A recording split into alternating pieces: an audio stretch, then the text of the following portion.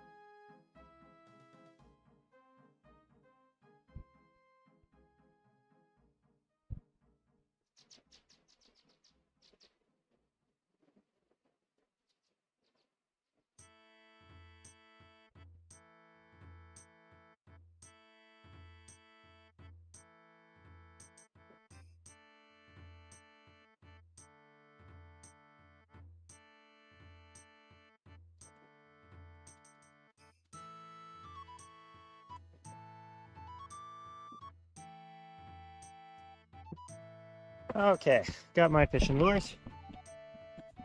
We are going to be heading down there. Now the first thing to do is to get down these cliffs. And remember, chat, if it looks steep on a GoPro, it's scary IRL. But your boy knows how to rock climb. We do not have rock climbing shoes, so we're going to have to be extra careful. But luckily there is a class 4 route down this chute. There's a class 5 route that way, which is a lot more fun. But with my backpack was set up for skiing, so it's really, everything's off center from what it normally is. I wouldn't want to try rock climbing.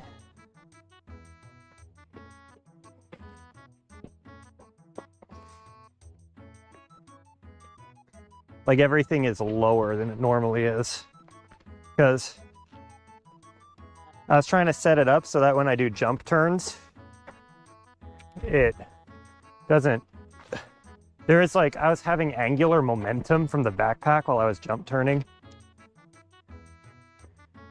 and it was just causing problems. So this is what we need to get down. And if you've done these kinds of adventures before, it's fun. I really wish I had hiking boots today, but alas, we have what we have.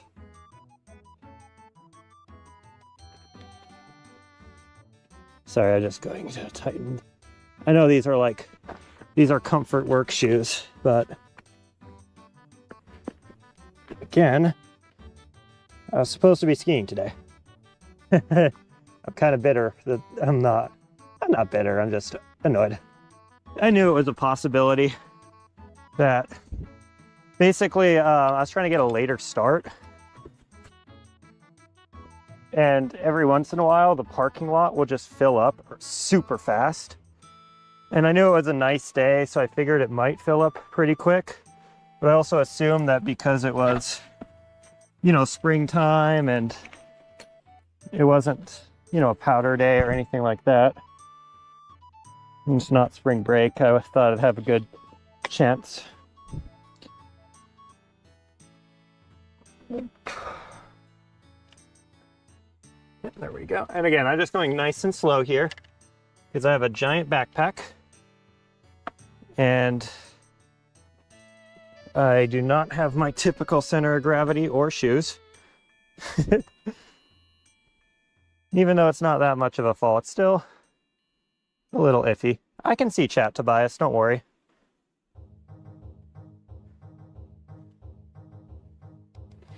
The server might struggle here because of how close I am to the rocks.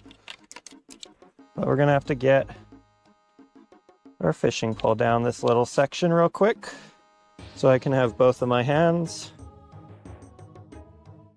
I know it's tempting. It looks like you can walk that way, but that's not correct. That leads you to like a kind of slippery area. What you actually want to do is come down through here and use just some tricks.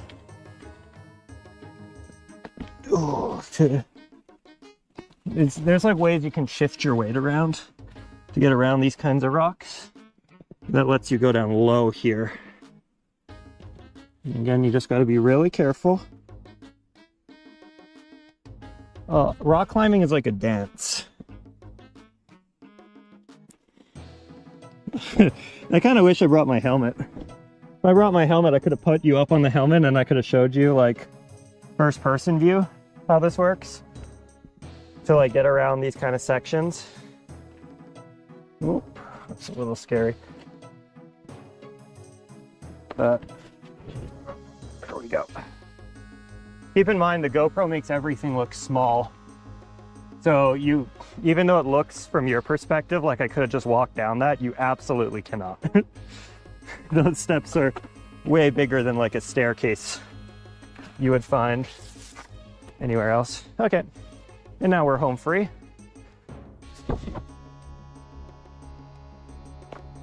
This is my favorite spot to fish when the river's calm. This is a spot where you can get like between 20 and 50 fish an hour. It's absolutely insane. Turbo goated fishing spot.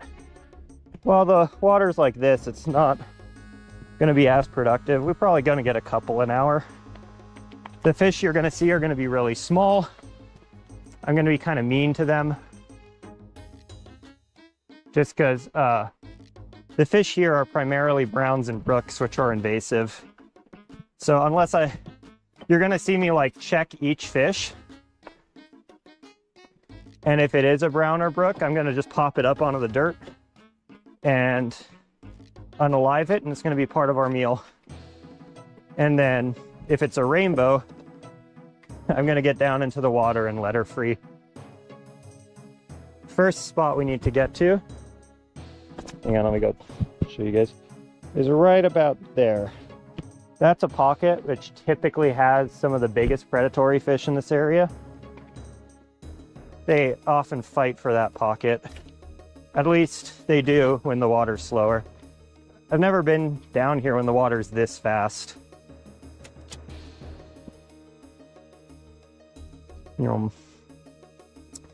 There are cutthroats. Cutthroats in Oregon are pretty rare. Outside of like, they tend to be down in the southeast. So like around Yamsay Mountain and around like Summer Lake. They tend to live in those streams. And they tend to cohabitate with brook trout. So if you find a year-round stream or creek that's relatively small with brook trout, you're probably going to find cutthroats. And that's my plan for checking them off the list. They also could just happen naturally. Like there are obviously cutthroats in this river, they're just pretty rare. I don't know what's going to happen first. I don't know if I'm going to have to target them or if I'm going to have to just randomly find one.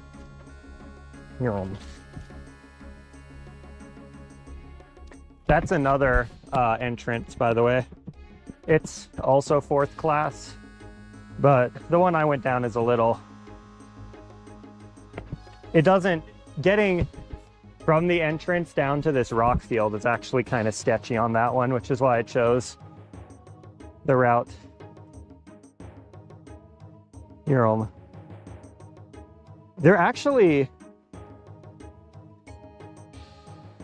They're very different from brookies. But so the reason you find them near brook trout is because brook trout outcompete rainbow trout, but they don't outcompete cutthroats necessarily. So if you find an area with brooks but no browns, you're in an area where the cutthroats actually kind of have an advantage. Not against the brooks, but against like other fish. So 1 in 50 or so is going to be a cutthroat. That's just my experience. I don't know what the actual numbers are, but there are like genuinely places you can go to in Oregon where you can realistically catch like 50 plus little brookies in a day. And in that day, you'll probably get 1 or 2 cutthroats just as bycatch. And then me and Brooke tend to release the cutthroats because they are native and the brookies aren't.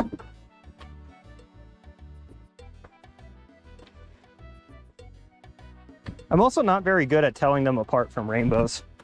So there is a chance that when I'm in an area like this, I am catching the occasional cutthroat, and it's just not registering as anything different. It's just registering to me as a rainbow.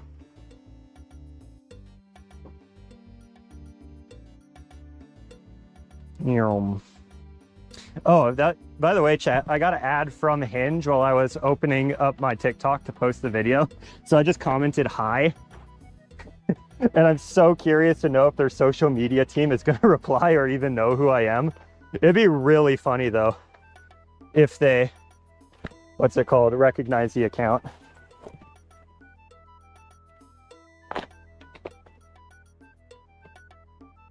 Especially now that I'm not like viral anymore.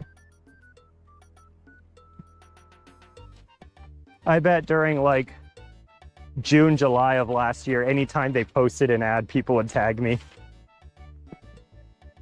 Because people were tagging me in all sorts of random shit. But, okay, there's the pocket we need to get to. And again, this is like turbo rattlesnake area, so I do have to be a little careful. I also have to be careful not to roll my ankle because I gotta remember I don't have boots on. I have work shoes on. Here.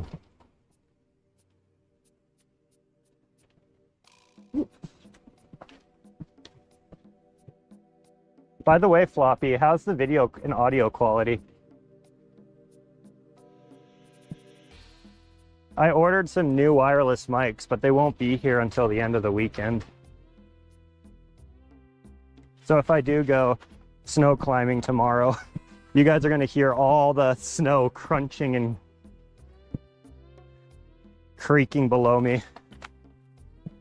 Man, dude, it was like this morning I was like, do I want to go snow climbing or backcountry skiing? Do I want to go snow climbing or backcountry skiing? Or big mountain skiing? Big mountain skiing sounds fun.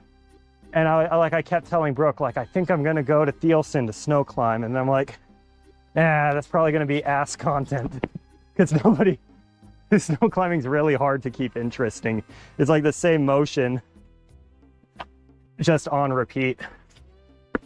And I eventually decided, like, you know, more people can relate to big mountain skiing because more people have skied. So let's go send Hood. Nope. Parking lot. And dude, I hyped it up all day yesterday because like I knew I wanted to do one of those two things. And both of them have, as far as I know, never been streamed before. So like I made this elaborate thumbnail this morning and like really glazed it up on YouTube. That ended up being an hour, 15 minutes late to the stream that I had set on YouTube. And we're not doing the thing I had promised, but that's life. All right. I gotta fish this little pocket for a bit. I gotta find a place to put the server down. Or I can just keep it on me. It's not actually that heavy.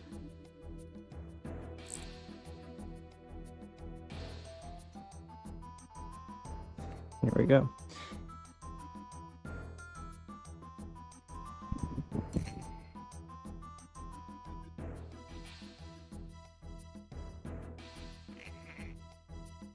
That said, if Brooke wants to go to Eagle Rock tomorrow, I'll go stream that instead.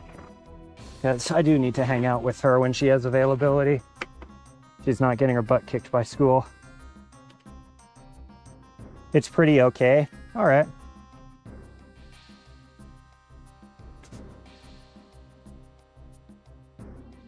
I don't know what a pocket in Bosnia is. I don't know if that's a euphemism.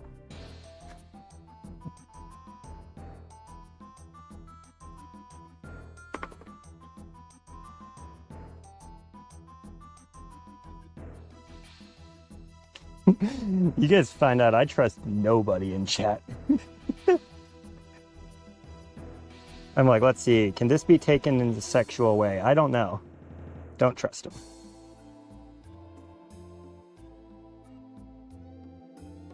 Oh, and my, what do you call, finally decided to activate. There we go.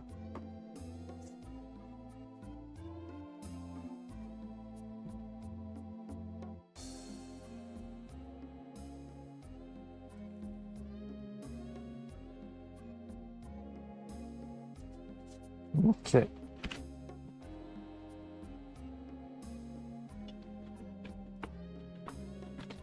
It's something from a show? Ah.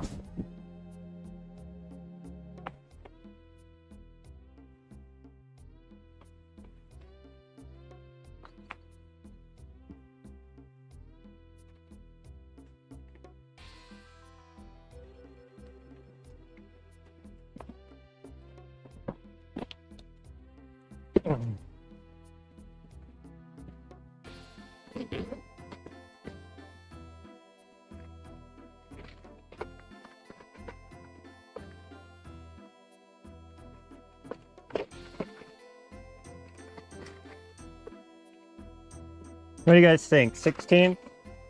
I'm gonna go big here with 1/8 ounces.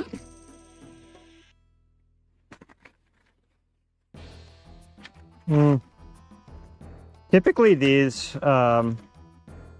rainbow lures work the best when you're targeting brown trouts. Let's go get those out.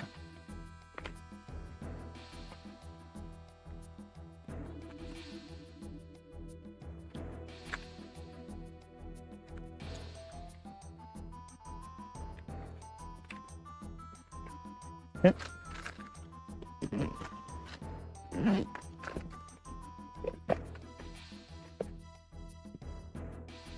Woo.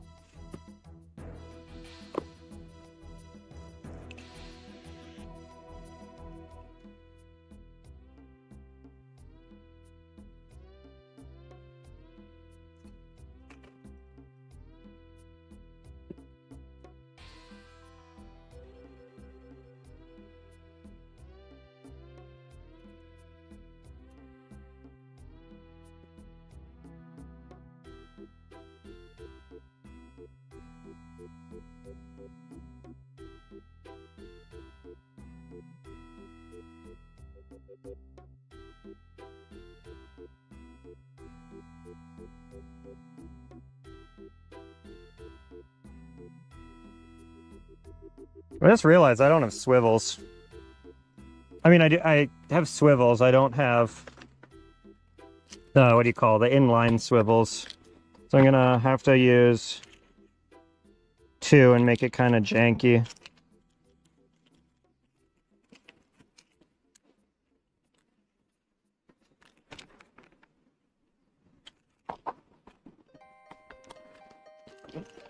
Okay. So the way we're gonna do it with 2 is we're gonna tie, how much line do I want? Probably here. We're gonna tie this into this swivel.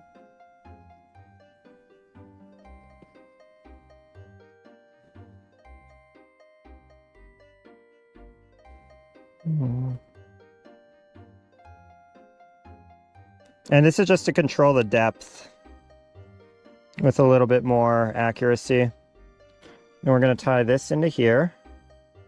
Oh, wait. Wait. 3/4 ounce weight.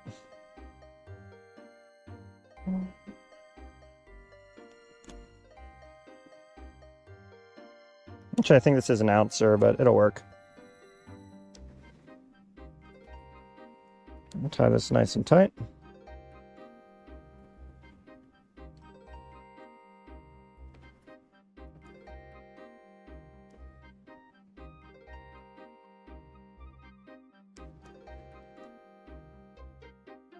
And this is going to be our inline weight. I know it looks janky, but it'll work. Has a little bit of play, but that's okay.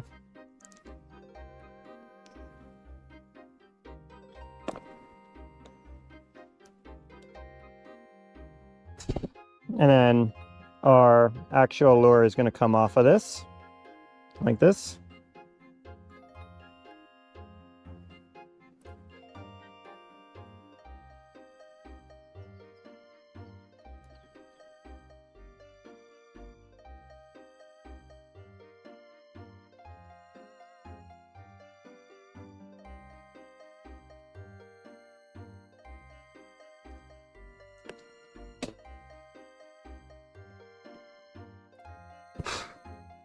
Okay, and then we can take our main line and attach it here.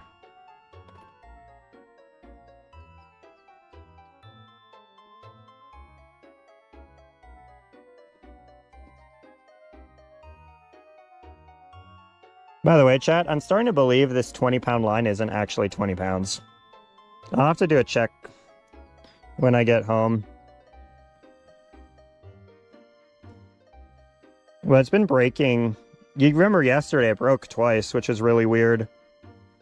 And it's brand new line.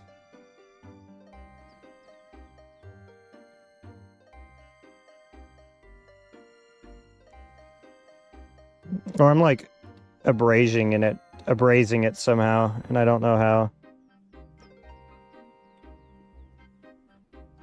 Okay, there we go. So here's the rig. Let's go use it.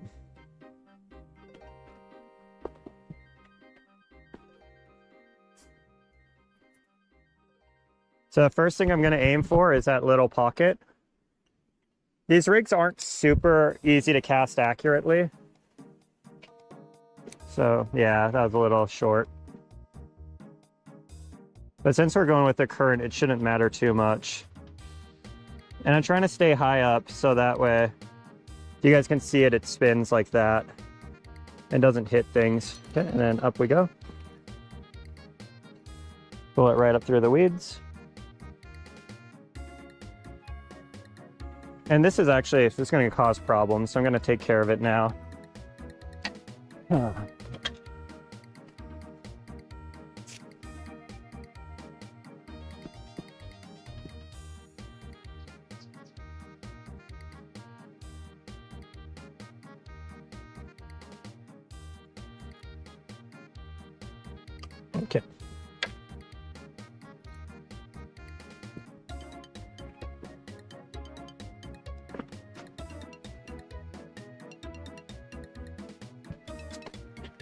I'm gonna try that section over there. I see a rock under the water that might have a good fish.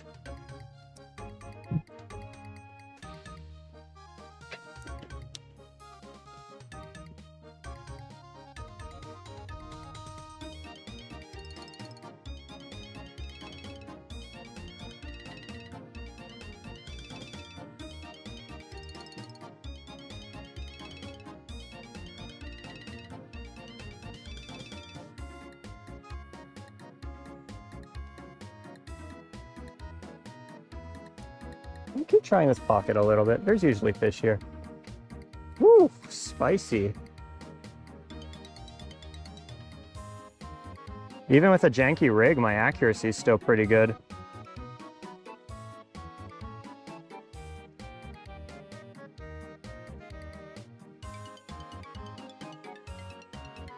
Okay. I'm gonna try casting this way now. We do have an ouncer, so I can go right there. Perfect.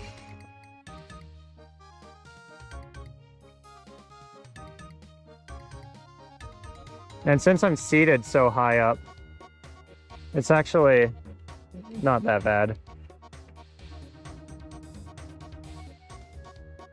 Because even though I'm holding the rod out horizontally like this, I'm still able to like control it up over the rocks. Ooh, had a bite. No take though. So the fish are here. You want to see a fun trick? You can also cast like this. But that's more of a party trick. It doesn't help you much.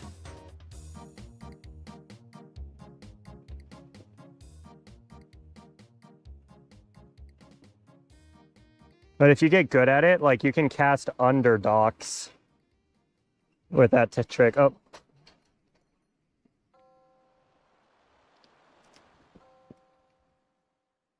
Make sure I practice it. Oof.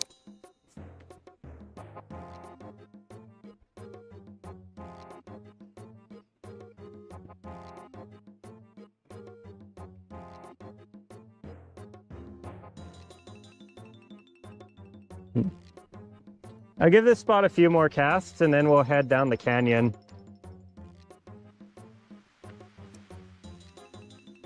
I go cast out here.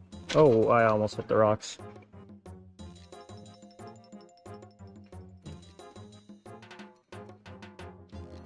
Oh, I did hit the rocks after all. Woo.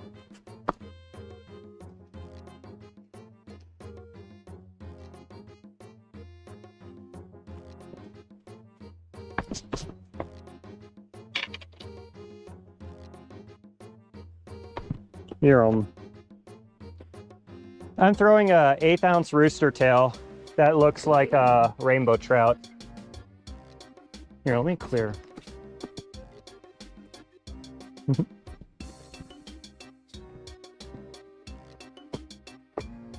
There's a bunch of dust on my antenna. I wonder if that's what was causing the issues earlier.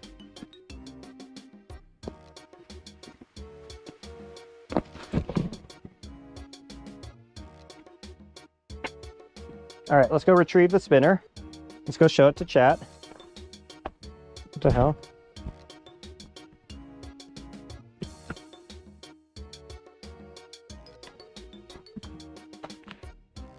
And then what do you guys think? Should we hike upriver or downriver today?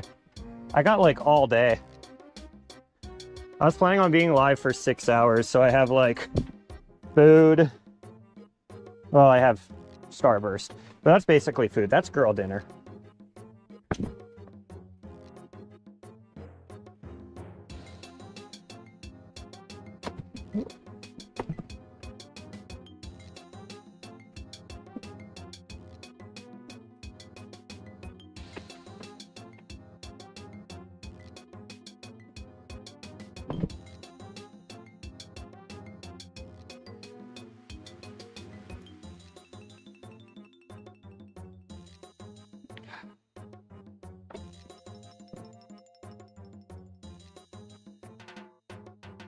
How is it stuck? There it is. That was a weird interaction.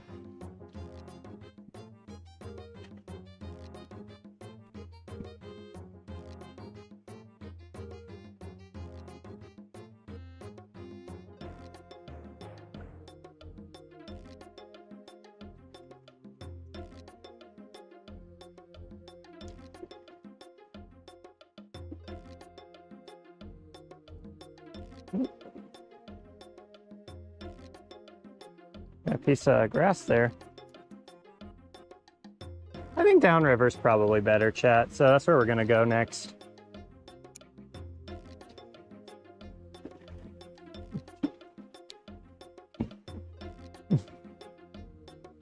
But again, the river is pretty fast today, and it is not their normal feeding time, so we're just trying to get lucky with the big hungry one.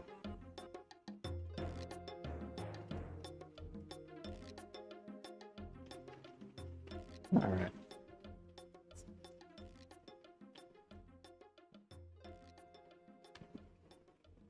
Yum.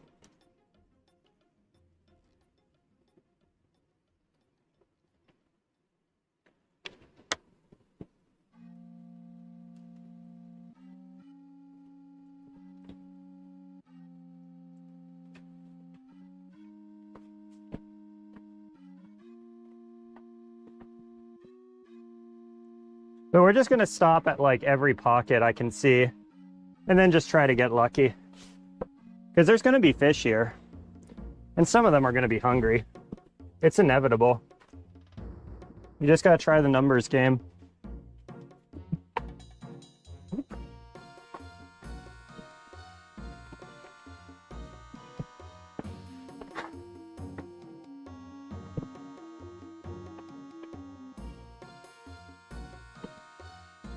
Like, there's a pocket right up there. We'll just go down to that pocket.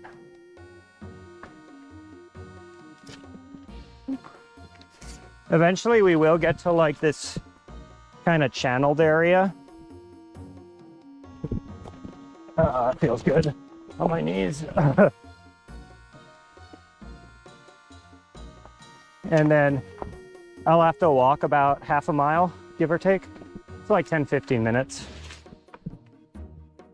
But it's gonna take us to a waterfall.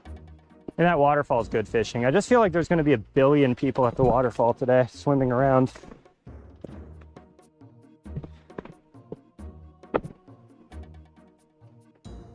The fish love to hang out like under the waterfall because it's like super oxygenated.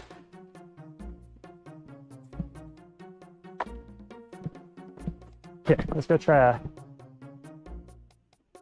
little thing over there. Hey, give me my hook back.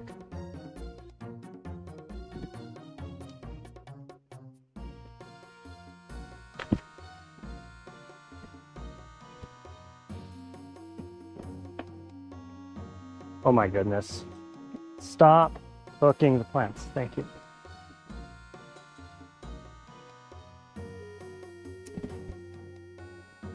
Oh my God. This is what I hate about this reel. It's so chaotic. There we go.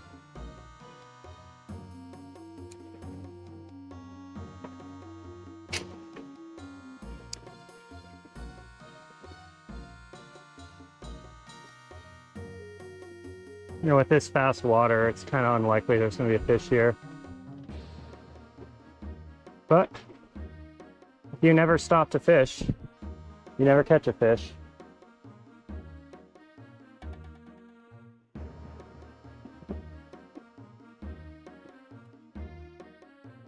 Let's go try that one little spot one more time.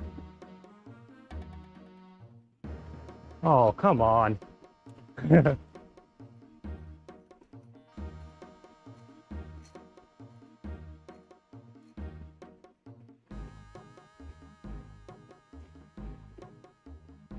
I swear to God, if it broke at the swivel again, I'm gonna be really upset.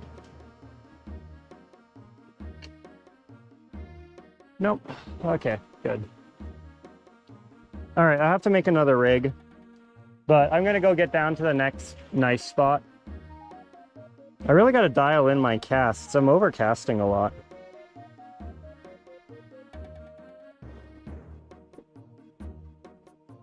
Granted, this is my first time using this sloppy ass rig in like a year. So, it's a little easy to overshoot.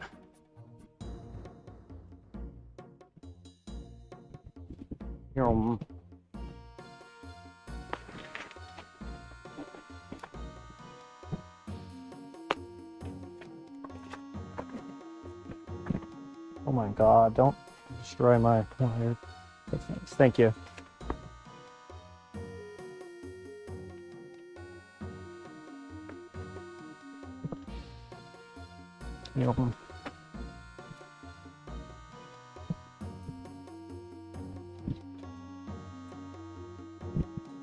All right, that's going to be our little fishing spot once I get another rooster tail on.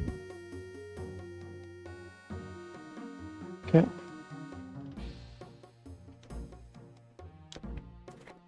Let's go over here.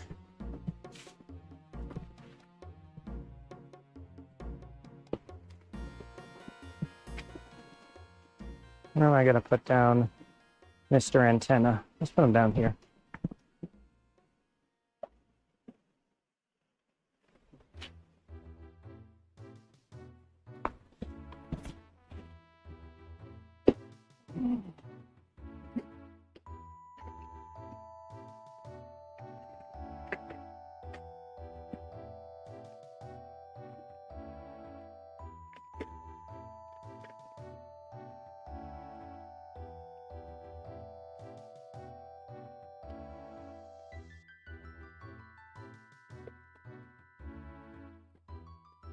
There we go.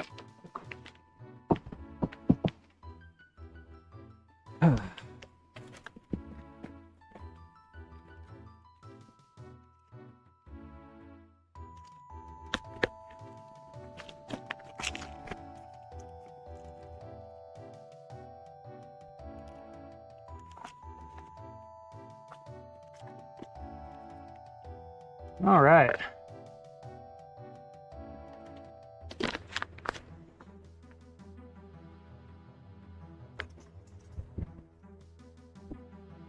This is the line I'm using, nice 8-pounder.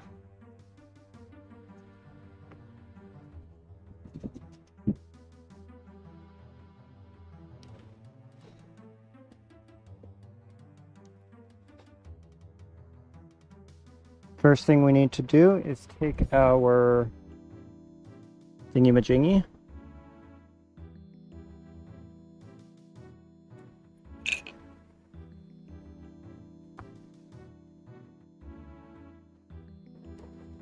And tie just a little improved clinch knot.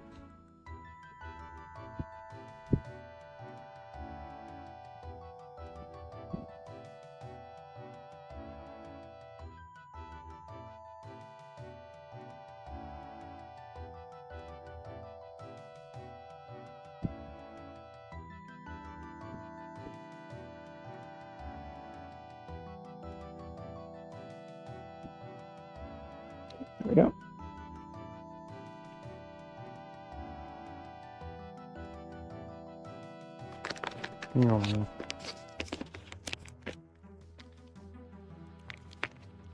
Okay. Then we can put on our 3/4 ounce weight.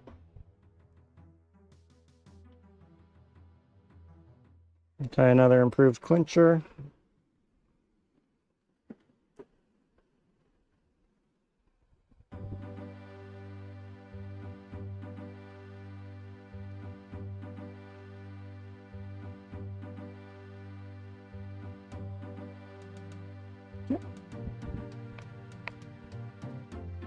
Put this onto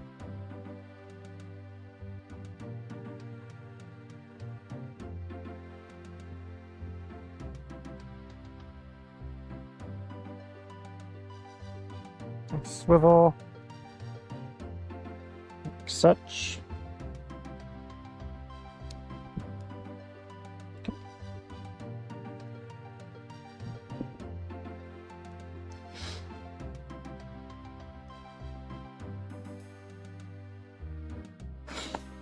Dress the knots.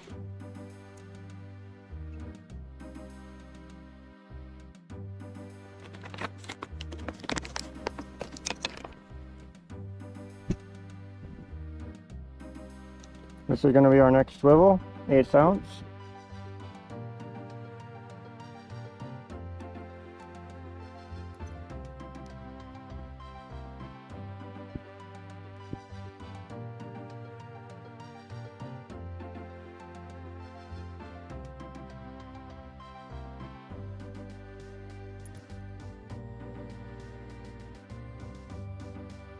A weaker version of the clinch right at the very end.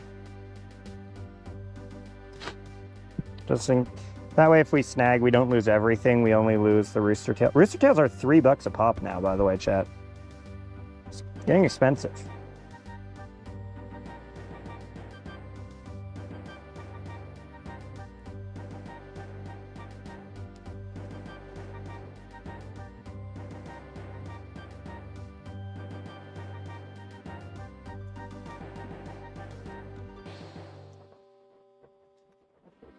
All right.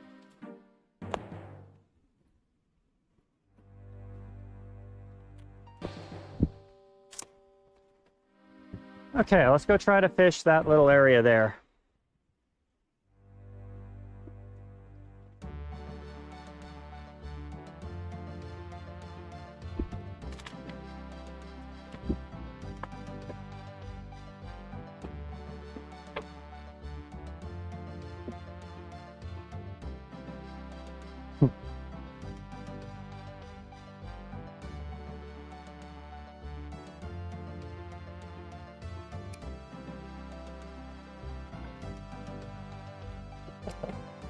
Perfection.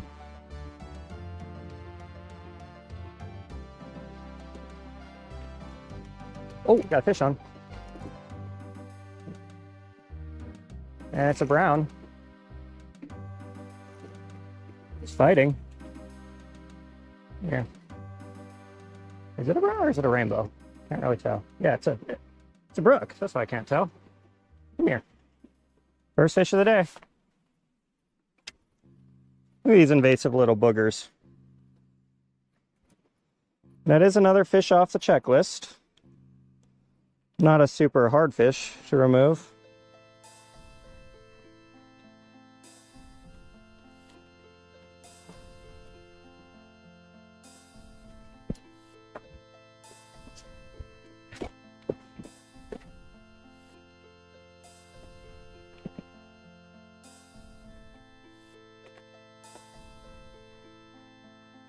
Oh my God.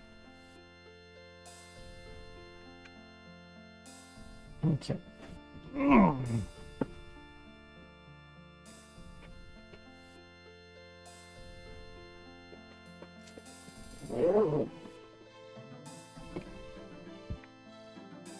Buddy.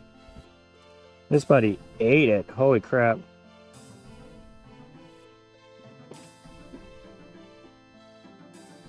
Might just have to put him out of his misery and rip this off. It's probably the most humane thing to do.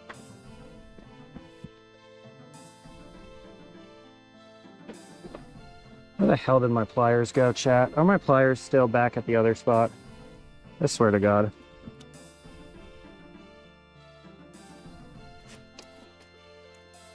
Oh my goodness, fish. Stop being stupid. I have no idea where the heck my pliers are. I feel like my pliers fell into that rock. Did they? I don't see them. Where the frick are they?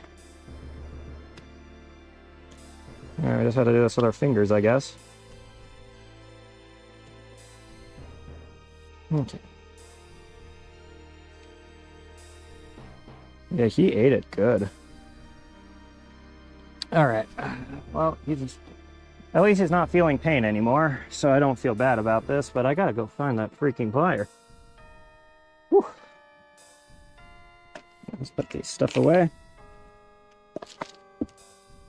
This is why I can't have expensive fishing stuff, chat. I lose everything really quickly. Okay, let's just I'm gonna do a quick sanity check that it's not in here. So this is all the stuff I have. We're sure there's no set of pliers hiding in here. Okay. We've eliminated that option. Next, let's pull the bag up, because we're going to need to pull the bag up to get to the cooler. Okay. It's not in here, is it? Oh, Chad, I am not the brightest bulb, I'll tell you that much. It's not in my pocket? No, it's not in my pocket. Fuck, where are the pliers?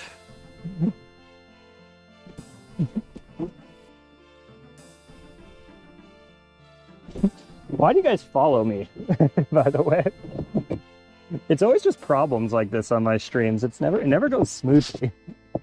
All right, we're gonna have to bonk fish. Don't look, chat.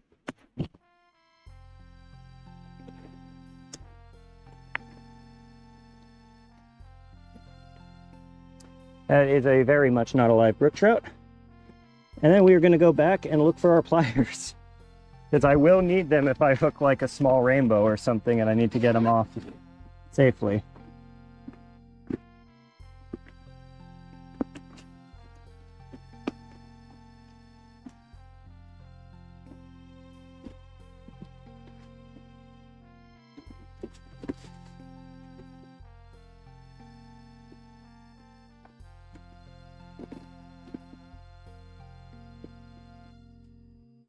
Okay.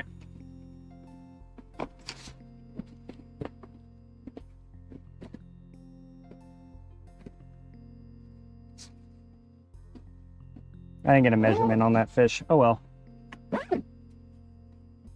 Okay.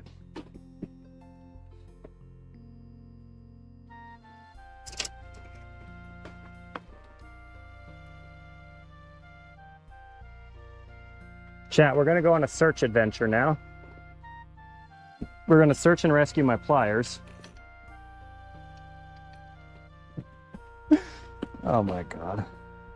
It's like every time I go fishing, something like this has to happen. The thing is, I just know they're like just sitting on a rock somewhere in plain view. I'm pretty sure they're gonna be sitting on the rock. I'm gonna leave the fishing pole behind, which is gonna tell me where I was. All right, and we're just gonna walk this way.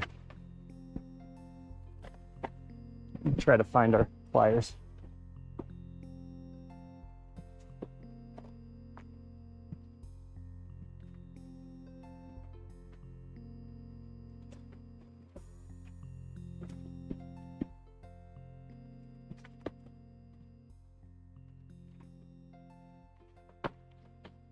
I do know I was on those rocks over there at the very least.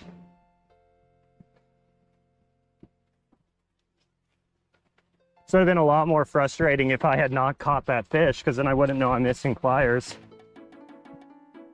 And I would have to walk a lot further back.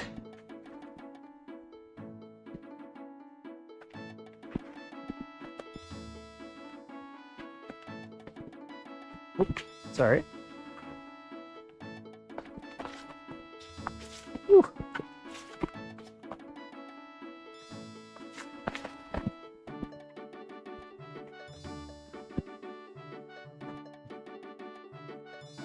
I remember these trees.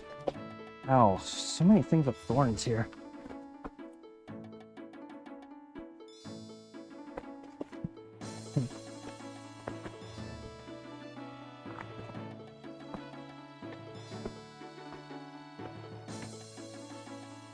There's the pliers. All right, these are coming with me.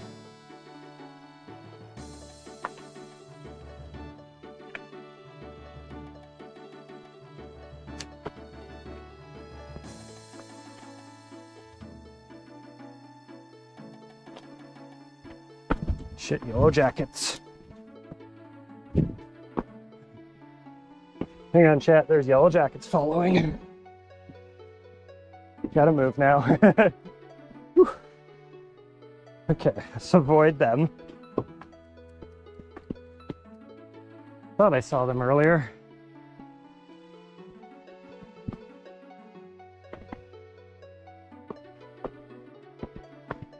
I'm gonna avoid that little trail for a second and get back to it in a bit. Last thing I want is bees. Okay. Whew.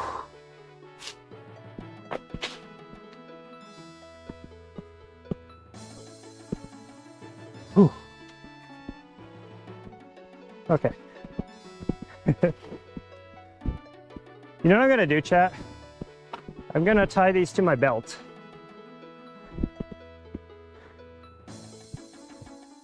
And even though I'm probably gonna untie them at some point, like a true moron.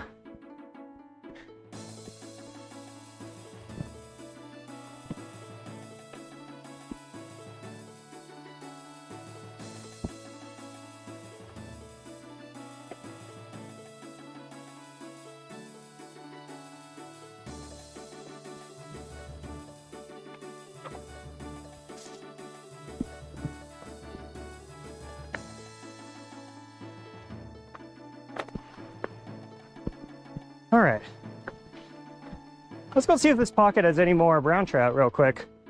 Since I was a little guy, and often when there's little guys, there's less little guys.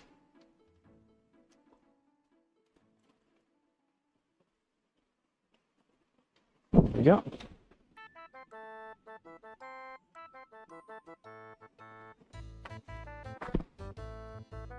Whoop. I'm gonna target that little churny spot right there. Oh my gosh. These rigs are such spaghetti.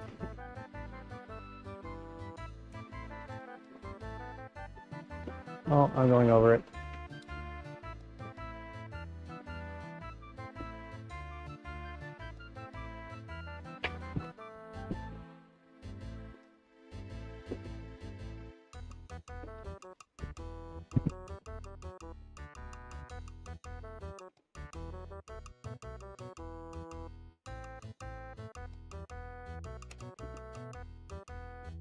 Fuck you.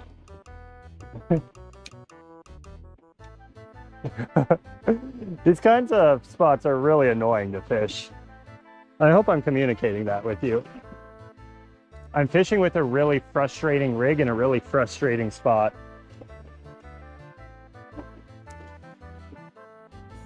Oh, come on, don't. Oh, that's actually perfect. Accidentally perfect.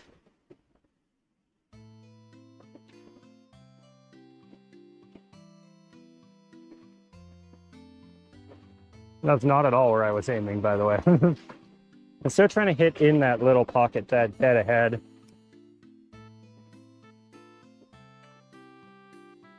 There we go.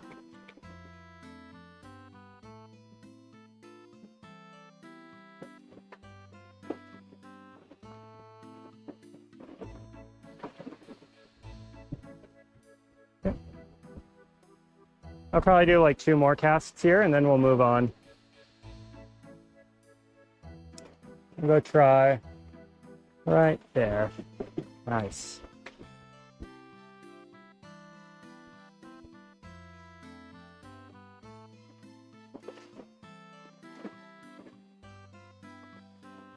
And last cast in this area.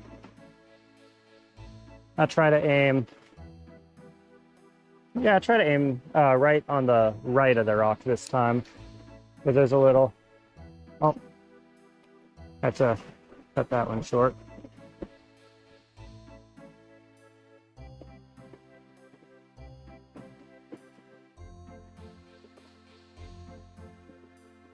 And just for fun, since I haven't aimed there, I'm going to try that section of water. So actually, I lied. We're doing a 3rd cast here. Swoosh.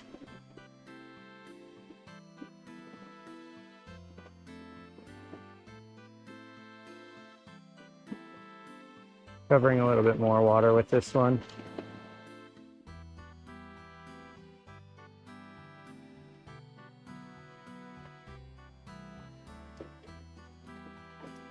Oh, I thought it was a fish. What am I on? I'm on the freaking grass. Come on. Yeah. Thank you. All right. That was fun. Come here. Stop spaghettiing around.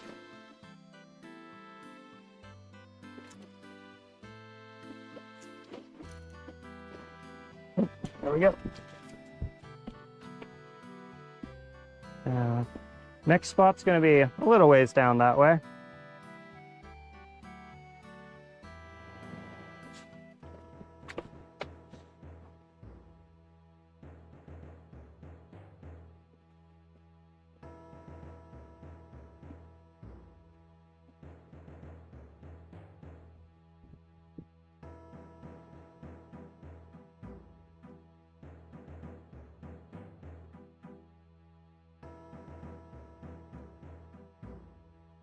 Okay. That should update the content a little bit.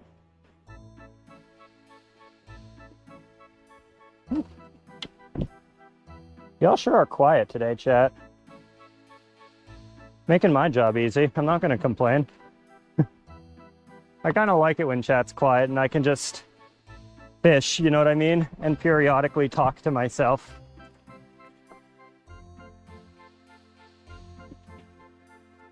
That's going to mess with the antenna if I go that way.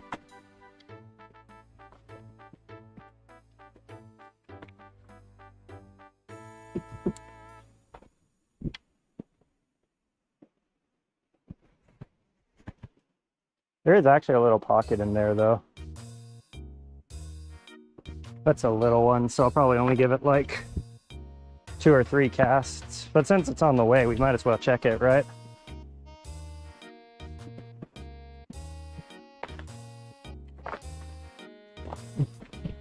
Especially since it has this nice perch. I hate these plants because they just grab my, what do you call, my headphone antenna and unplug it. It's really frustrating because I'm just trying to listen to my own music.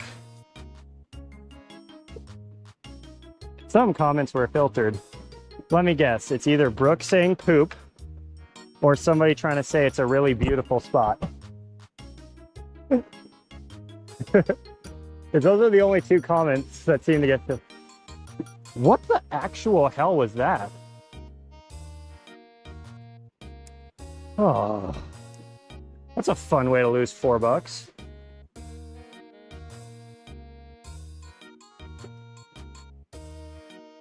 All right.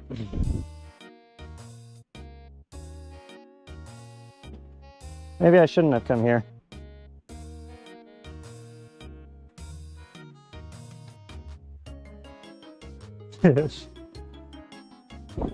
By the way, chat, I brought 8 sets of rigs because I knew I would be losing them all the time here. I just didn't think I'd be losing them this quickly.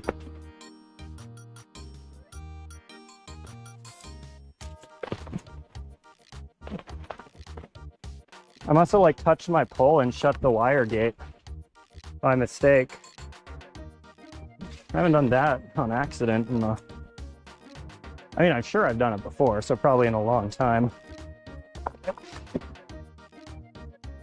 But we get another rig building session.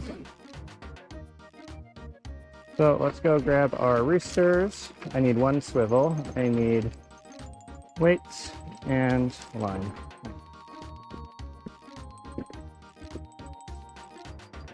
Then we set up the antenna so it doesn't fall over for the millionth time. You stable? You stable? Good goat. You fall over, I'm going to be really upset with you. Let's go sit down. Ooh.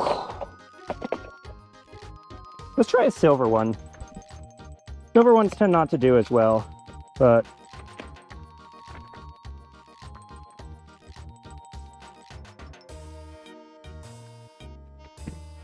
the gold ones haven't exactly been lucky. And I think I only have 2 more gold ones. I'm probably not going to stream on Twitch. Twitch is kind of cringe. It's probably just going to be YouTube and... what's it called? YouTube and TikTok for the foreseeable future. TikTok just, or Twitch just has like a weird culture where it's like people will stream anything. And I don't think that's super healthy.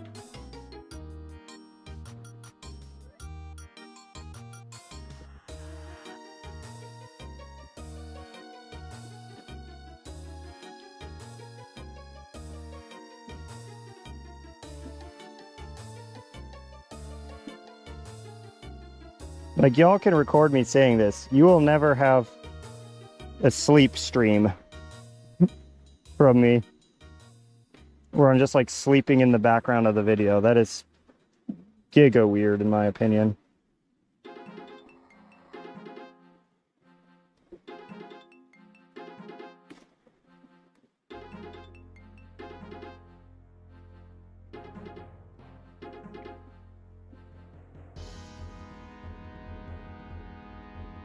Like, on one hand, I think it's cool that they let you do literally anything like that.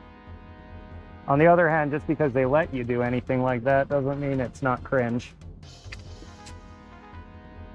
Oh my goodness. I'm having so much fun, chat. I'm just having a great time right now. Why does I have to come to a place with a billion freaking plants that grab my line every which way? Why can't I be skiing? Why can't I be just in the nice, cold mountain air, ripping some lines?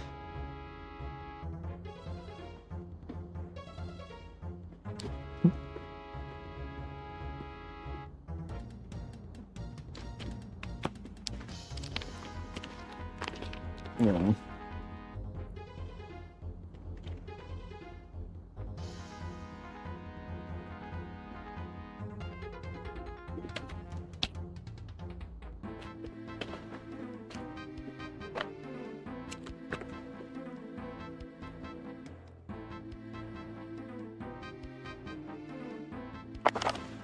Yeah, I get why they do it. And because crackheads will donate. There'll be some idiot in the stream because he knows it's unmoderated and he can't get banned, and they'll say weird shit like, it's just strange to me, you know what I mean? Like, no offense, I don't want those kind of fans. I want my fans. My fans tune in. My fans watch me do crazy shit, but they watch me do real shit too. Like, none of this is recorded or scripted.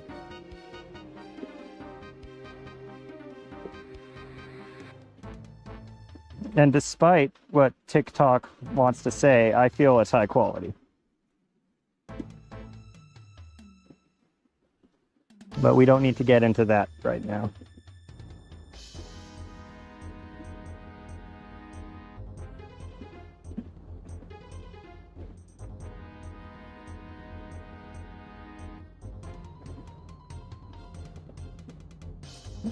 Man, I don't know if I give myself enough line. I'm just gonna give up real quick on this.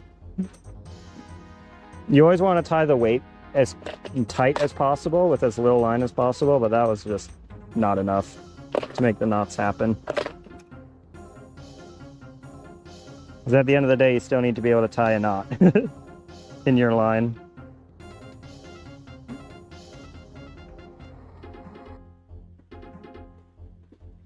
And I'm not trusting, like, the weight knot to be, you know, a Davy or something like that.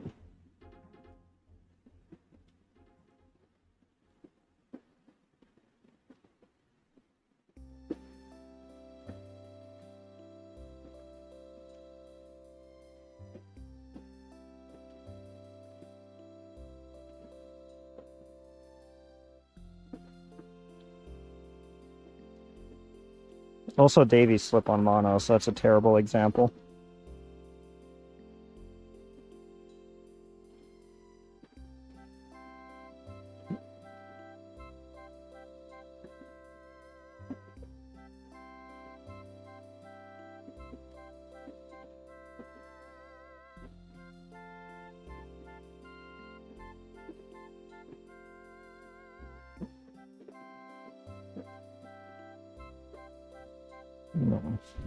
Okay, let's reel. My life would be a lot easier if I reel this in real quick. Oh, it'd also be a lot easier if I loosen the drag. I bet that's what broke it. Because I tightened the drag so the weight wouldn't swing as much, but I bet that's what broke it when it the gate dropped. Because typically I have it set to like this, where it's like 1 to 2 pounds of drag instead of, you know, whatever that was, 10.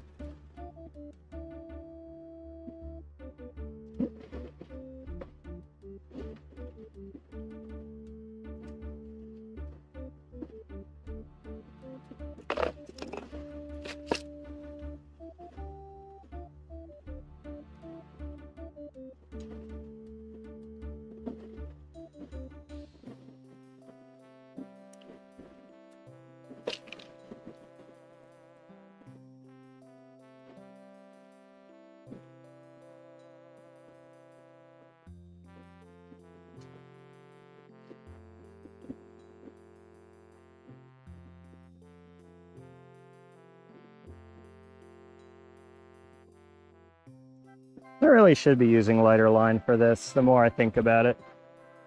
The more I realize it's probably a bad idea to be rolling around with... I can't remember if this is 8 or 10 pounds. Actually, never... I take that back. Because that little brook trout took the lure. So these fish are just that uneducated, that even though the line's probably visible to them, it's probably really hard to see with how fast the water's moving too.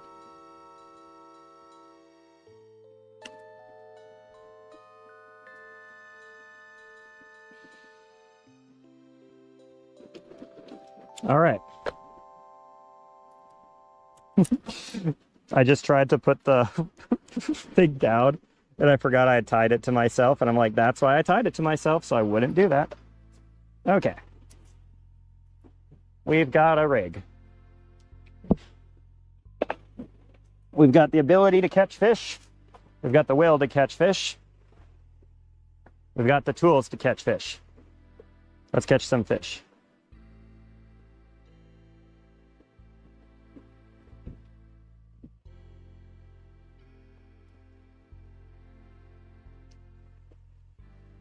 I don't know who that person is that you're talking about, the peach streams.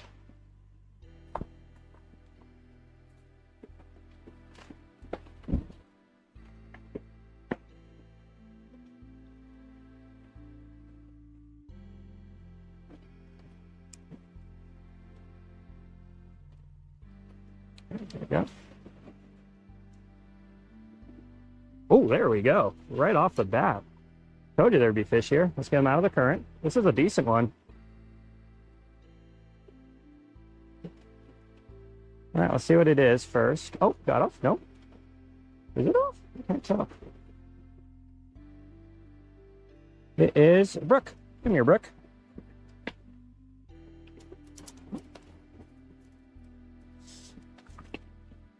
The reason I'm keeping these little guys is because they're invasive. So you're not, you can release them for sport, but in an area like this, it's better for the wildlife if you just don't.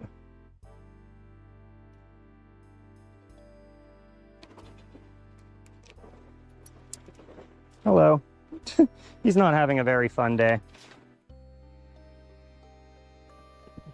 What I always say, it's way better to be the fisherman than the fish.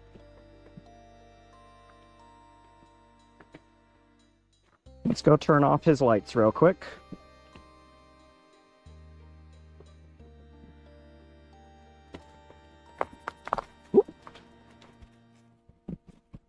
Well, that's annoying. I can probably get him.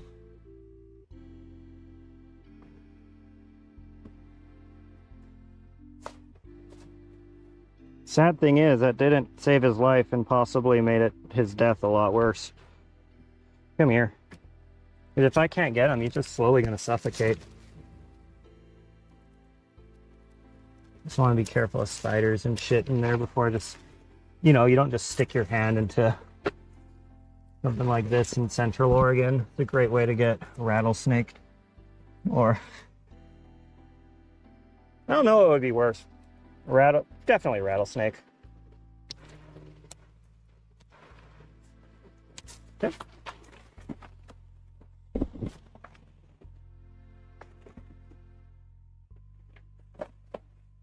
Which side has the cooler opening? It's this side. Nope, I lied, it's the other side.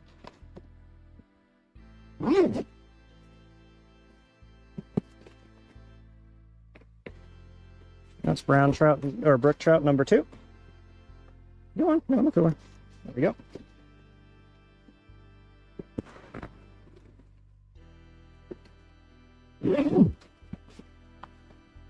Okay, let's go catch another one.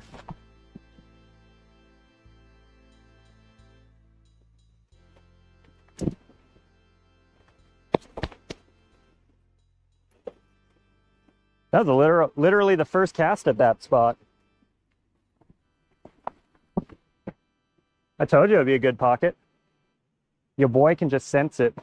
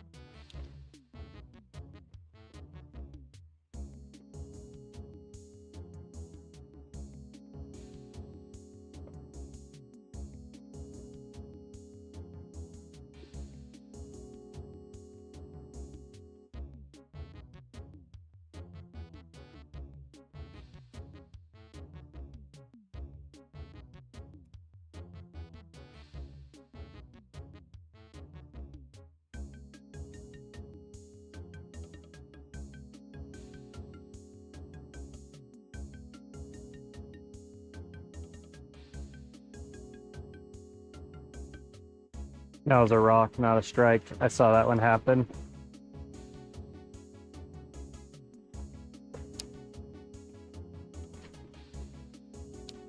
I hate everything about these trees. There we go.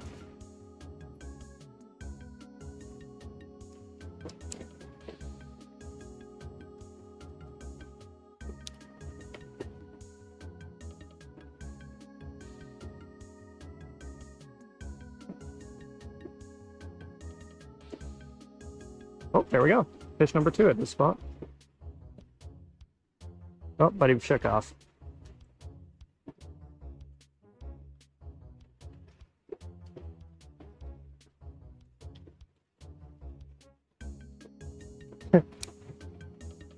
That felt like a pretty small one too. Go for a pretty long cast.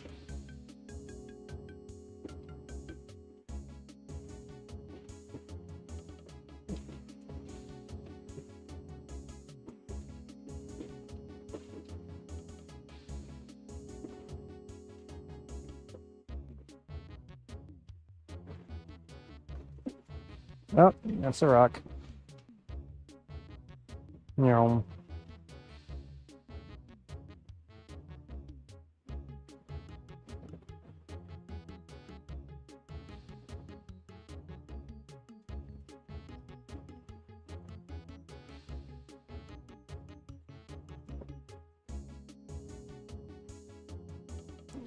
And just periodically checking if the puzzle has arrived.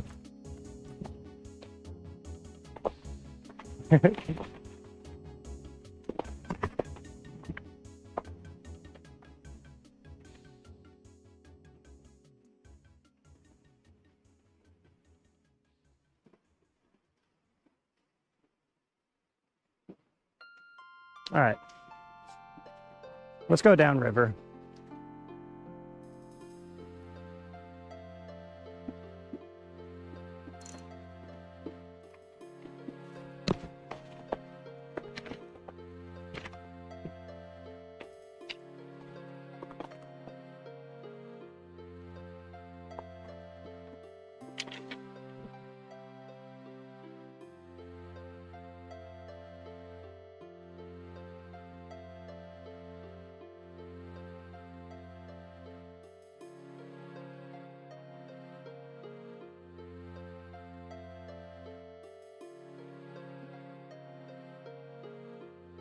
I'm gonna put this back on so I don't lose it again. Because I almost did the same thing I did at the other spot where I just put it down and walked off.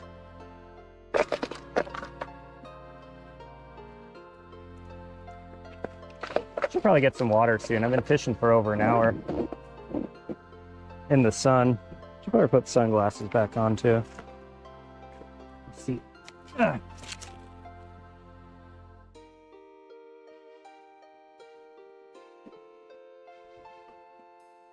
All right, let's get to the next pocket. Let's get more fish. Whoop.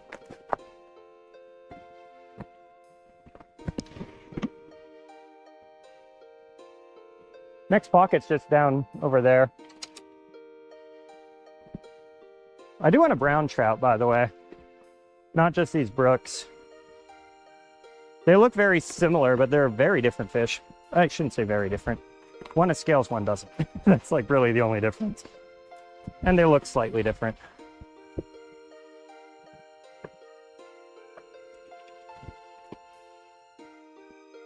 And then I'll double check the fish when I get home. There's a chance I misidentify one of them just because I'm not paying attention. Stuff like that happens quite often in my streams.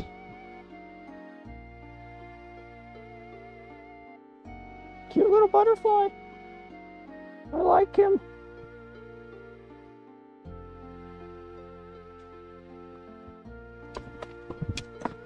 Okay. Why does my music keep stopping? Every time like I pause, it's because something's going wrong with my music. Yum.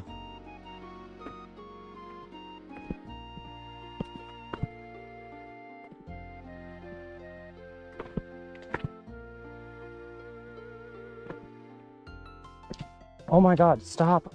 Stopping the music.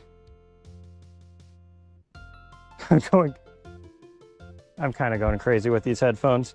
I think one of the, what's it called? The plants broke the headphones. Because they keep turning off.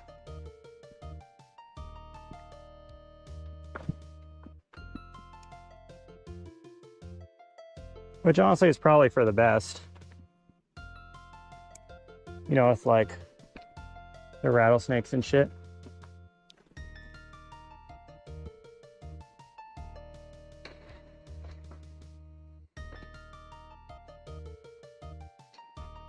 Headphones probably aren't the best idea right now. But I'm gonna keep using them because I'm not the smartest tool in the shed.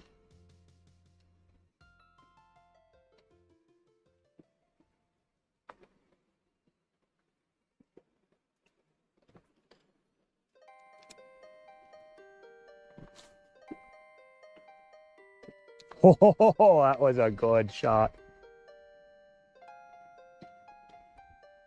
That was exactly where I wanted it to go. I was scared I was going to land in the grass. We'll give this spot 5 casts and then we'll move on.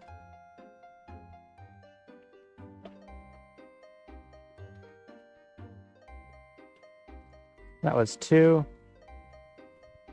It's going to be 3 over here. Push a little more this way. And there's the grass. God damn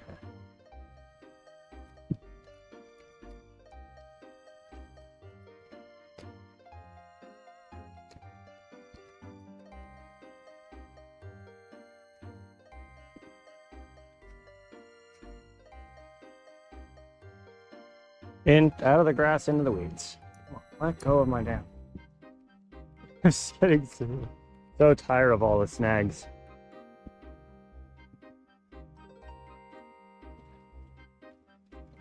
Looks like I got something fun on the end though. Look at this.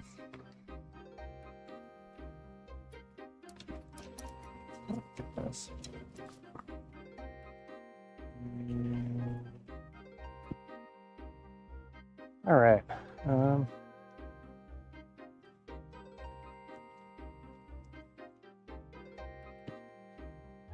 Just gonna unplug and replug these in.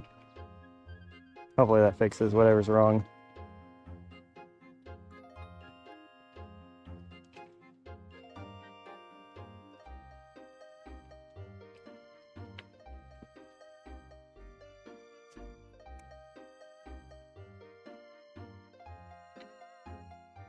Nice, right? Oh my God. Are you serious? I was trying to put it right behind the rock and I hit right onto the rock.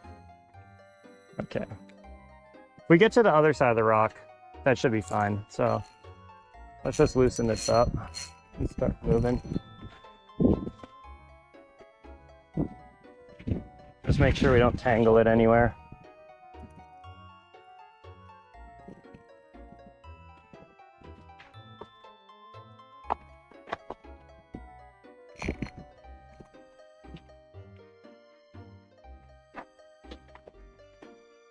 I'm keeping the line tensioned, but not breaking it.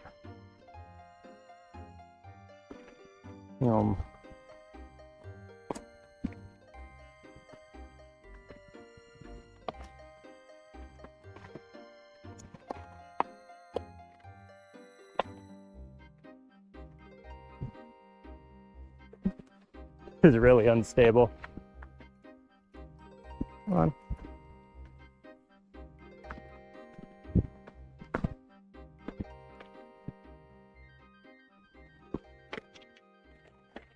I'm gonna go tie my shoe real quick before I end up in the drink.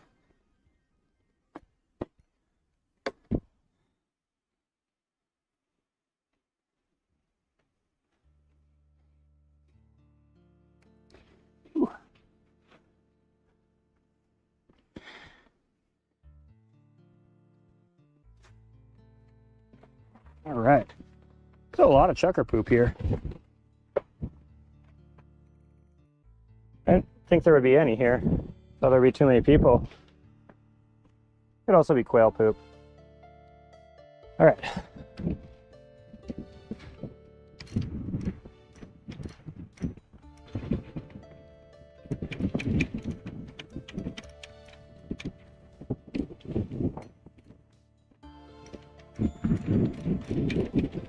goes.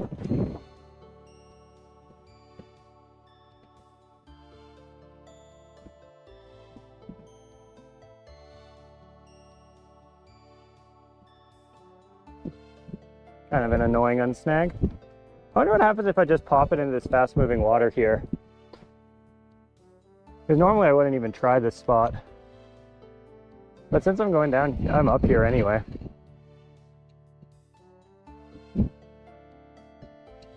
I put it around this rock. Nope. This way.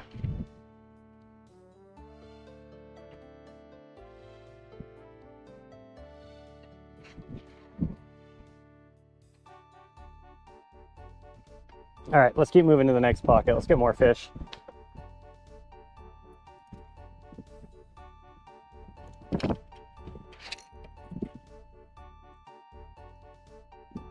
There we go. Whew.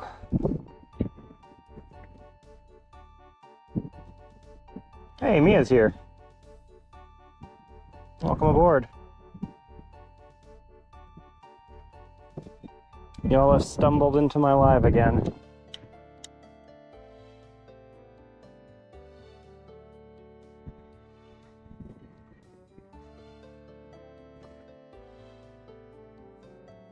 Just trying to figure out the best way around here now.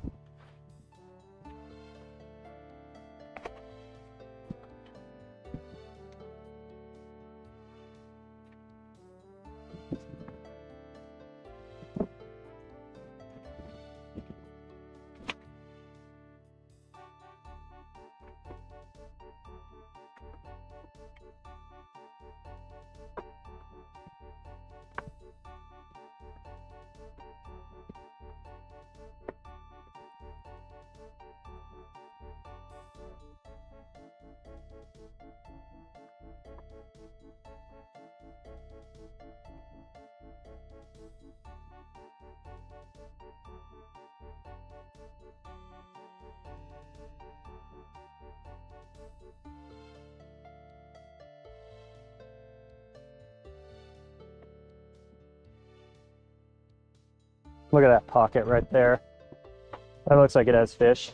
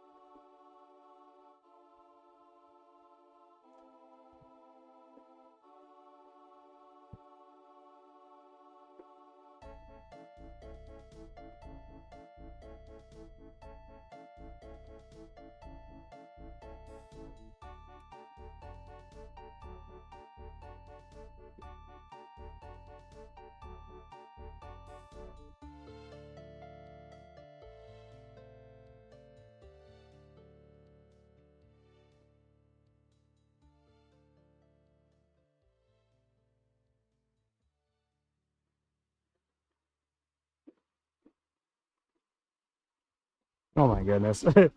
This really is Snagville.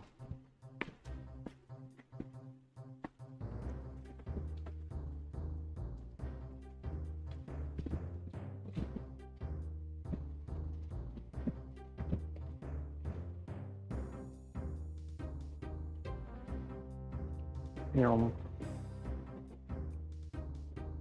this is a risky toss, but I'm going to... Oh, didn't make the distance. I try to get really close to that grass. I just know there's fish in that grass.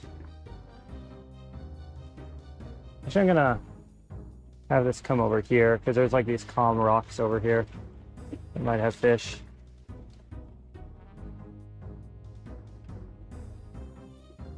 Nope.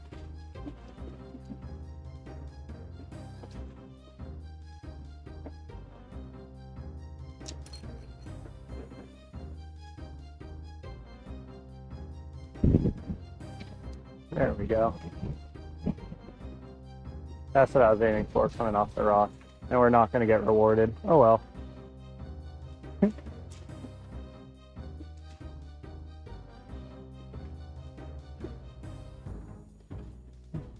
I'm gonna try one more cast down towards those reeds and then we'll keep moving.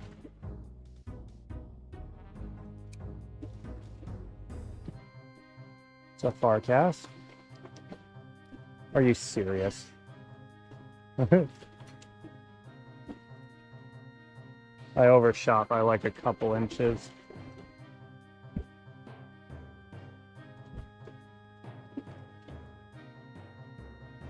It's like as it was going down, I'm like, I can't tell if that's perfect or barely over. And it ended up being barely over. We'll do another, this is kind of playing with fire, but we'll do another cast into that area.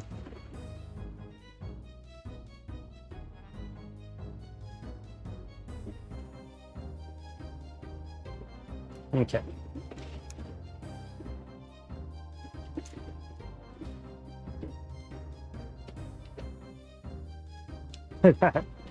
Was nowhere near the distance this time. It's like I overshot by 3 inches and then I undershot by like 10 feet because I was nervous. But we'll keep moving.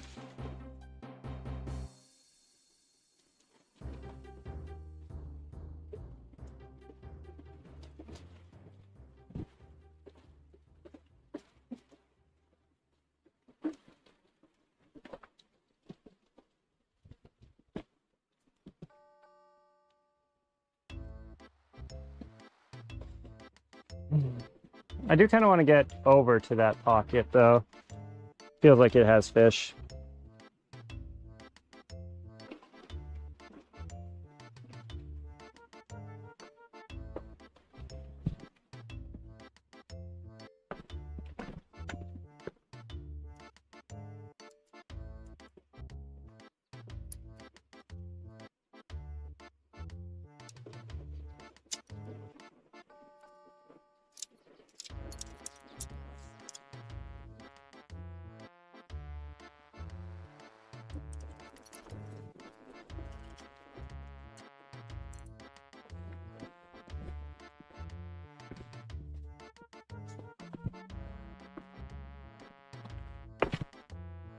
I'm gonna need a battery change up pretty soon on the GoPro.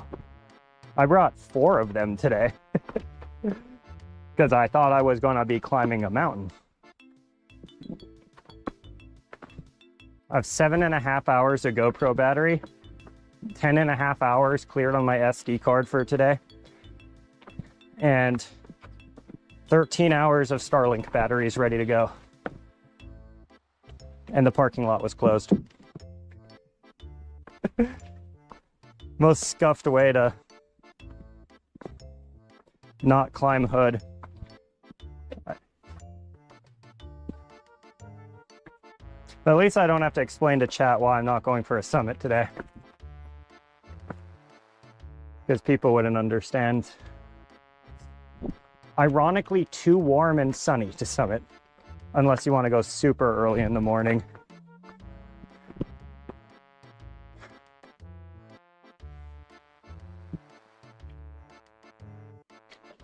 Oh.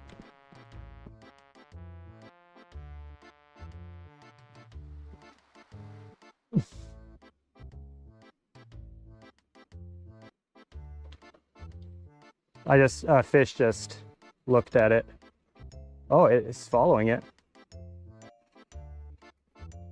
There's 2 fish right over there. They're small brookies by the looks of it. So not nice fish, but we'll FOMO them real quick.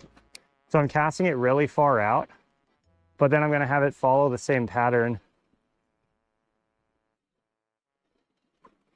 And this one I'm gonna make it look like it's not swimming as well. So I'm like little bursts. Come on. Come on, take it. They're looking, they're not taking though. These are smarter fish. They know it. They probably know it's a lure. I don't know how they know. There's one right there. There's a nice fish right there. How am I going to target him? Right about there, most likely. And fast and low. Come on. Oh, you motherfucker. Take it. They're swimming up to investigate, which is a good start. I'm actually going to try to have this one go through those two rocks. It's going to be a kind of sketchy cast, but this might not work. Come on. There we go.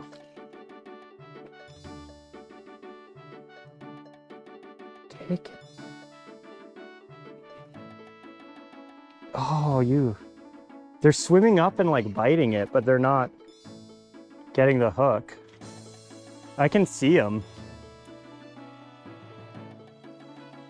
I think I just have to keep trying. Here, let's try this actually. Let's put it here and let's get it low before starting it around this rock.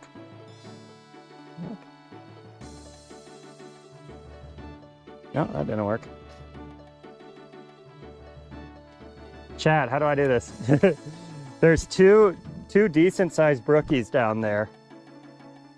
And they're interested, but they're not taking it.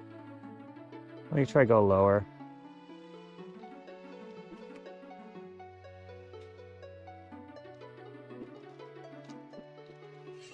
I might have to move on. They're not even chasing it anymore.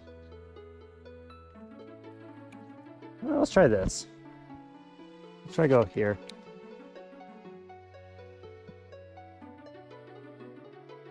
And then let's try go through like that. No. They don't want it, chat. Yeah, they're not even investigating it anymore. They're not interested. They think it's sketchy. Let's go this way. It's a nice far cast.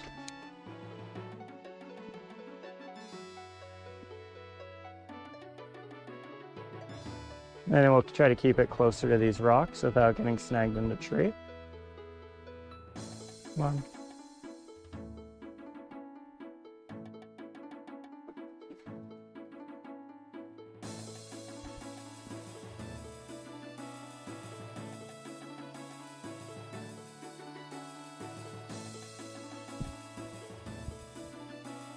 And then I don't want to damage my lure, so I'm going to let it sit there while I go get it. But yeah, I think we just got to move on.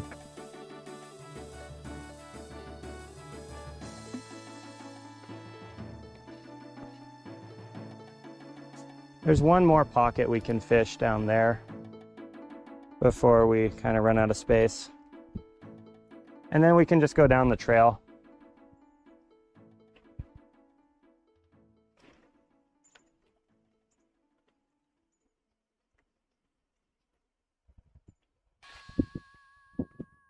Yum.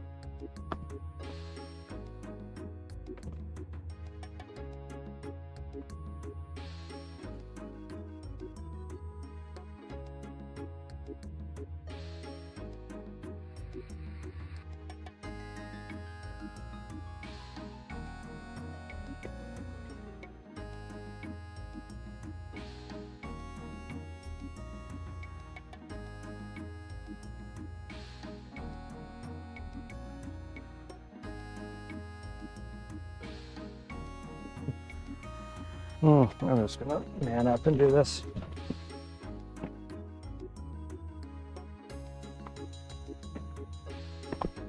Here we go. This feels like a spot that has fish.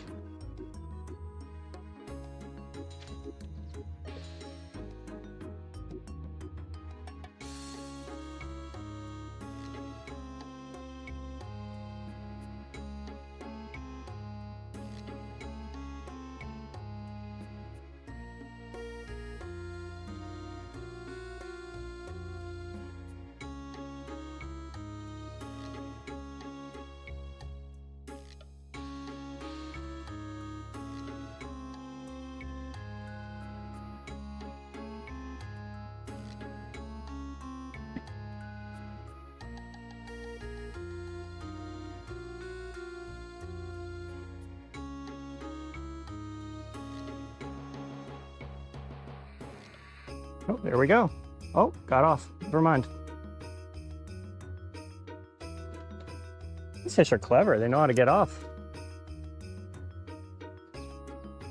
By the way, the reason I'm not sinking the hook, I'm probably going to get questions about this, is that for a fish these small, if you sink the hook, you're probably going to break the jaw of whatever bites. And if it's a small rainbow, I don't want to break its jaw. And since I don't know what kind of fish it is, I'm not going to sink the hook unless it feels like a keeper. If I can tell from the fight that it's big enough that I'll want it, even if it's a rainbow, you'll see me sink the hook. But for just little fish like that, I don't want to eat, you know, well, I legally can't even take home a 6 or 7 inch rainbow, but even like an 8 or 9. I don't want to, you know, kill a native species for that. That's not worth the meat, in my opinion. Now, if it was a stalker rainbow, that would be a little different. And stalkers are brought into this world to be eaten by us.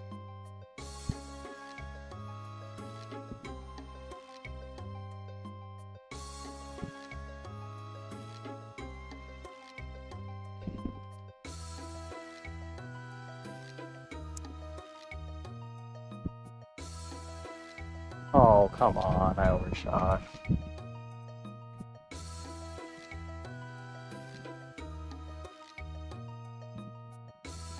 On the 8th day, God created the stalked rainbow trout. Feed our pets. That'd be a funny sermon.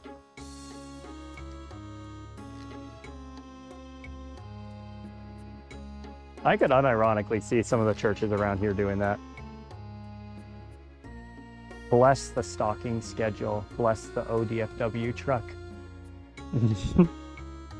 Make its hand guide fly true, or whatever.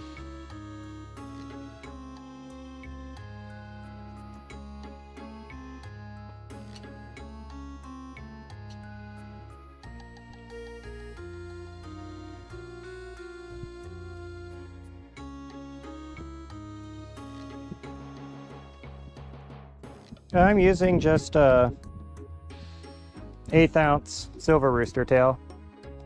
Nothing fancy. I don't know where Adam went. Adam's been dead quiet for a while. He might have just found something better to do with his weekend, which I would encourage all of you to do if possible.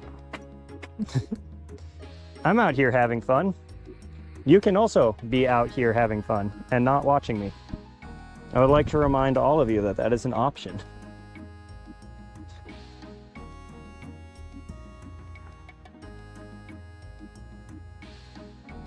Okay, is this solid? No, it's not. See, this is why we check things. I may still be an intermediate, but at least I'm not a rookie anymore. A rookie would have hopped right onto that.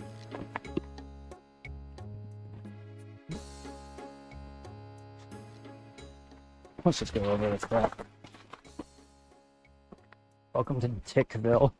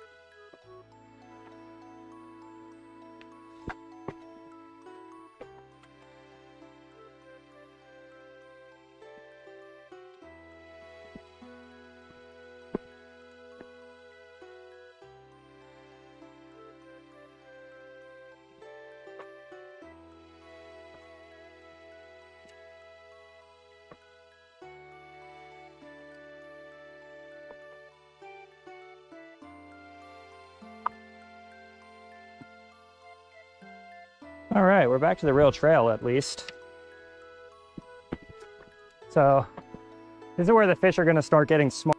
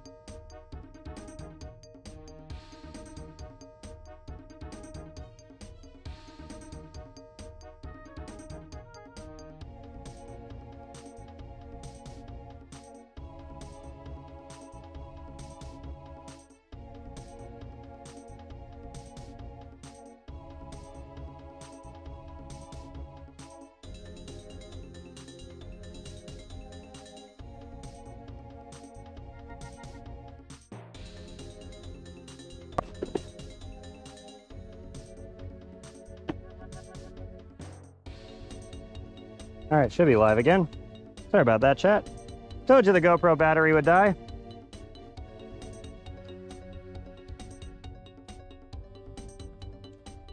Whew.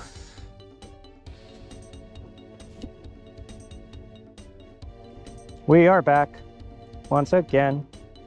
Shady's back. Tell a friend.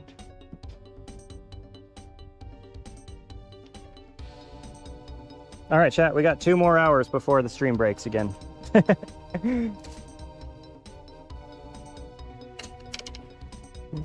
The thing is, when I'm not using my wireless mics, oh my goodness, I just had a really good idea on how to fix some serious audio issues when I get my new mics.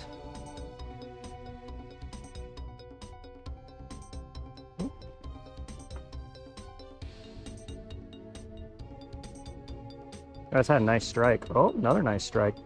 This ball seems pretty good. 3 strikes, 4 strikes. All right, the fish here are hungry, so we're gonna try this area for a bit.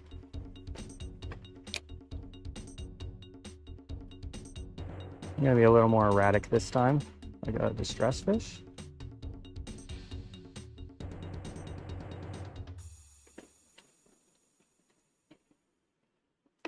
How do I get 4 bites in a row and then nothing? 4 bites on a single cast and nothing. Oh, come on. Look how close I am to the water.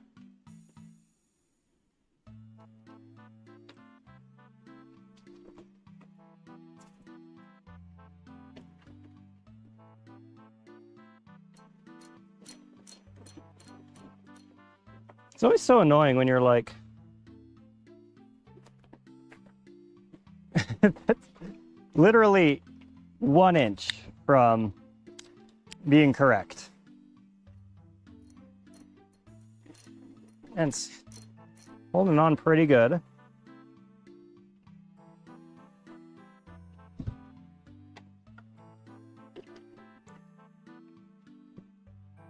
I might need to break this.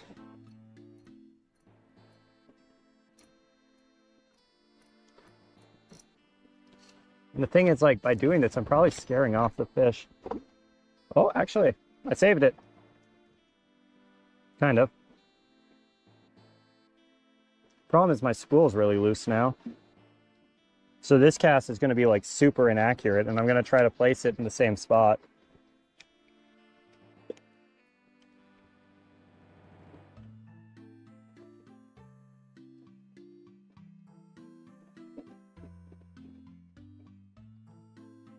There we go. And I'm rewarded. Oh, what? Come on. That fish was on.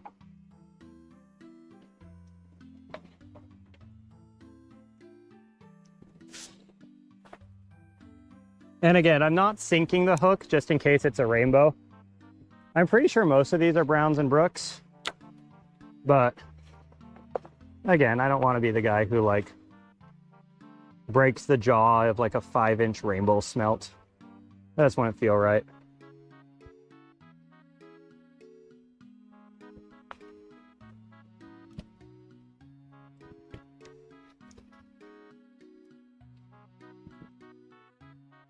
I don't know why this spot has so many of them though.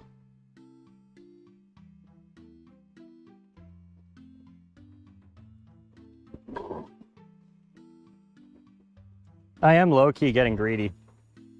R/big and greedy energy. I don't know. I've had two fish total. I don't know how many you've seen, Floppy. I unfortunately do not keep track of when people join and leave the stream. I believe both of them are brooks. I'll go look at the fish later, just for the series to see if I get any browns. Because when they're this size, they do look very similar.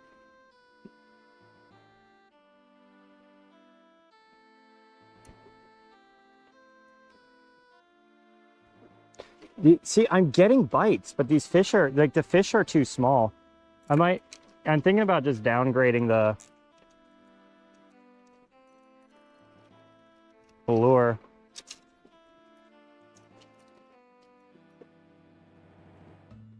Problem is, like, I really want I want a dinner sized fish. I don't want like a fish fingers sized fish, if you know what I mean.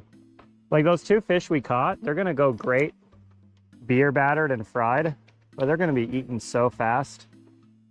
And if you try to debone them, you're not gonna have any meat left. So you're just gonna have to deal with a little bit of bones. And I'm kind of hoping to get like, you know, a fish with proper fillets. Oh my goodness, speaking of a fish with proper fillets, Jesus Christ, there's a huge brown right there. There's a dummy thick brown right there. Come on.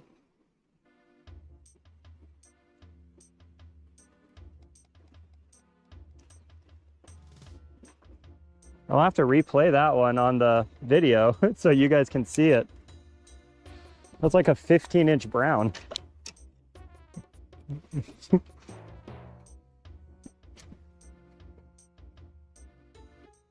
You fucker.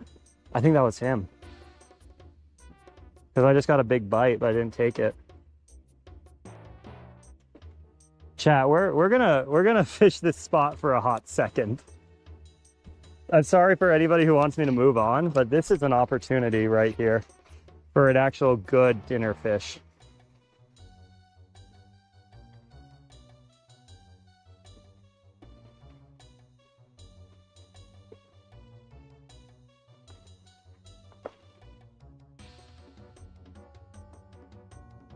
You, come on. I just had another fish on, but it broke off. These fish are smart. See, this is a problem, like fishing near the trail.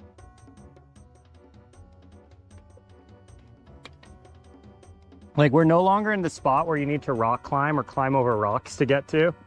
So these fish probably they get a lot more pressure than the ones we were fishing for originally. There we go, though. That's a big one. Still on? Nope.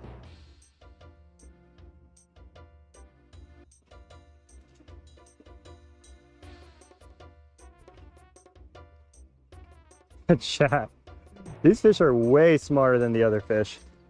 But we got to keep trying.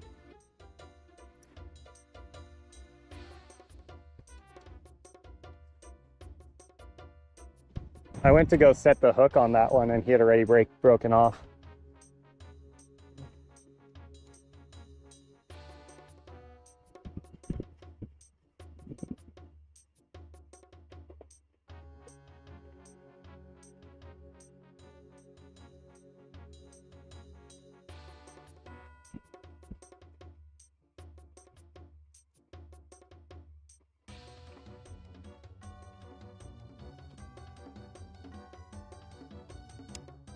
Thing is, like, these fish are probably seeing the other fish. Oh, damn it. You know what I'm saying? These fish are probably seeing their friends take the lure and get poked. So I don't know if they'll be too keen on taking the lure soon.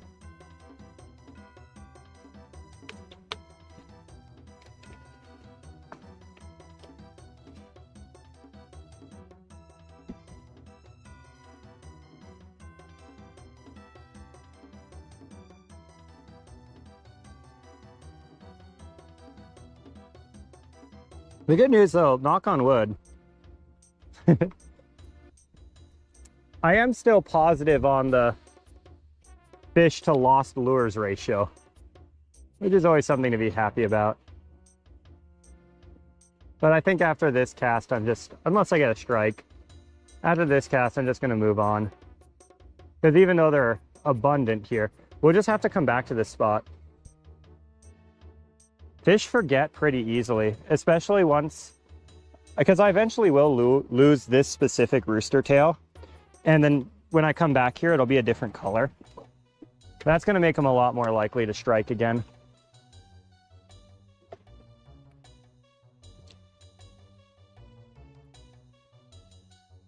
But man, just the fact that I know there's a tank here.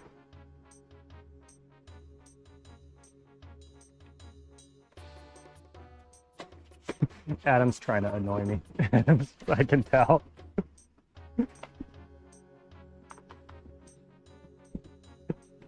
I can tell these are him trying to get on my nerves, and it's working. And I totally respect it.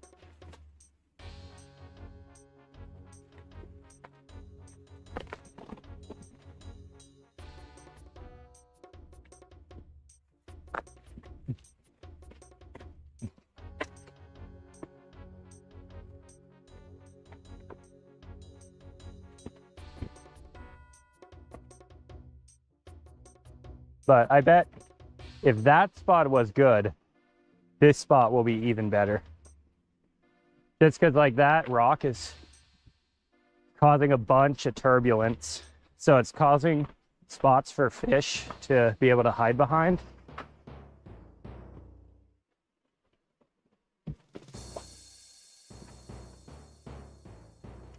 And it's like oxygenating the water, so they have more energy.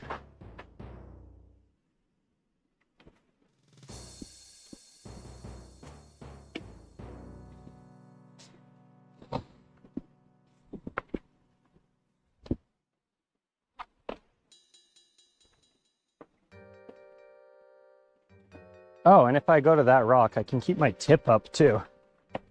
Tips up for Harambe.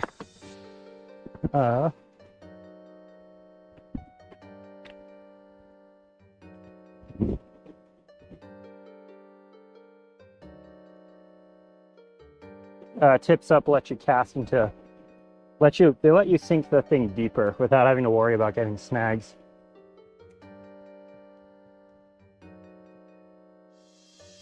So you can see I'm just letting this go down.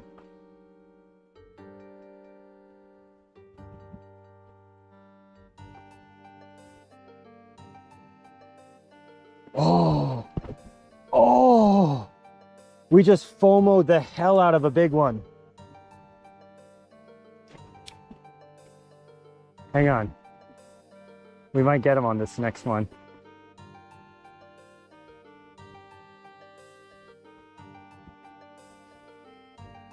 Take it, take it, take it, take it, you fucker. Oh, come on. He didn't take it. He's down there now. So FOMOing the fish is when you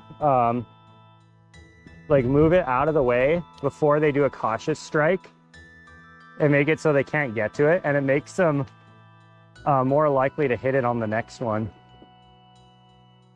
And you can do it on purpose, but I just did that accidentally. Like I was lifting it up over a rock and a fish came up, trying to get it. And I call it FOMOing the fish because a lot of times, if a fish feels like it could have got food, it'll be more aggressive on the next, what's it called? Next time it sees a lure, it'll just go for it really hard.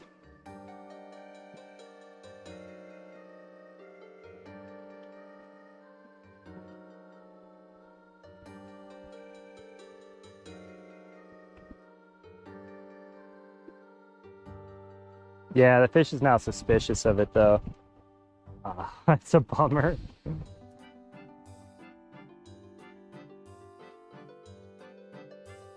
Again, these fish are going to be a little bit more educated just because they probably get more pressure than the other fish that we were fishing earlier.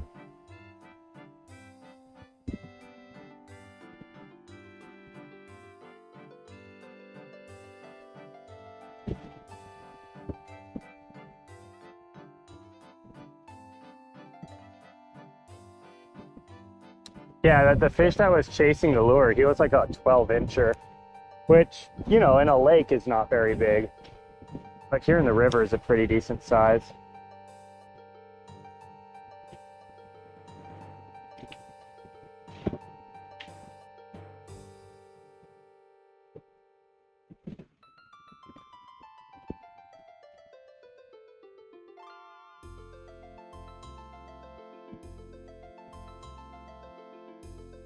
Uh-oh.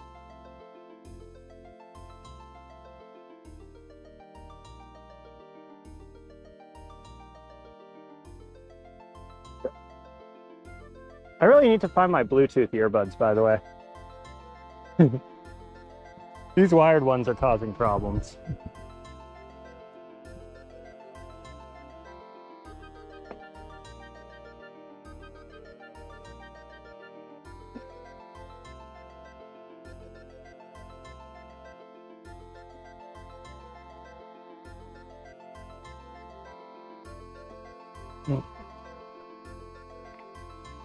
I'm gonna keep moving on.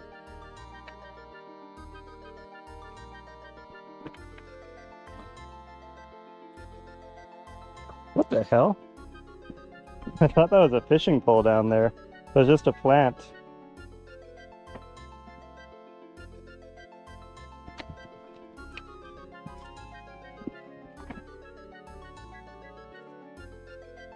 Oh, hang on. Let me fix the GoPro real quick.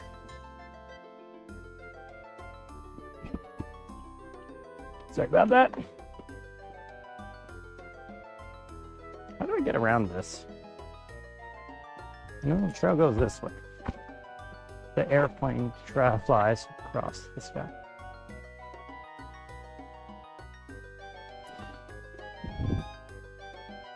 Oh, that's awkward. Pour water on myself.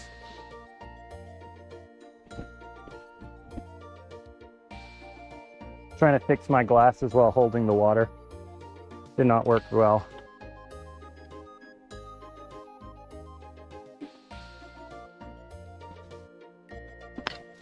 No.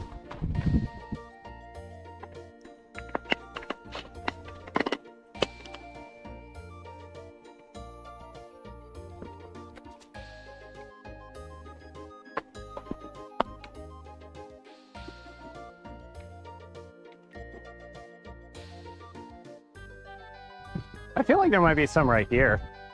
Like specifically behind that rock. So let's go send it. I'm gonna be turbo lazy though and just go straight from here. And if we do get a fish, I'll figure it out. Oh my goodness.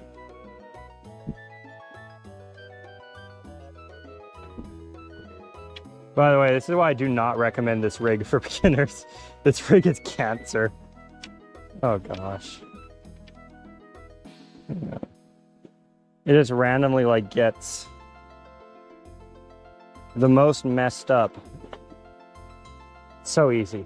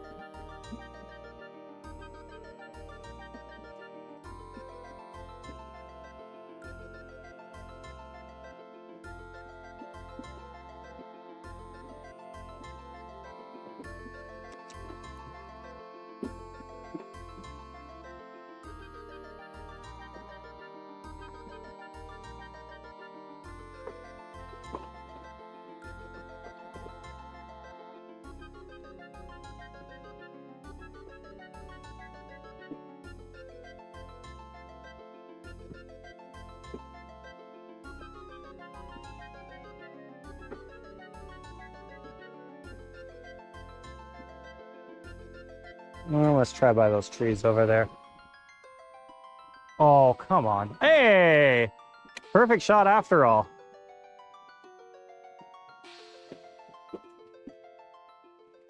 Let's put them behind these rocks over here.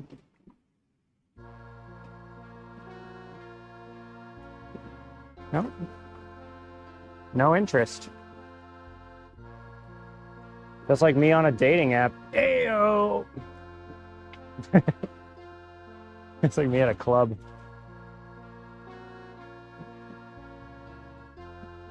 I can't say me at a dating app because when I'm using Brooke's pictures, I get interest. I get a lot of interest, and I'm frequently reminded how lucky of a human being I am.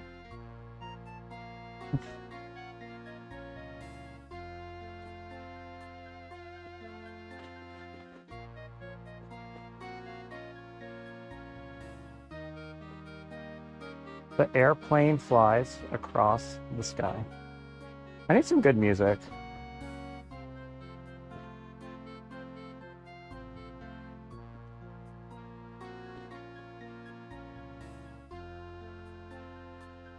What the hell? Why is it playing?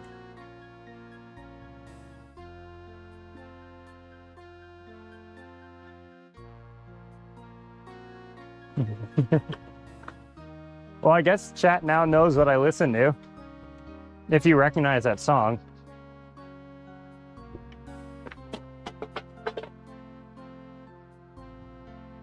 Hang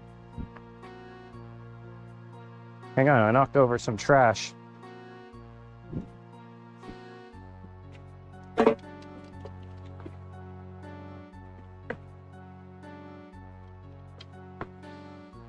If you know what that song is, though, you might be 30. I'm just gonna say that much. Or 40. A lot of people my age don't listen to that kind of music. It's like the precursor to EDM and Skrillex and everything.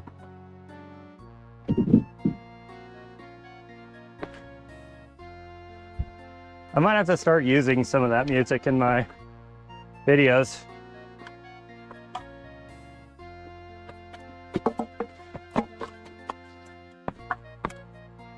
Just culture you guys a little bit.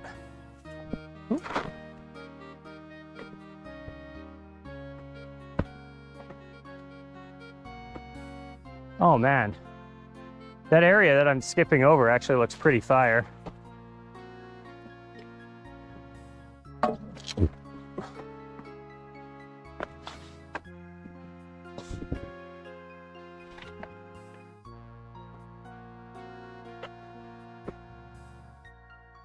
That's okay, I can get down, I hope.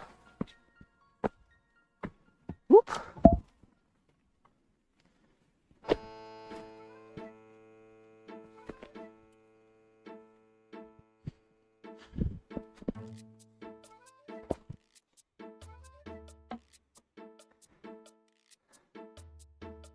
Let me analyze real quick.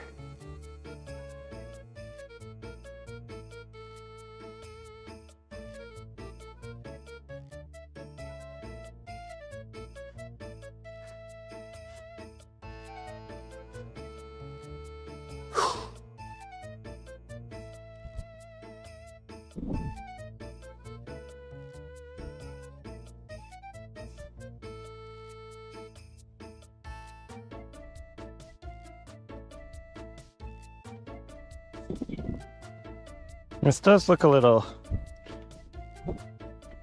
like, I know it's a trail, so it's not going to move as much as it looks, but it looks like it's going to move. Looks like any one of these rocks could go at any moment.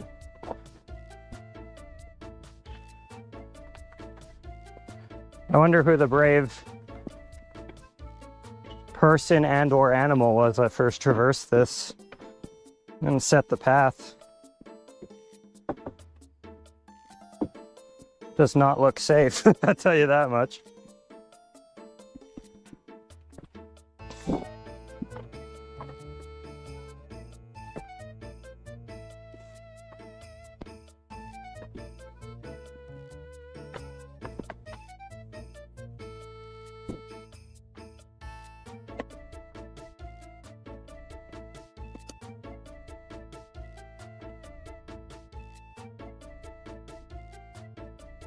I feel like there's fish here.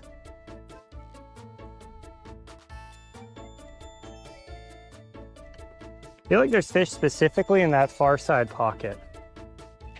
Like right there.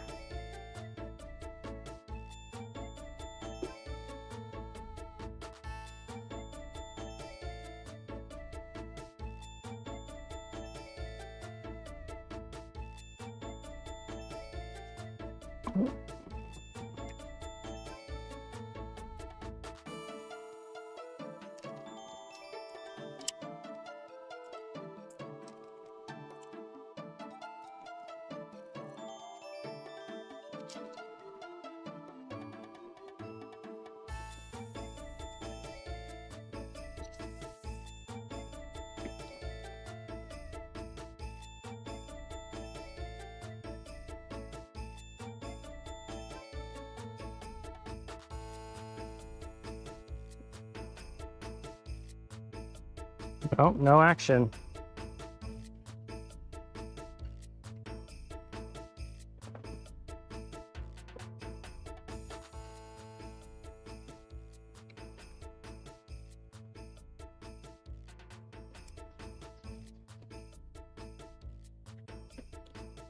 Woo, spicy cast.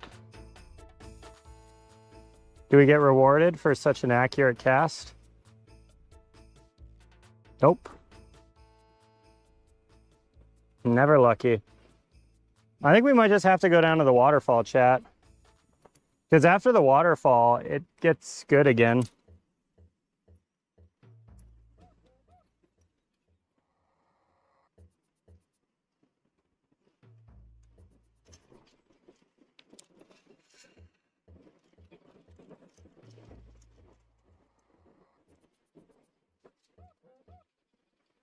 The problem is I feel like the waterfall is just going to be packed with people. Because it's a really nice day. It's probably the first day of the year where you can realistically like just swim around in the waterfall and not be cold. Hang on, let me get rid of some trash. There we go. Been holding onto this can forever. All right, chat, as I go through the trees, its connection might become a little unstable. Just a heads up.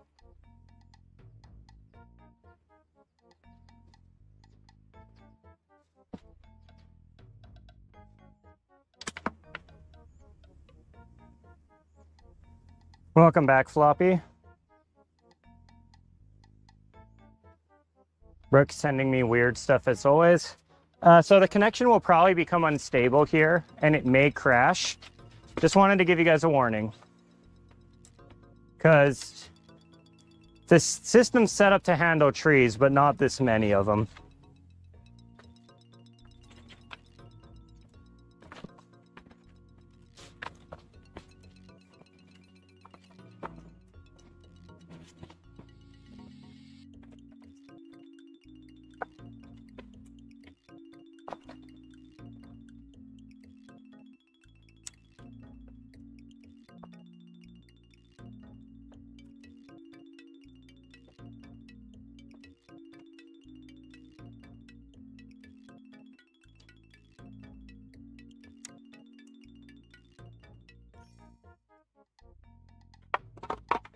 I bet that far pocket's crazy though. Hang on, let's go try it. Even though it's right next to a tree. This really is playing with fire. But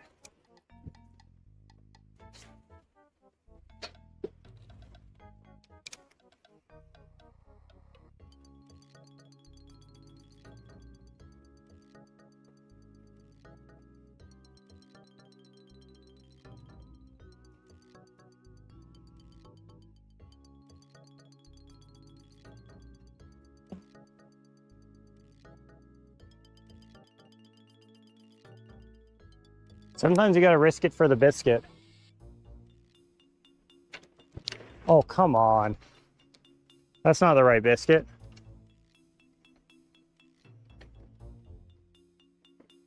Fuck. I think I lost everything, chat.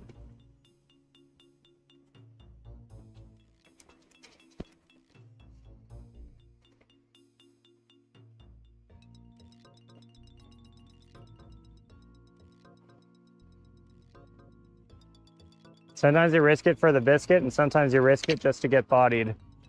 Oh well.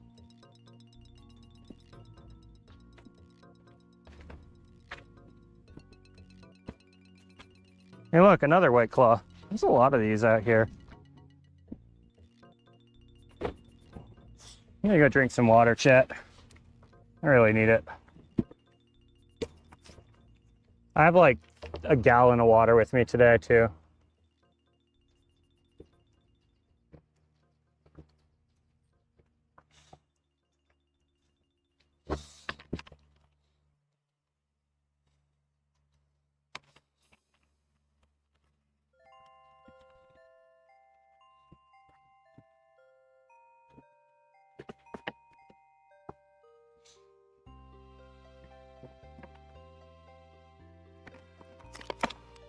Okay, let's keep going.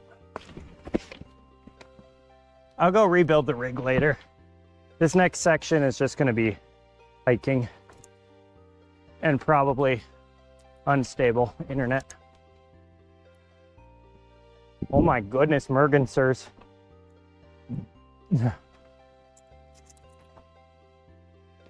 Oh, they're so cute.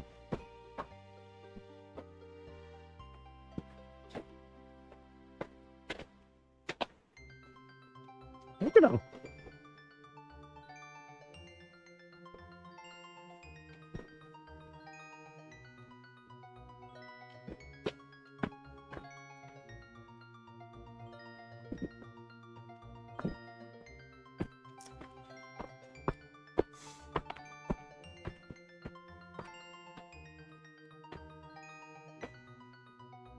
Look at them.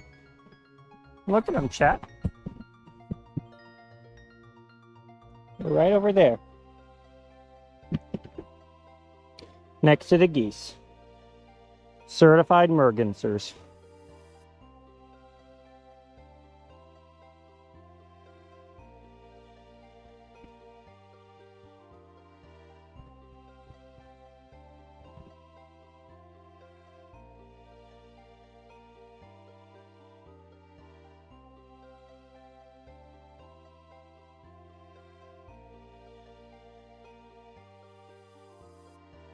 Certified gaboobers. Those geese are also suspicious of me.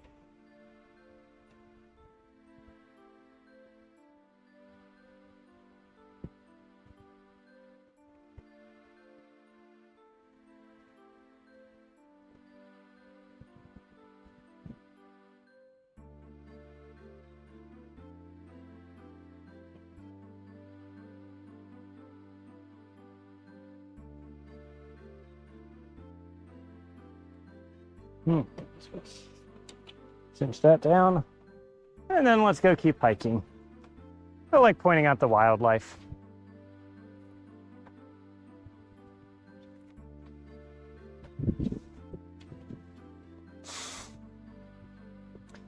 Adam, don't celebrate yet. We're nowhere near through the trees. The trees are gonna cause problems, most likely. Jesus Christ. And Brooke's sending me weird shit over text as usual.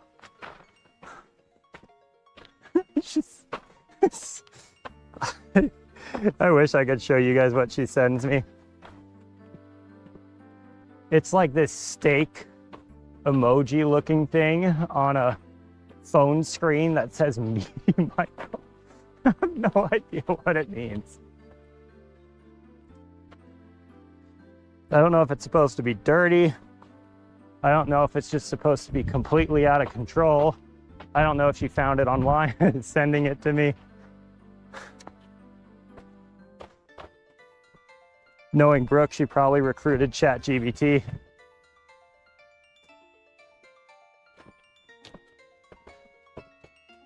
To assist with her plot.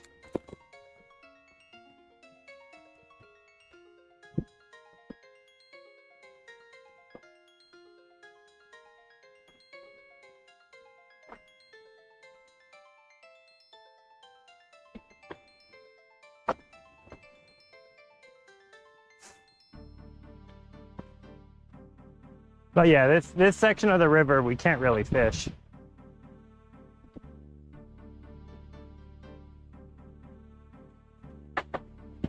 I know it looks like those pockets will be good. I've literally never caught a fish there.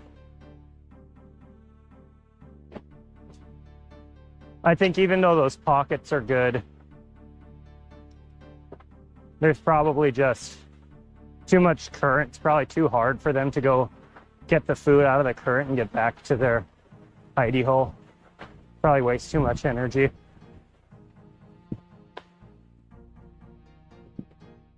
A lot of really cute butterflies though.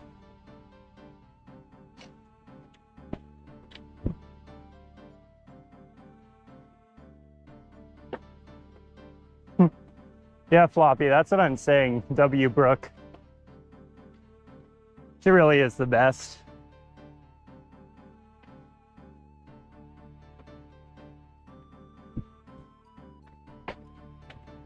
The funny thing is I don't actually know how long this part of the trail is because I always run it since you can't really fish it.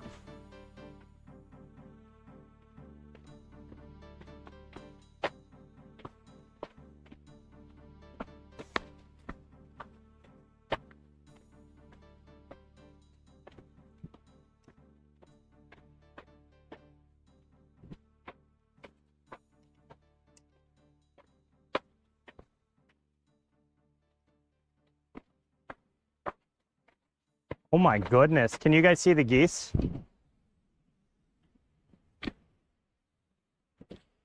Oh my gosh, they have gooselings already. Look right there, Chad, there's geese. Look at them, they have little geeslings. That's unusually early for this season. Already started hatching this year. This year has been unusually warm.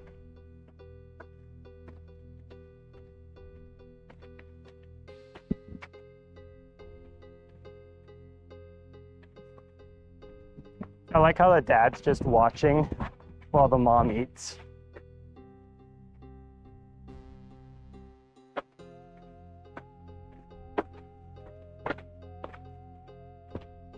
You can't tell me geese don't feel love like humans do. Because even if it's not exactly the same feeling or emotion, they clearly do care about their partners. Oh my God, there's so many people at the fucking wall. Well, I can't fish it. I see like this, there's a crowd and a half up there. Actually, I have no shame, I'll fish. But if people are swimming, they probably scared away all the fish. Ryan Gooseling mentioned.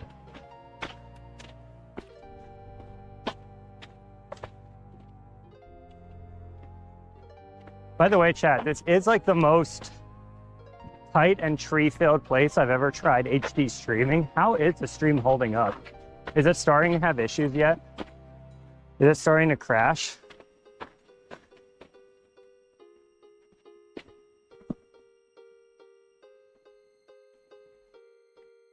Yeah, don't hunt and eat. And I still don't like them. Like, I don't like them as a bird. I feel really happy when I shoot them because of how mean they are to me the rest of the year. But they really do care about their partners.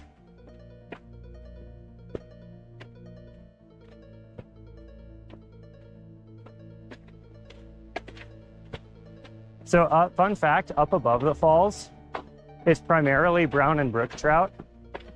Below the falls for the next, like, half mile, it'll primarily be rainbows. So I'm going to be extra gentle.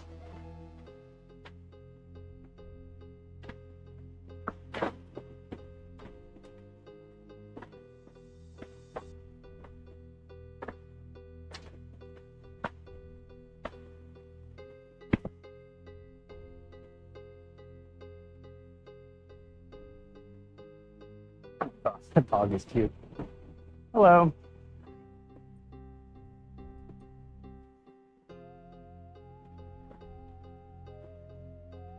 Okay, it did the moment we said that. The question is, has it recovered?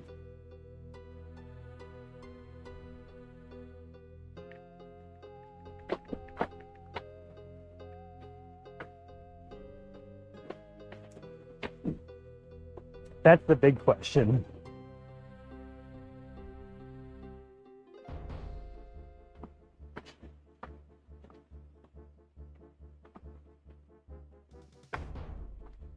I can't prevent the crashes altogether, but I can at least recover it. Okay, thanks.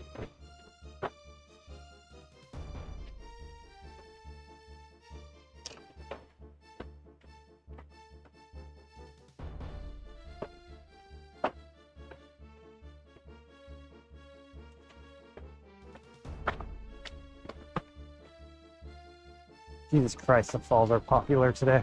Oh, and someone's jumping. I think I was someone jumping.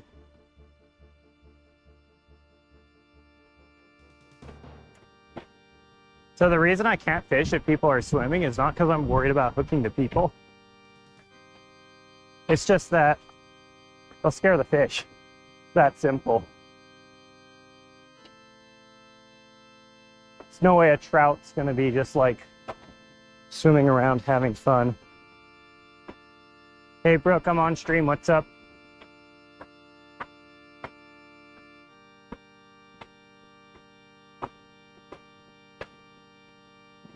Yeah, let me.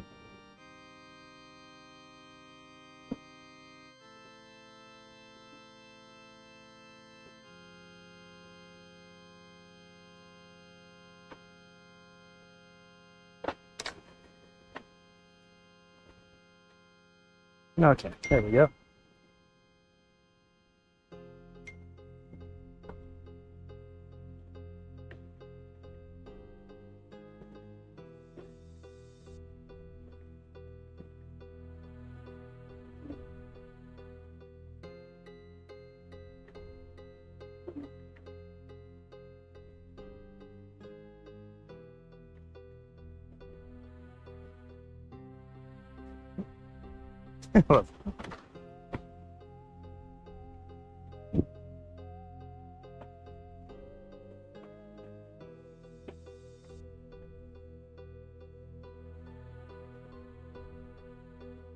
You guys want to know the silliest part about her?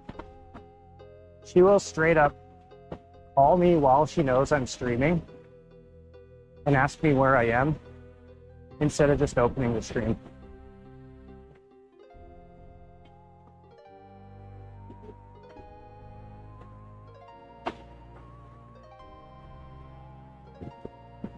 There's no one swimming. Actually, this could be pretty fire.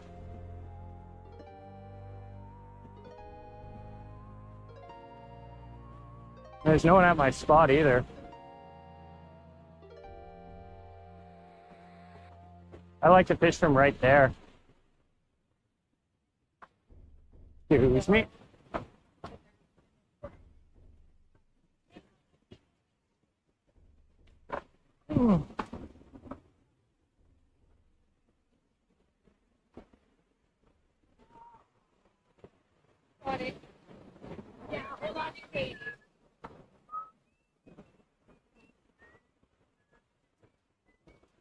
Excuse me.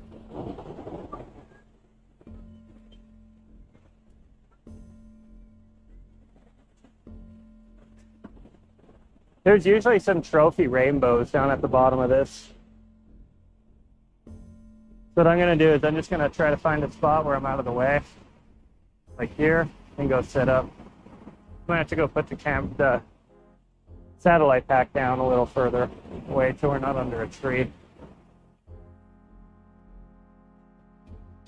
All right.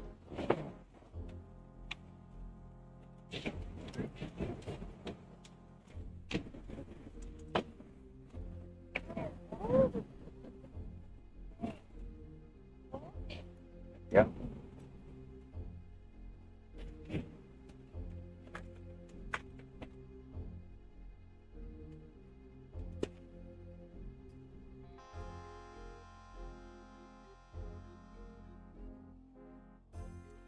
Let's go try a brown lure this time. Change it up a little.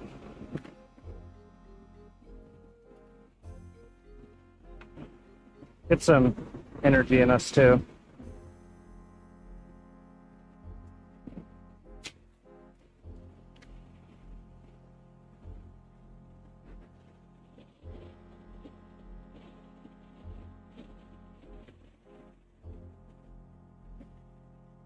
Adam, you cannot rage bait.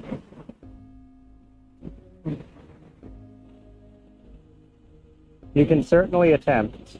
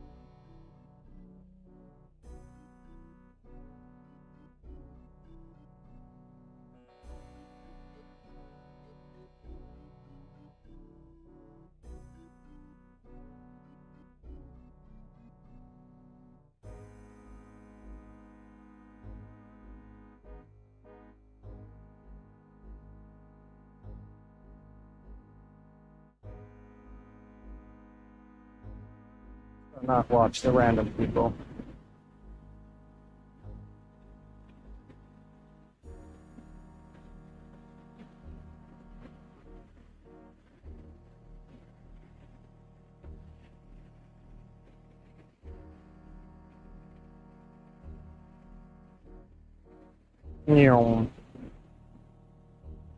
How's the audio right now?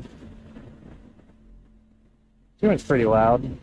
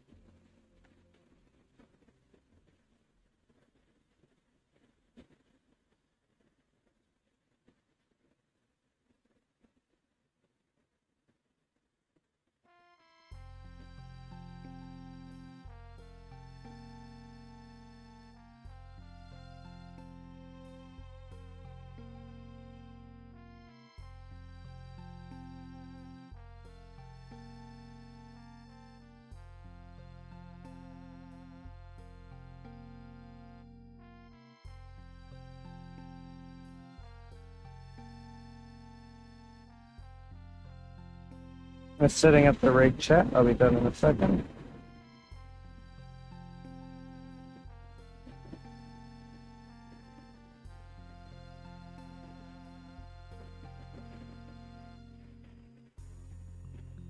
I'm going to try a new strategy for attaching the, what do you call, the egg weight.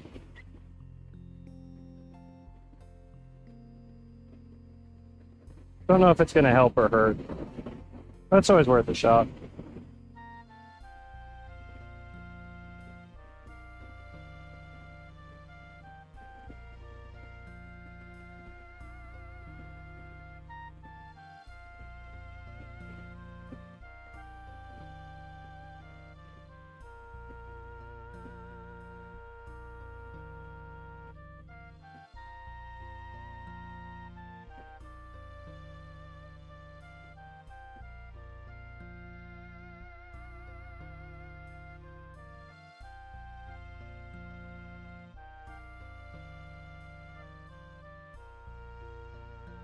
Okay.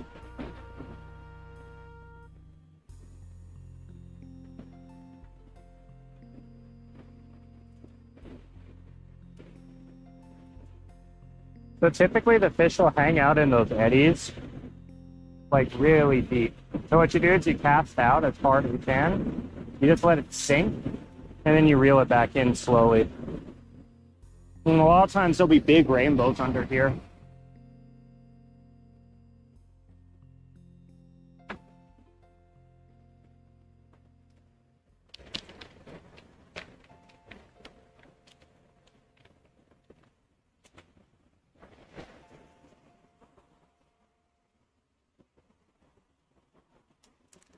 Yeah.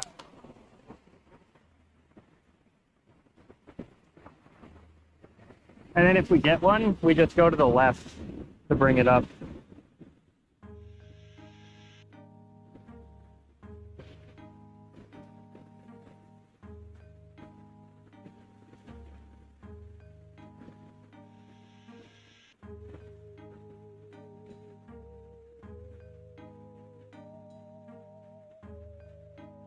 I will say the spray makes this place quite a bit cooler.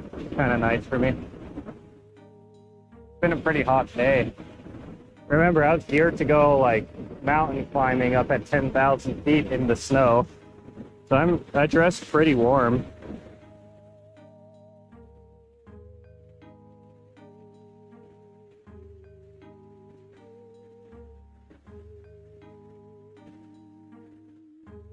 All right.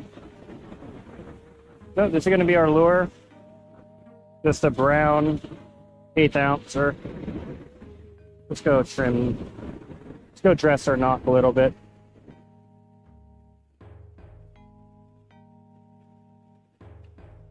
Yep. Well, let's go cast out and see what there is to see. I don't know how long I'll be here just because there's people around. I don't like being around people when I come live. I feel like it's all awkward. The general strategy is I just let it sink down. And I slowly reel in.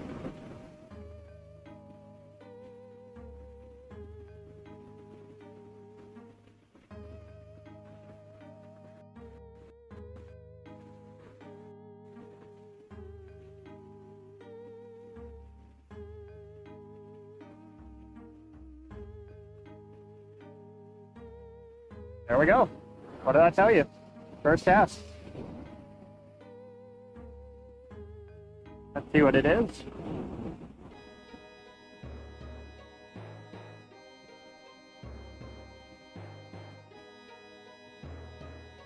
Ah, it's a rainbow, so we gotta be nice to it.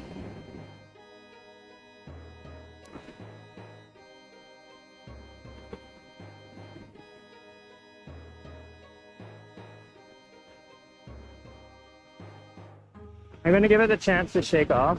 Oh.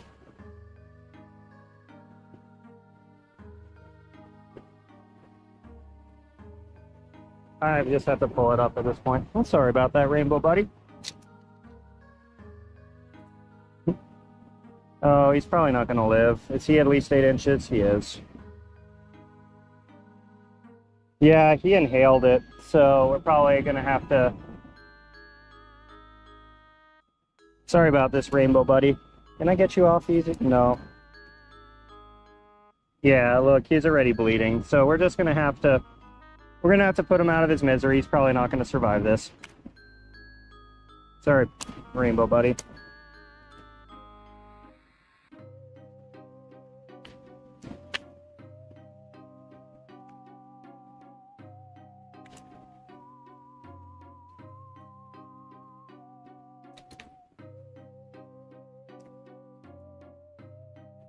He wasn't the intended target for today, but he's a legal fish, and I'd rather not return him to the water just to suffer, because he punctured his gill on that.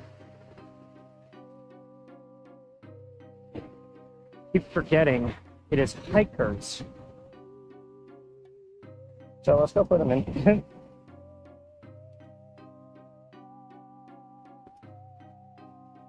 I will keep fishing this spot, but if we get more rainbows, I'm just going to have to move on. Because the bag limit for rainbows is only 2. Sorry about that, little buddy.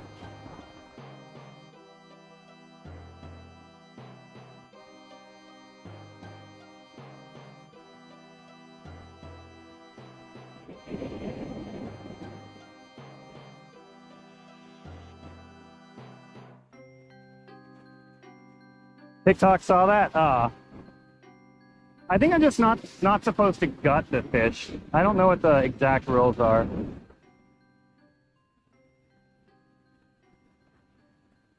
But it doesn't seem to have restricted the account at all.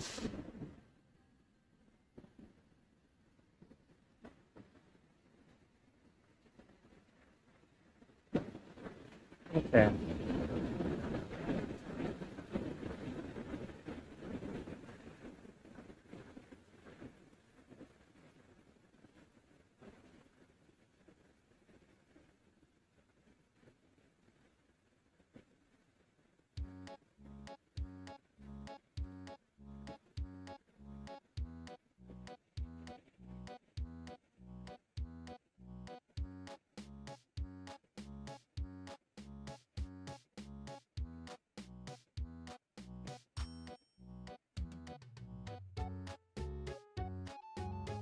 All right, we got another fish at least. Third fish of the day.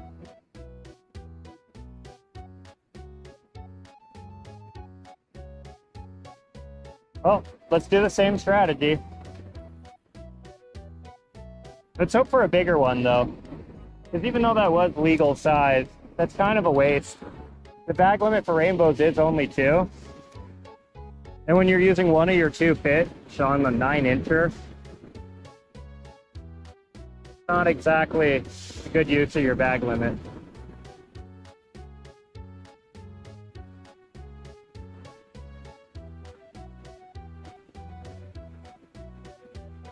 Oh, am I snagged?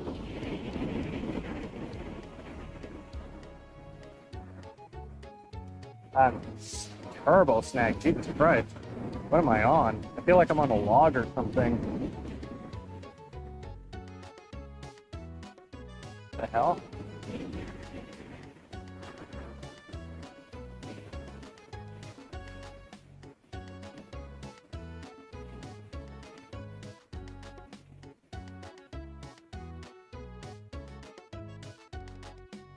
Well, at least I didn't lose the lure. By the way, chat, we are still equal numbers of, oh, what's it called? Fish and lost lures.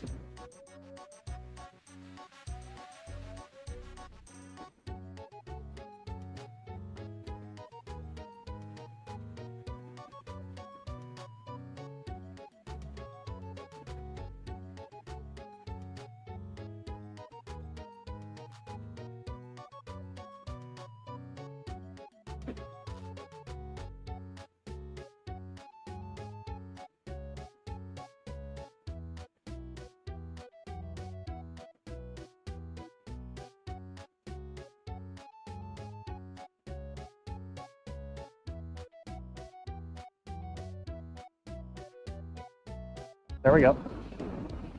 Aw, didn't take it. That was a small fish. I'm glad it got off.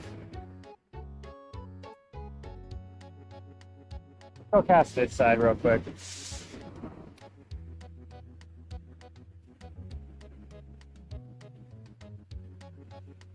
What do you mean you had to rescue somebody? Did he like fall in? Or did he like conk his head while jumping off?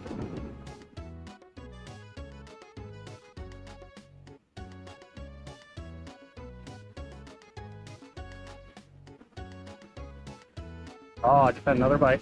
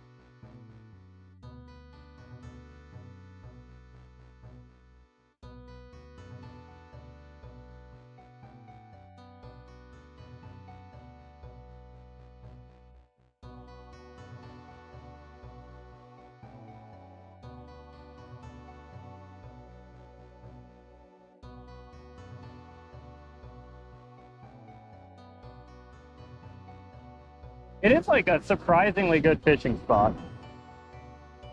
But now that, I feel like now that that fish got taken out of the water and all his friends saw,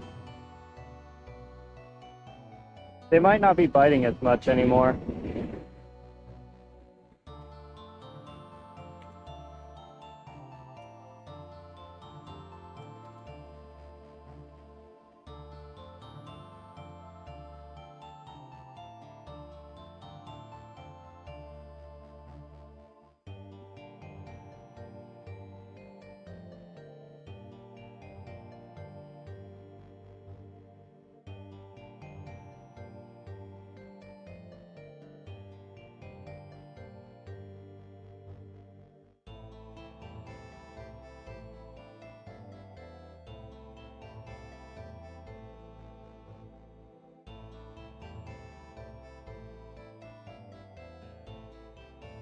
Yeah, because you guys, I got a fish on the first cast, then had bites on the next two casts, but they were like cautious bites, and now I'm not getting anything.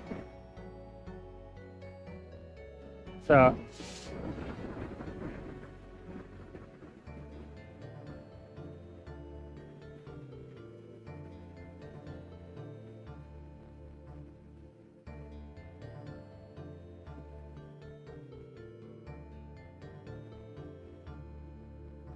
what the hell am I snagged on?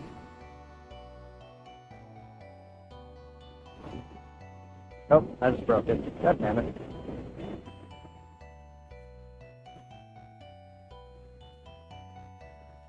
Well, let's keep moving. Let's get away from all these people. Get away from the rainbow trout.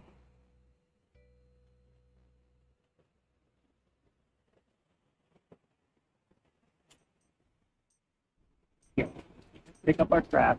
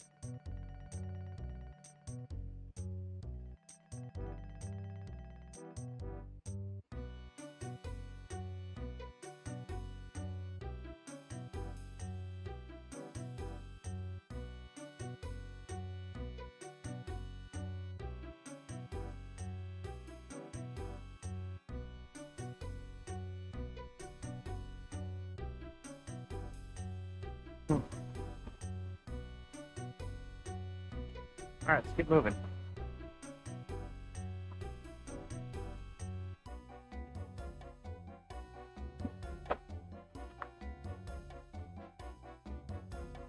Whew.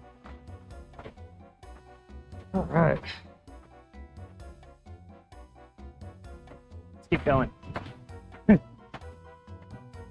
Some girl saw me eat the Starburst wrapper and made a disgusted face.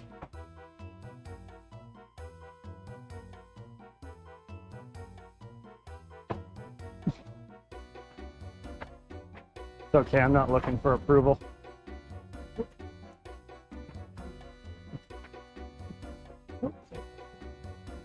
Excuse me.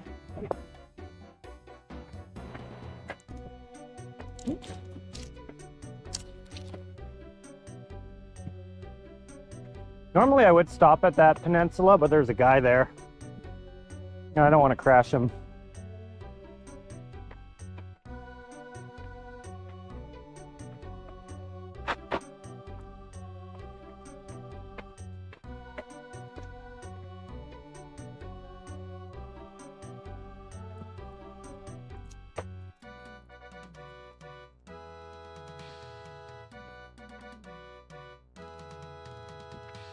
Here.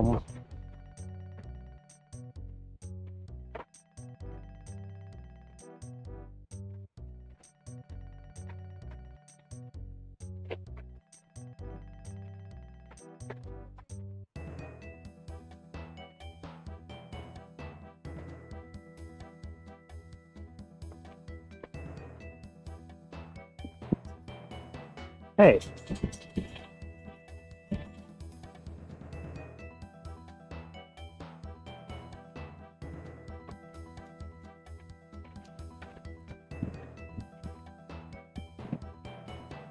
Actually, it's a fly fisherman, so I can ethically crash him.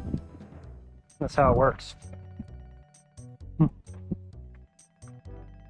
That isn't actually how it works, chat.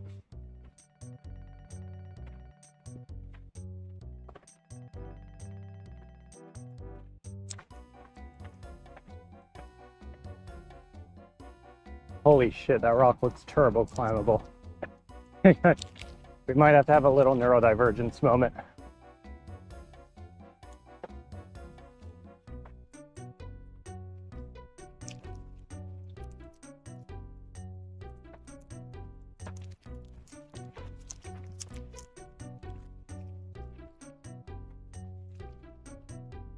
Oh, it's too short.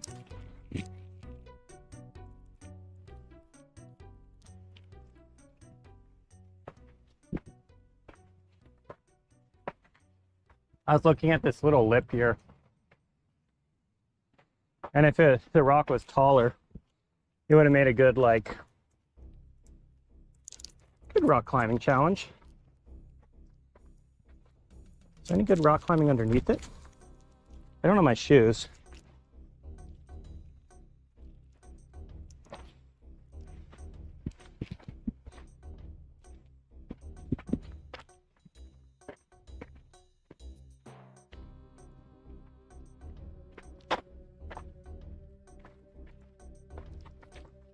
Let's go stop at this overhang. I bet there's fish here. I bet it's also pretty easy to get down. If I do get one. There's a goose. A cool little rock.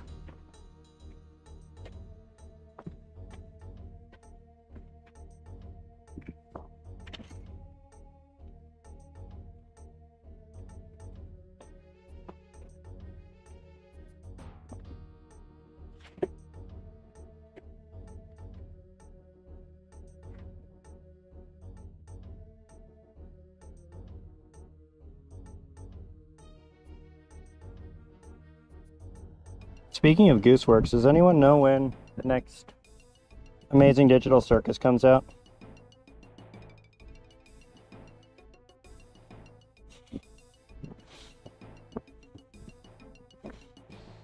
By the way, I genuinely cannot tell if Adam is just rage baiting me the whole time or if he has to be, right? Because he was talking about this the other day where I was like mentioning it's really annoying when people ask questions which are on the overlay, and he's asked me 3 different questions that are on the overlay. This has to be rage bait, right?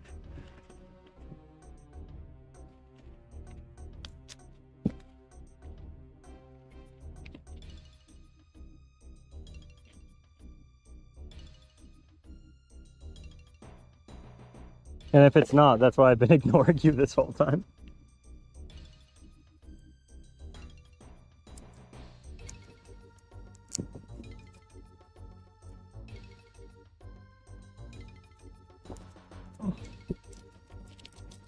Yum.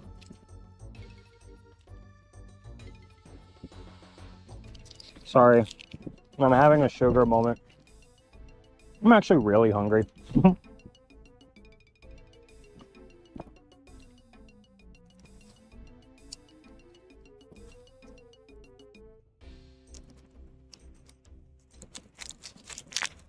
I'm probably gonna need to get some fast food and eat the fish for dinner instead of eating them for lunch.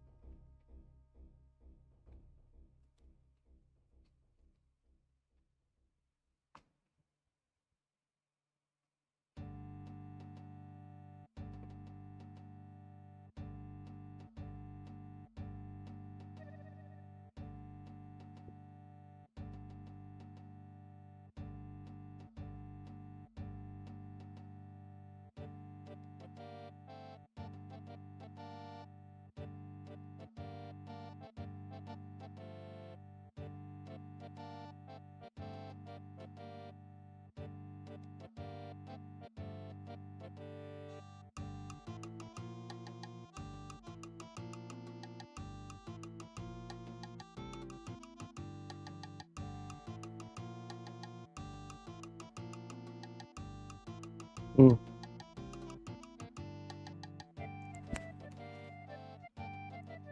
Thanks, Adam. I hope it's June 19th and not 20th. 20th is the solstice.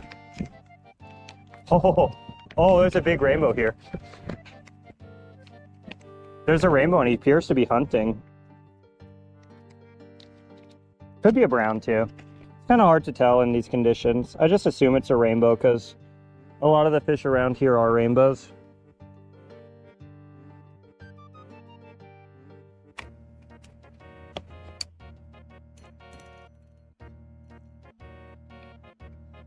Let's go get a brown lure on.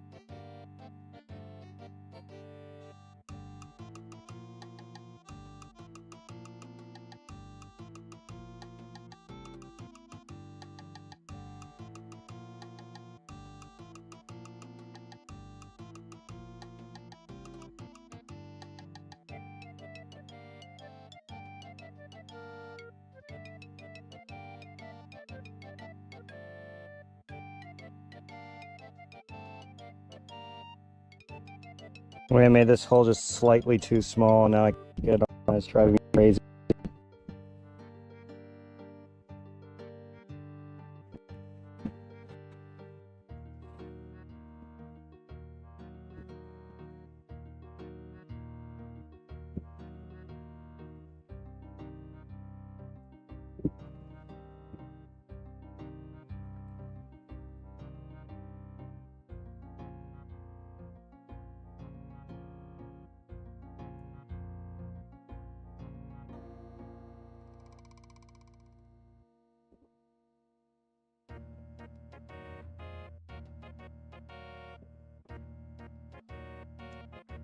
Damn it.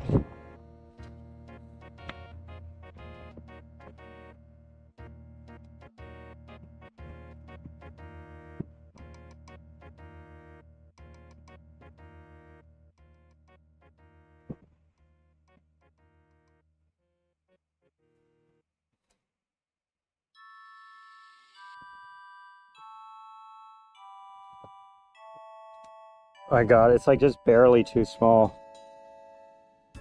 And I know it is really about how you use it as opposed to the size, but still, it'd be nice if it was just a little bit bigger. Come on.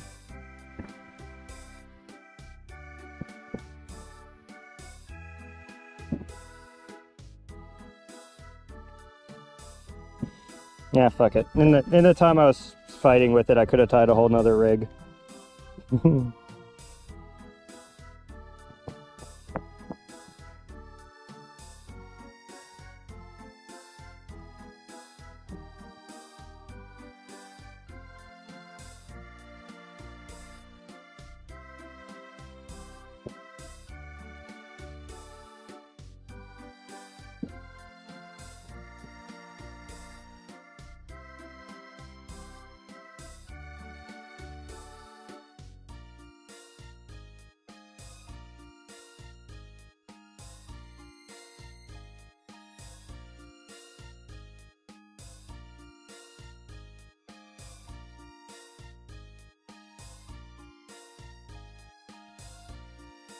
Fishing really is a hobby of sunk cost fallacy.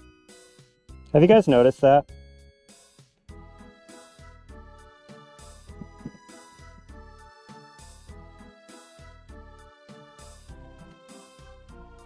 Like the amount of times I've been like, I should move on, but I've already come here.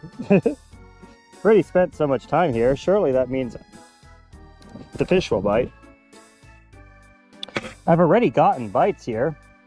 That definitely means the fish are around, not that the fish are around and know that. Just realized that rainbow trout I saw earlier is probably long gone. Oh well.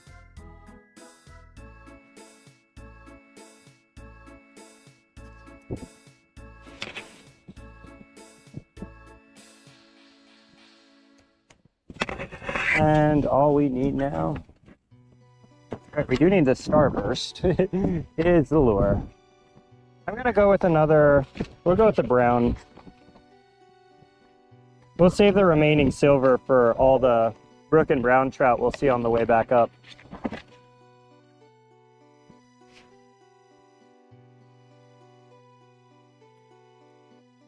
So it's kind of a silly pattern.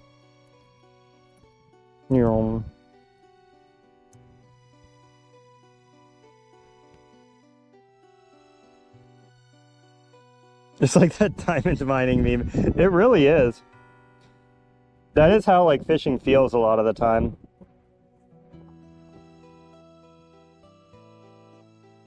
It always feels like you're right on the verge of getting a fish.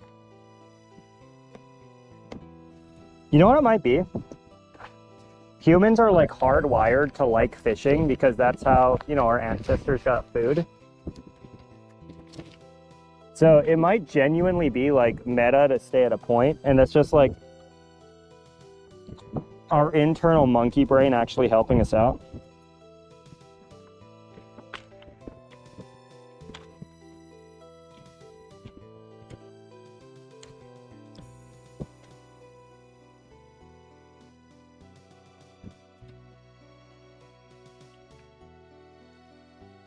It is kind of silly how monkey-like we are in a lot of ways.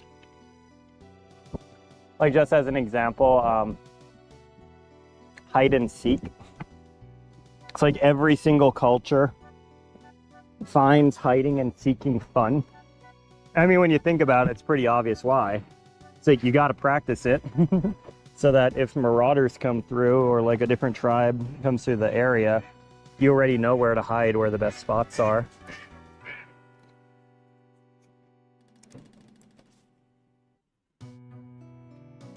It's like we like to think of ourselves as like super sophisticated beings who don't have like those animal-like instincts. Oh, let's go play tag. You know what I mean?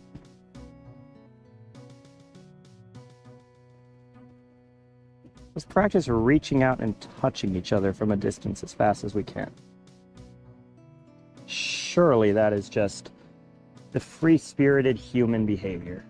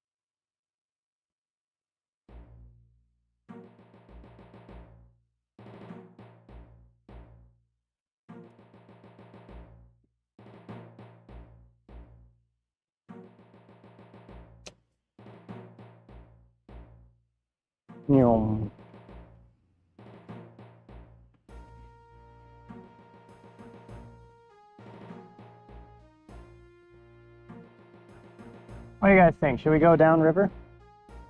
Or should we go upriver back to the spot where we were getting brown and brook trouts? Because I literally have all day.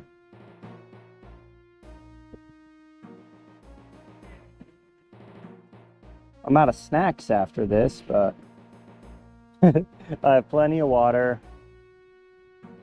I have plenty of battery. Ooh.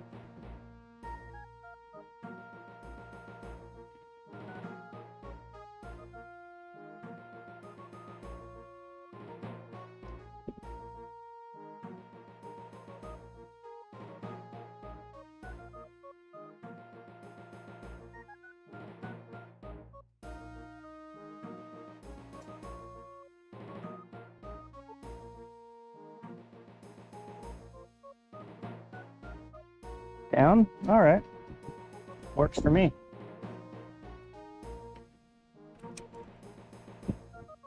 I'm gonna try, what's over here?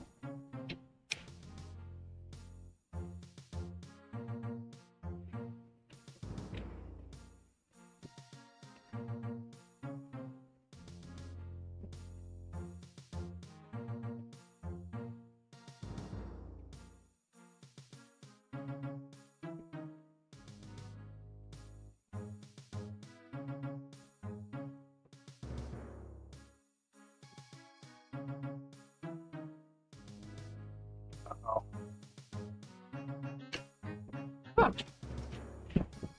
For my head. Okay. Let's go get the leopard print. Or cheetah print lure and let's go down real.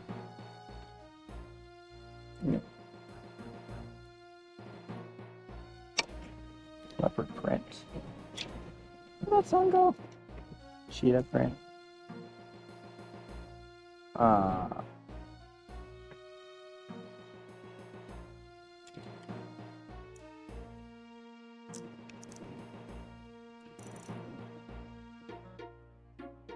I don't even know what I'm talking about these days.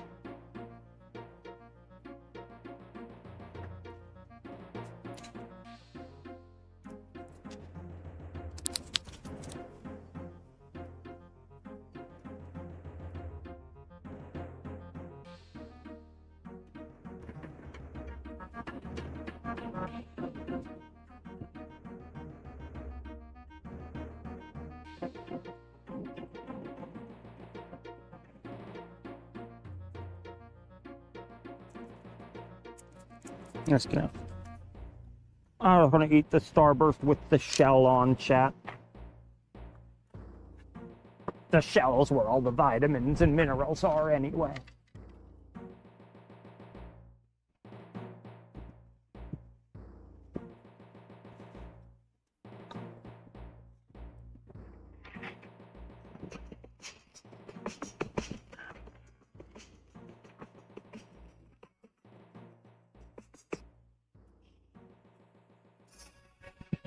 Come on, plug in.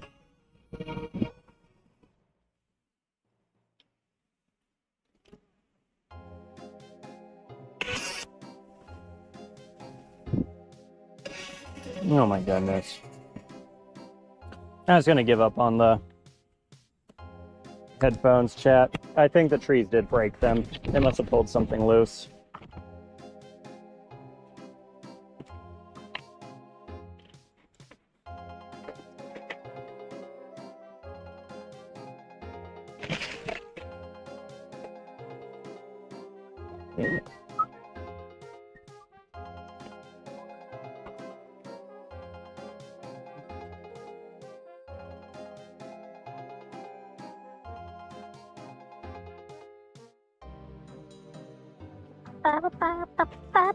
Ow.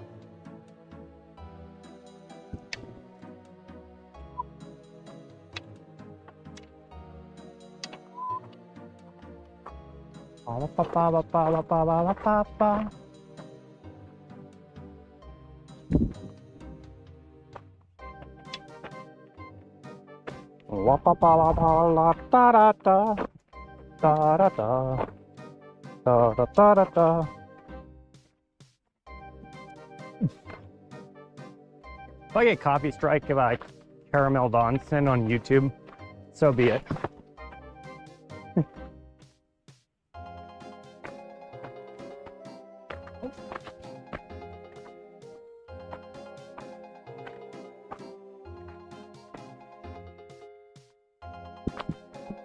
That's gonna make the server unhappy.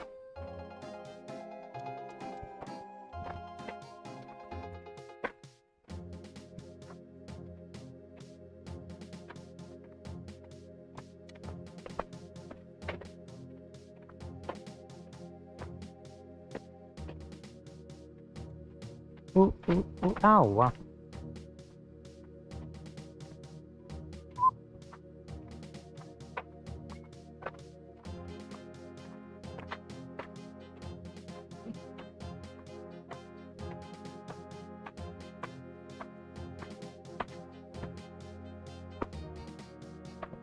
Fly fisherman.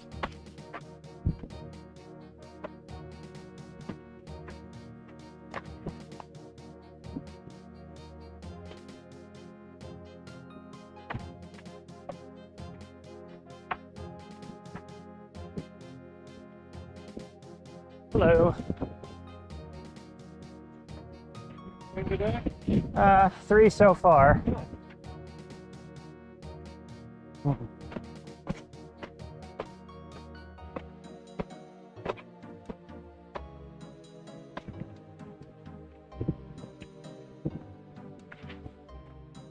Actually looks like a really good pocket.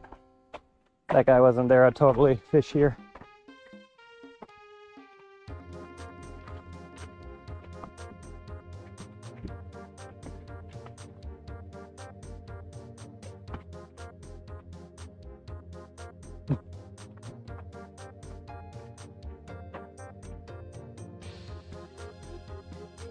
This actually looks like a pretty, I mean, it is a pretty good pocket, but it's still pretty close to that guy.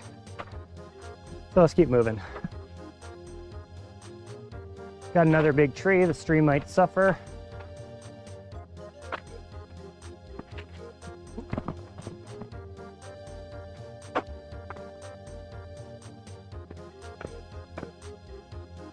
This spot looks pretty fire though. Oh yeah, there's a fish right there.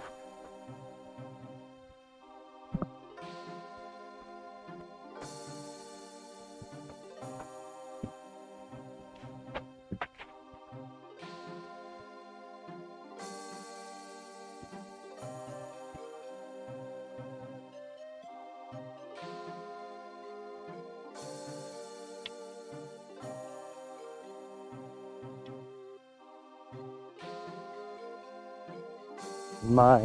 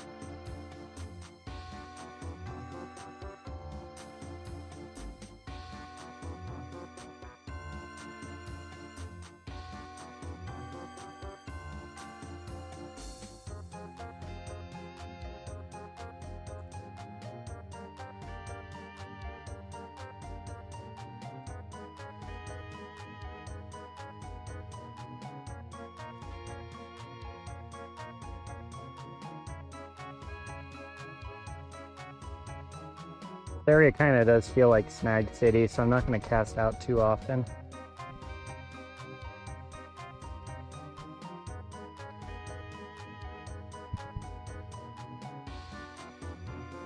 Oh, speaking of snags, there we go.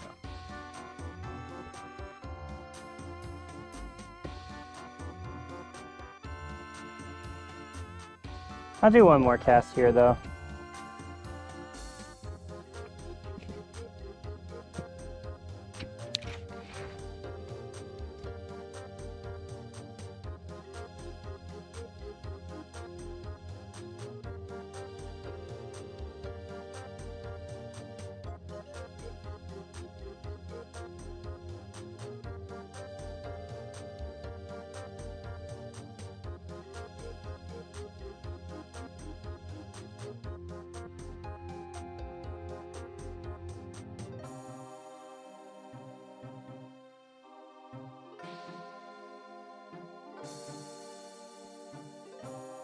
Yeah, let's keep moving downhill.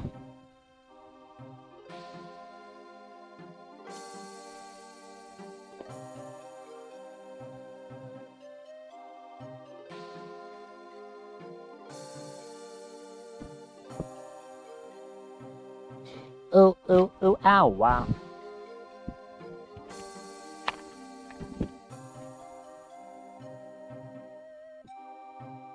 Oh, I hear people coming.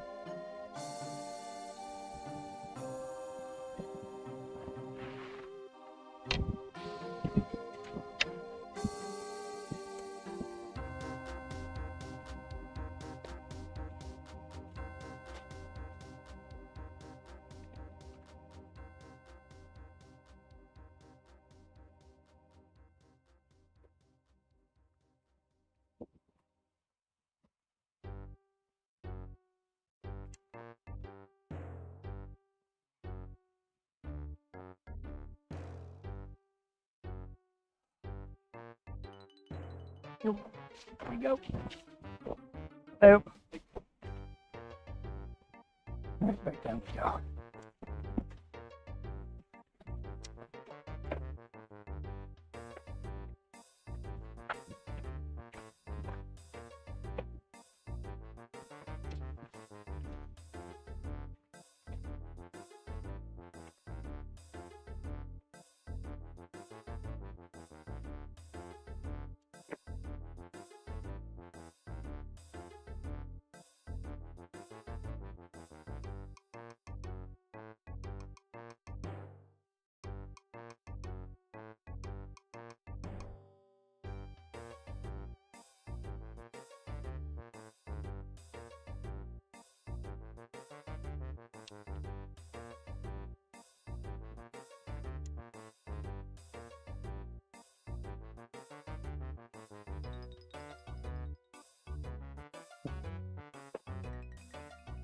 The graffiti wall.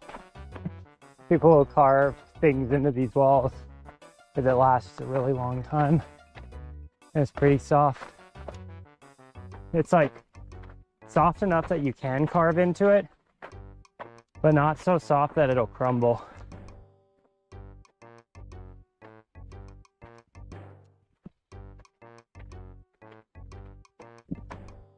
Let's go try this spot.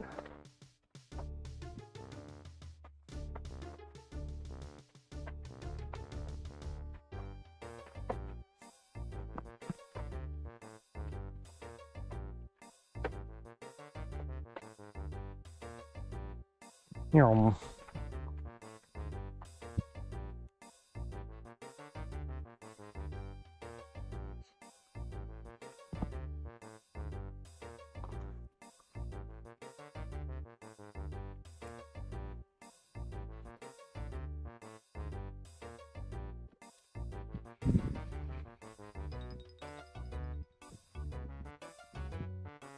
I hear a goose who's not happy with me.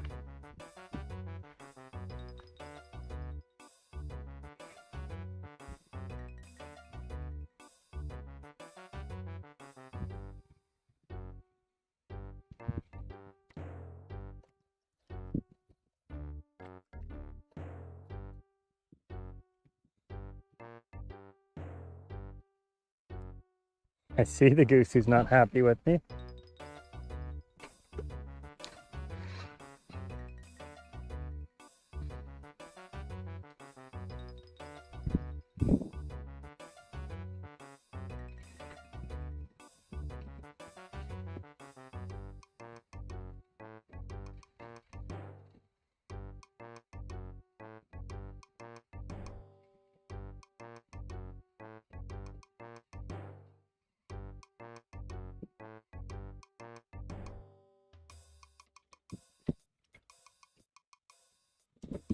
Now let's give it one more cast.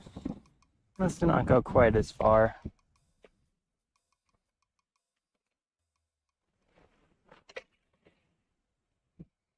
What the hell was that? Why did that happen? Must have grabbed a tree or something.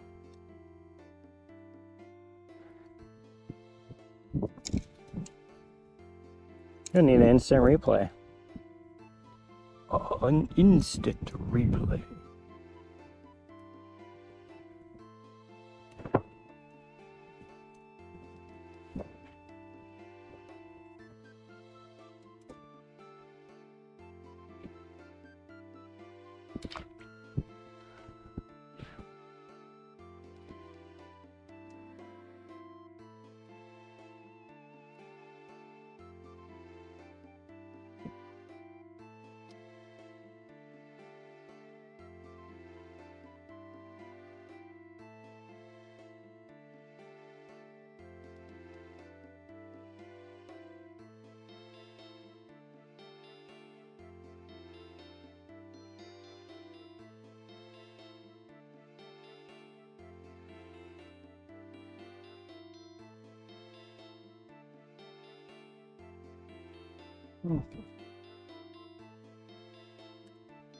Let's keep moving. I'm actually getting really tired, Chet. Kind of want to go explore those caves rather than keep fishing.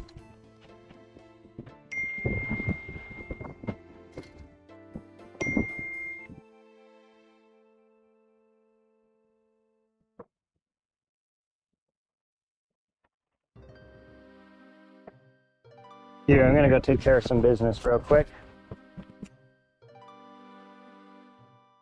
Don't watch me, chat. We're taking care of private business here.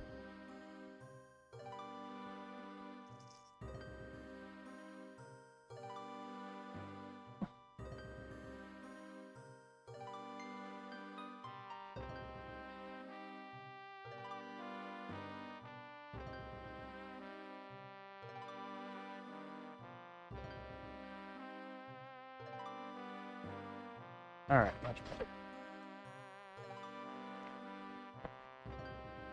Okay, you guys can look again.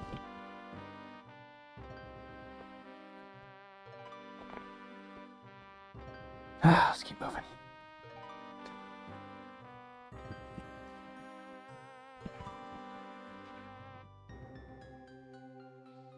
Oh, conk. I like those geese. Let's go bother them.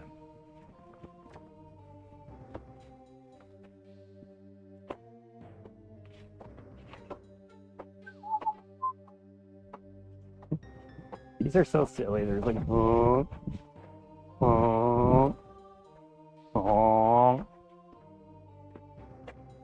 Probably hear me and think I'm a threat.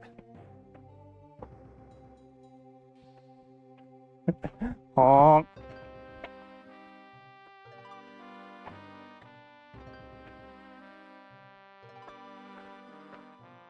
Honk.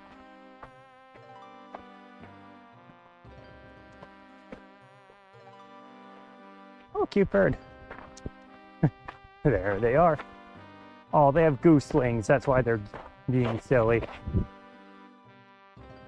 They're worried for their little babies. Honk. Honk.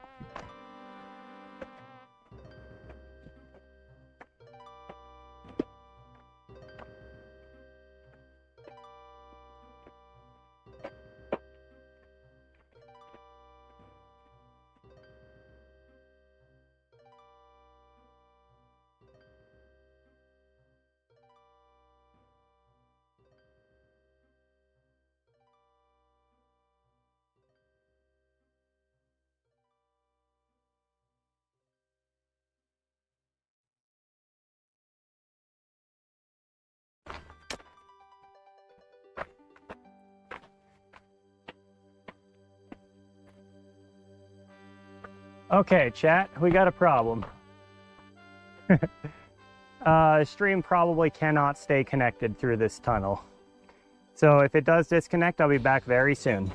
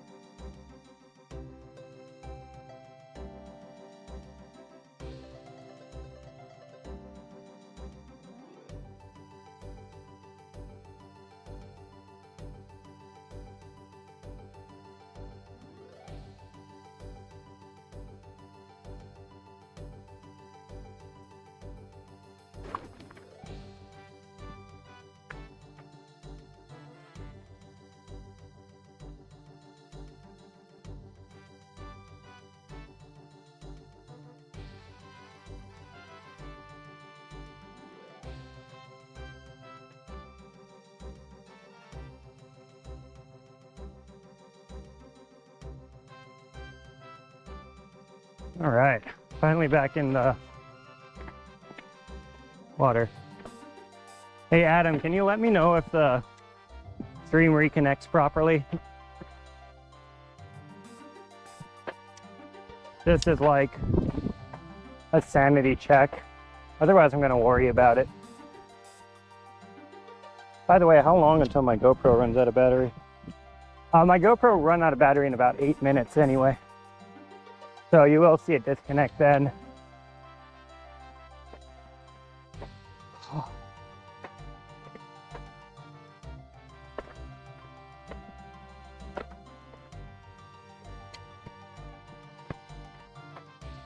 Okay, we're gonna have to check out that rock formation when we're done with this. That looks really cool.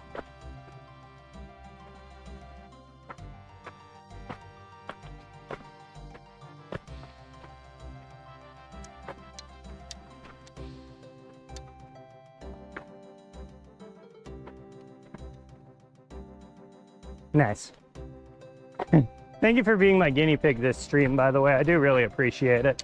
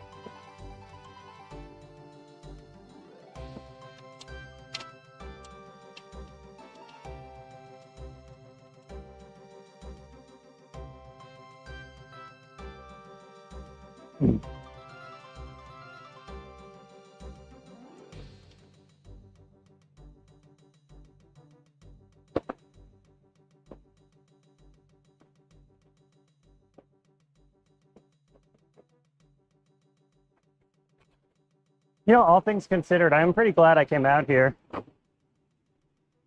It is pretty nice.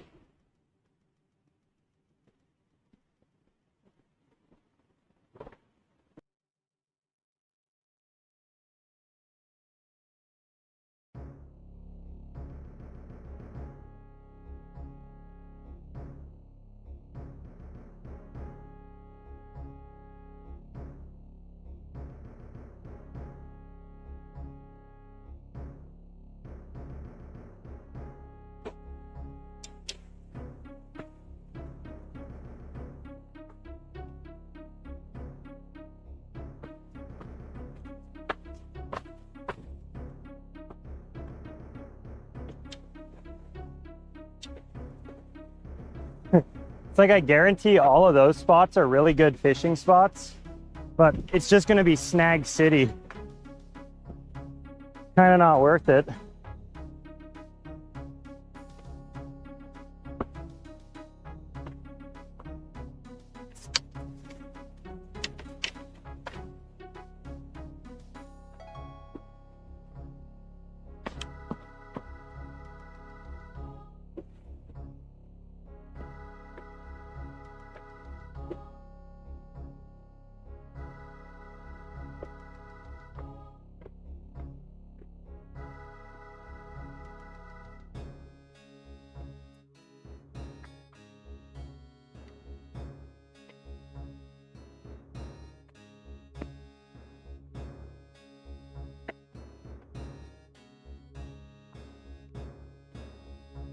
This spot looks pretty good.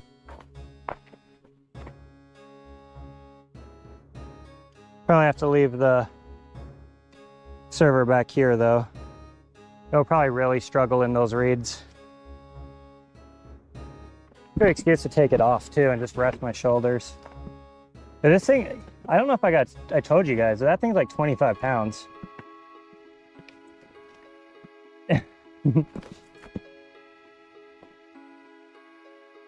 And picking up 25 pounds is nothing, but moving around through rocks with a 25-pound pack and just walking miles with it really burns me out.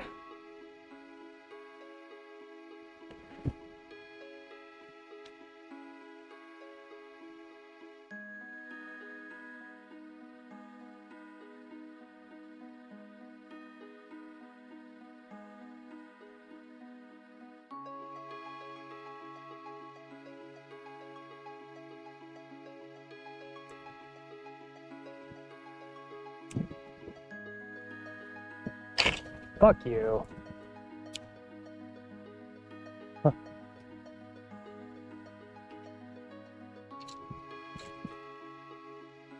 That's what I was worried about.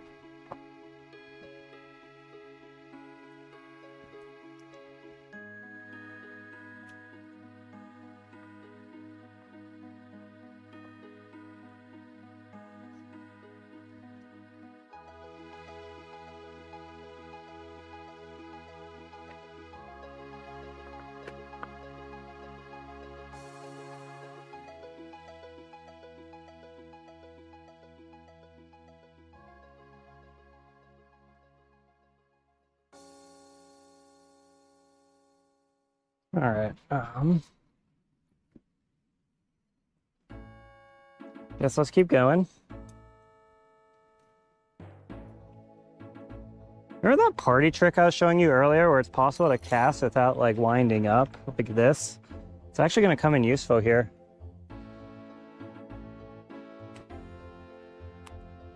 If only I could do it.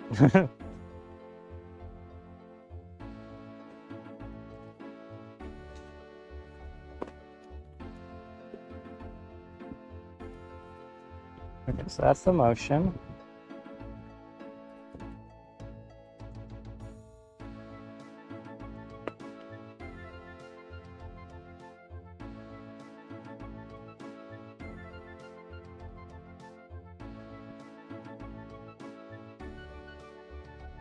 I'm not getting any strikes though, so we're gonna move spots if I don't get a strike on this one. Oh, come on. Oh, that counts. The spot is kind of cancer. Not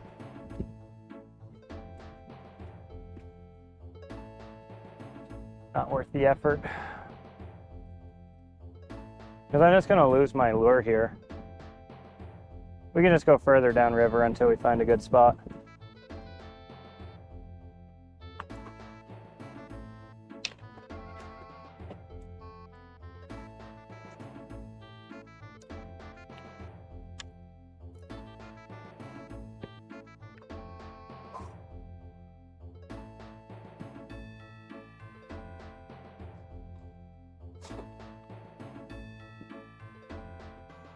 Oh, I'm gonna sit down, chat. I'm just gonna swap the battery out once I change my shoes. So, since I know it's coming, the downtime's gonna be a lot less. And we should be able to reconnect it a lot quicker. So I'm gonna take care of that real quick. Do not go anywhere just because the stream disappears. The live feed will be back in just a couple of minutes. Actually, probably about 1 minute, since it is planned.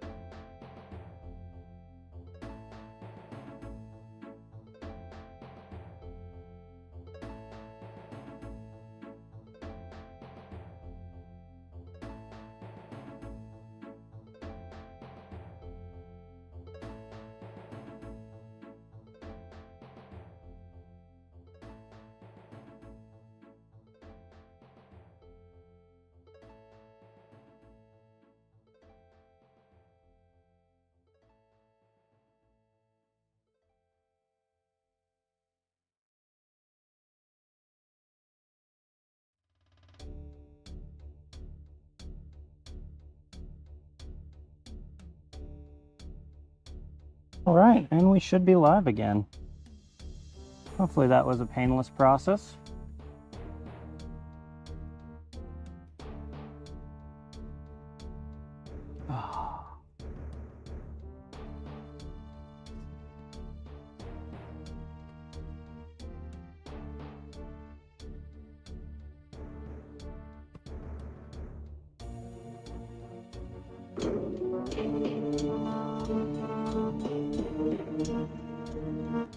All right.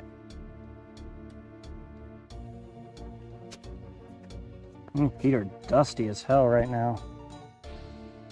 I'm gonna go down a little further and then we're gonna turn around and then just hike back up. I do want to fish again at the waterfall, and then I do want to fish again at the spot where we were getting bites. But the way up is going to be pretty expedited compared to the way down. I'm only going to fish at the spots we already know are good. I'm not going to like try a bunch of different locations.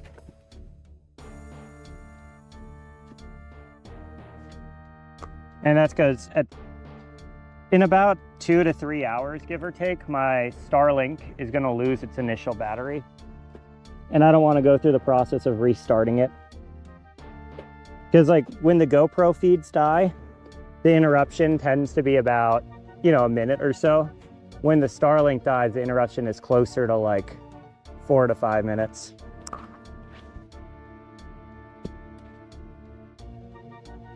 Oh. Yeah, at that point, I'd rather just end stream. But I do want you guys to see more fish getting caught. So I do want to keep going.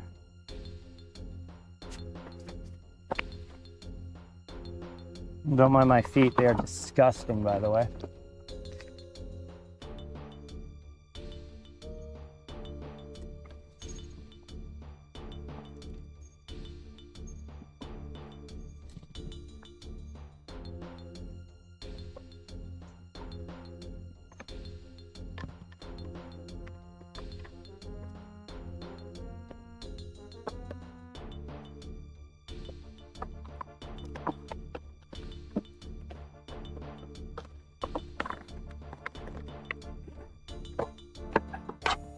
I gotta remember, I actually have a ton of water on this trip, so I should be drinking. Usually I have to like ration my water because I don't bring enough. But on this trip, since I was planning on doing the big mountain, I have like a gallon.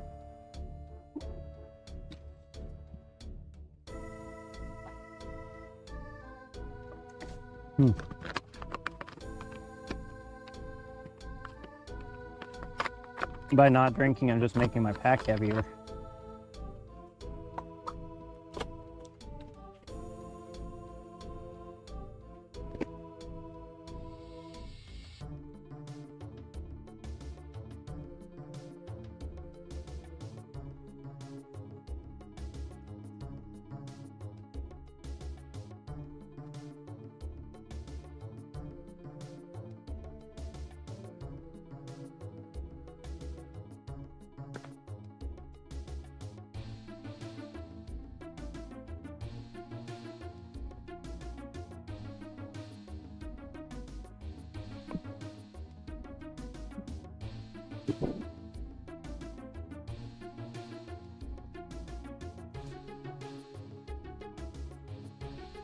How's it going, Timor?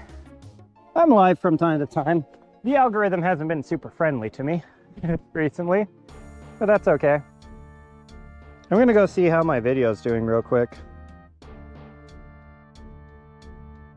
Not too bad.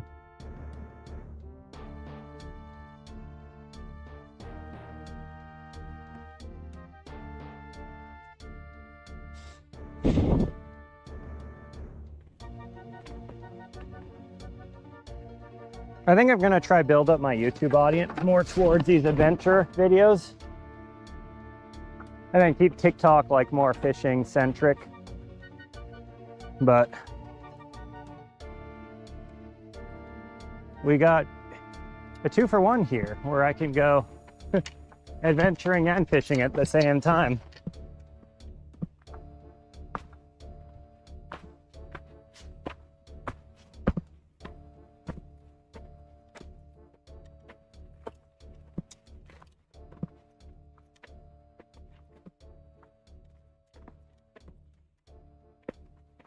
Oh, you're telling me there was a spot right next to my break spot the whole time, which is a perfect fishing hole. I'm just sitting there like a big dummy, pooped out from all the walking, when I could have been just pooped out over here, but actually catching fish. Hopefully. We'll see.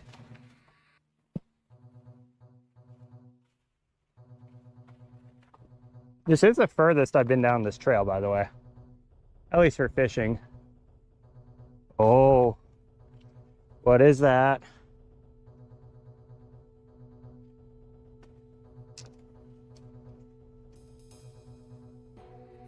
We have a problem. What kind of snake was that?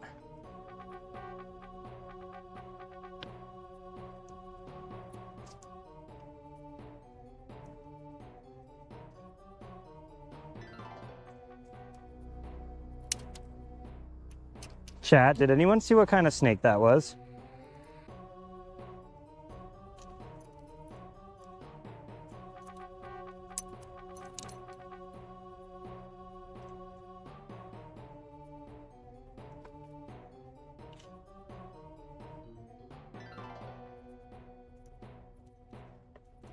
We are going to be extra cautious here for a few minutes.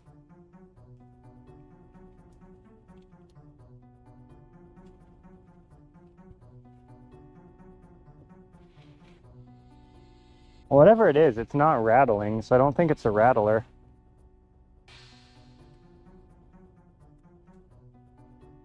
Okay. I'm gonna assume any rattler would have protested me doing that and or struck the hole. I'm gonna assume it was not a rattler. But I'm still gonna be like watching that laser focused while I fish, just until I see what kind of snake that was.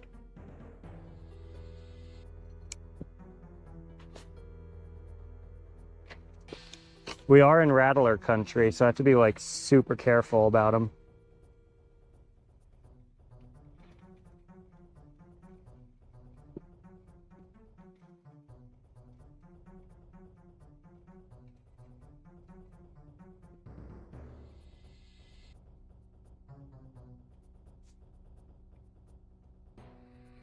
Like most snakes here are either gopher or bull snakes, but still. Are you kidding me? Second cast. And that's on a branch too.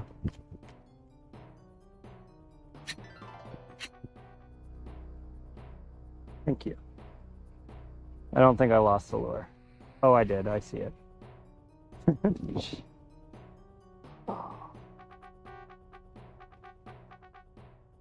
God damn it.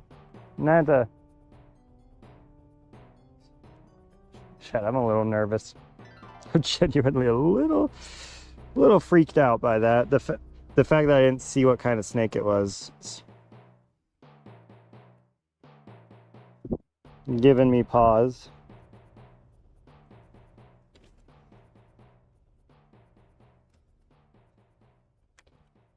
But again, if it was a rattler, it would be very odd for it to not be rattling by now. So I'm gonna go shoot across.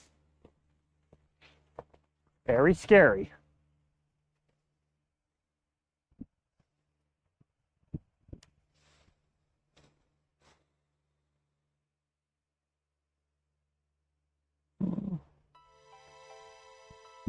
So the only venomous snake we have is the rattler, but they are not a snake you want to mess with.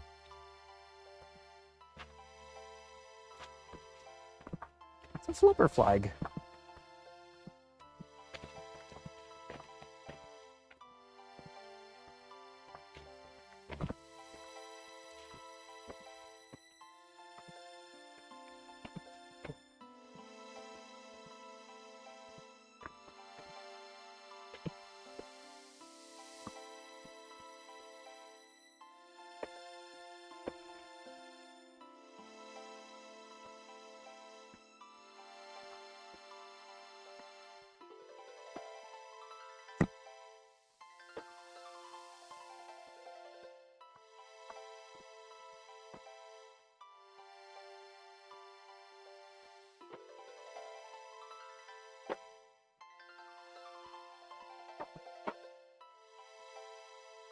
Ah.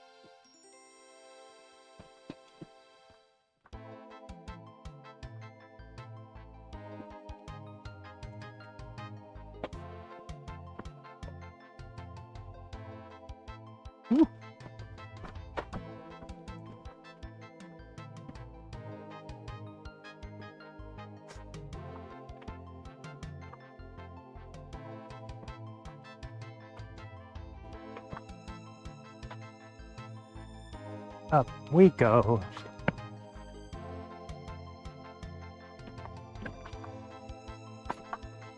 I think this is probably going to be, once we get to that corner, the end of the road.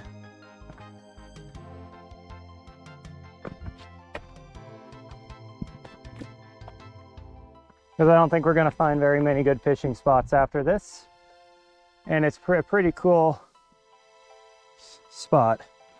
Whew, my brain's kind of fried at this point, chat. I'm pretty exhausted.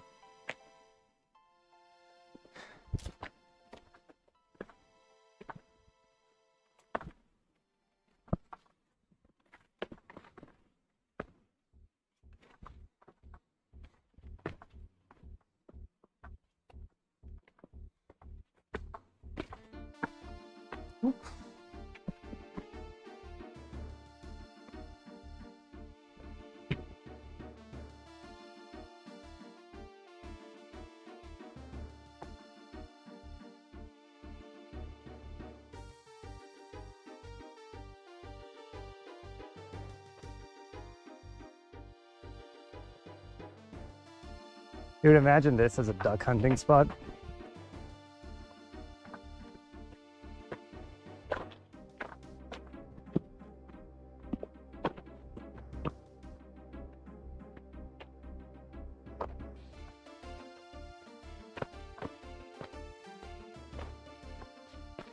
It's actually a sick place, dude. This is crazy. I wonder how you get here without going down this trail. There is even a way.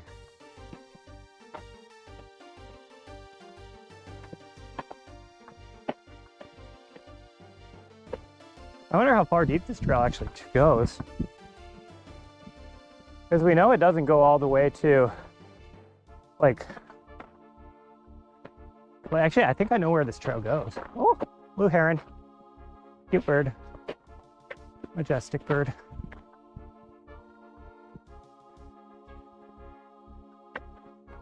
I bet this trail goes to that bench in Crooked River Ranch.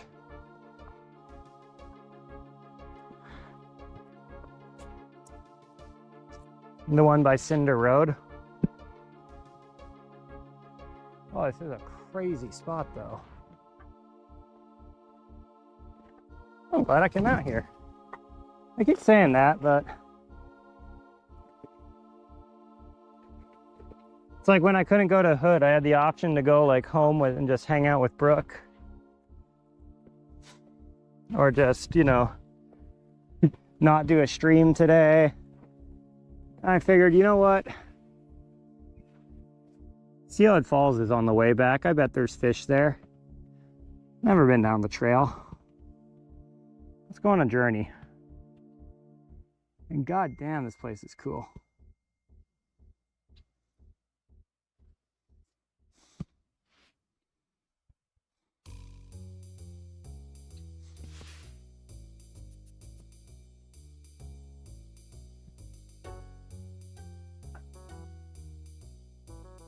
This is going to be our turnaround spot. I'm just going to see where we are on the GPS real quick.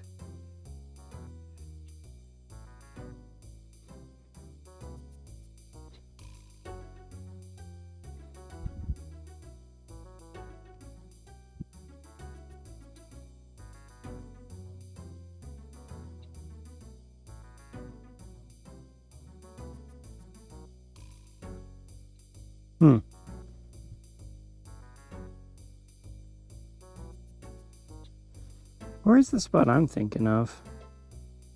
Hang on, Chad. I'm just gonna go. I'm searching around real quick. I don't really know where I am. Which is actually kind of cool when you think about it.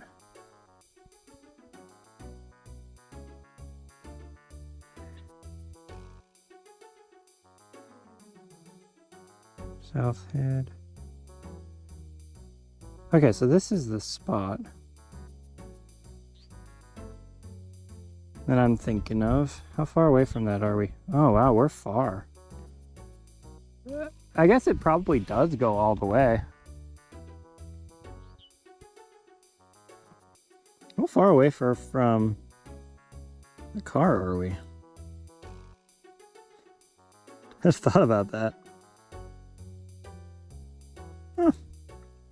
We're about a mile, a crow flies, so 2 miles. We got Pokemon Go. Bro, there ain't no Pokemon out here.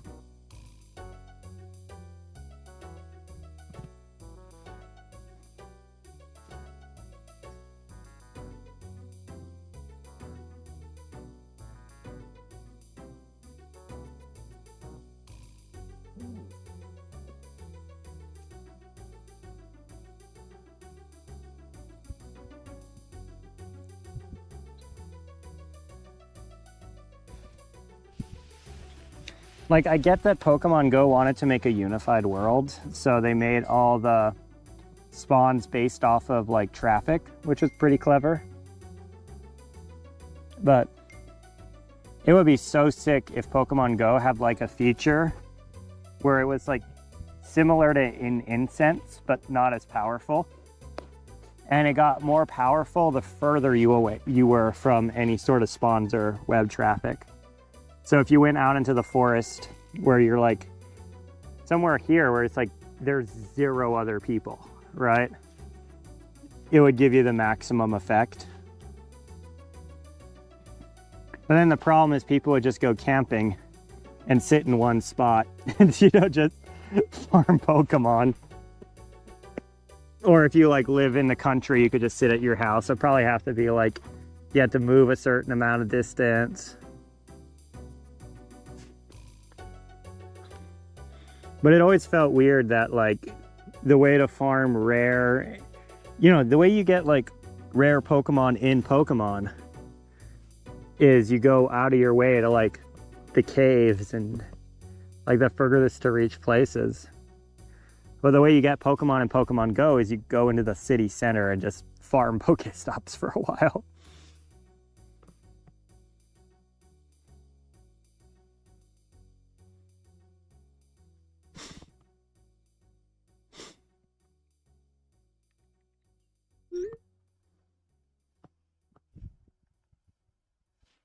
What do you think, chat? Should we keep fishing or should we just enjoy nature for a bit?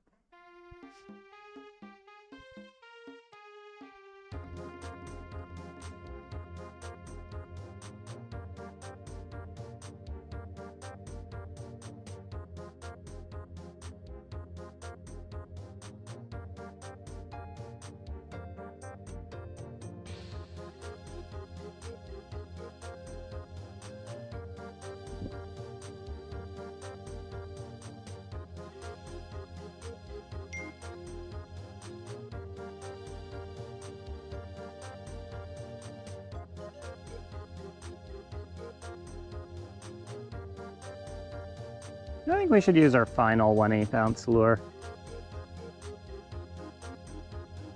Just for fun.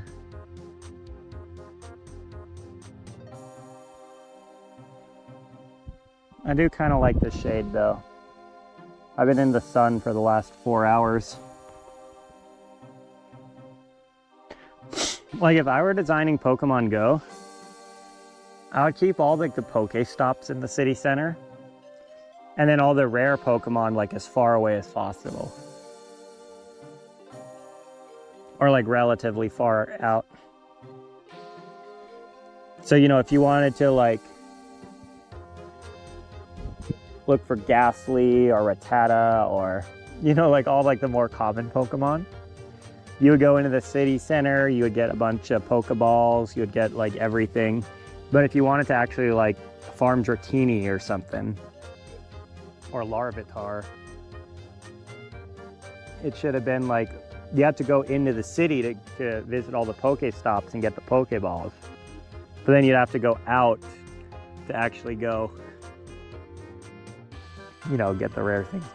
Now that I'm saying it out loud though, that might have been a liability decision. Because when you think about it, maybe they didn't want people being able to sue Pokemon Go if they got hurt going in crazy remote places. Like imagine if you really wanted the maximum odds of getting like, I don't know, what was pretty rare, like Mareeps were rare as shit. Like you really wanted the maximum odds of getting Mareep. So you go out to the Oahe and then your car breaks down. Like I could see somebody suing over that. And maybe they just figured the safest thing to do was just to keep everyone in the city. Which, actually, now that I think about it, is probably not even factually true.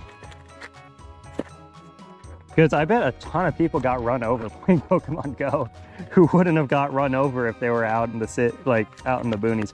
But then those are the kind of idiots who would actually get stuck. I don't know. You probably can't idiot-proof life. Probably a fool's errand.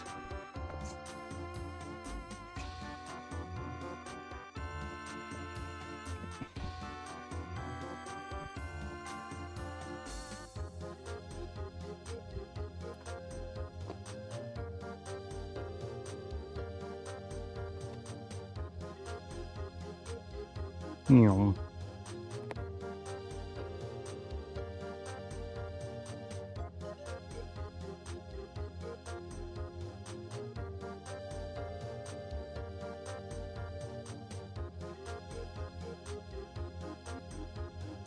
The weird thing about Pokemon Go is it got so many like non-gamers playing the game, you know, just like regular everyday people, that they got away with like crazy microtransactions that like no gaming community would have stood for.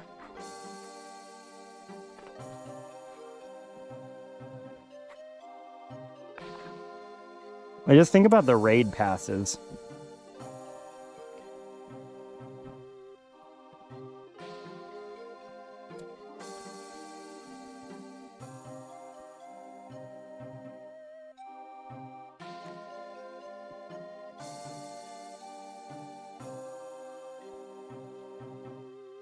And back then I was a delivery driver, so I had more money than cents.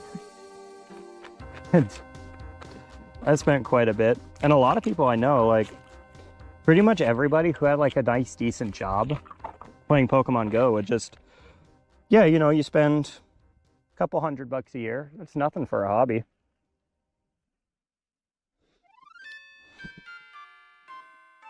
Well, that would not fly in like World of Warcraft. Or RuneScape. Dude, could you imagine like playing RuneScape and you get one free Zulrah kill a day? And if you want to go for more Zulrah kills, you have to pay IRL money.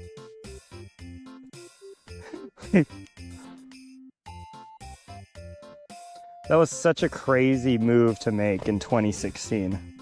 And I know a lot of companies do that today, but you got to understand, 2016, that was not unheard of, but like way more predatory than most companies were doing.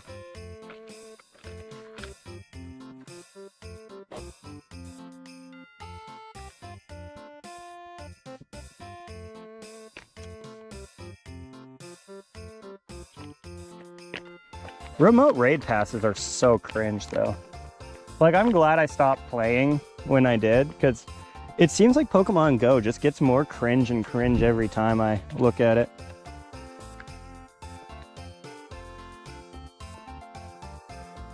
Like, the peak for me was probably around the late Gen 2, or no, probably early Gen 3.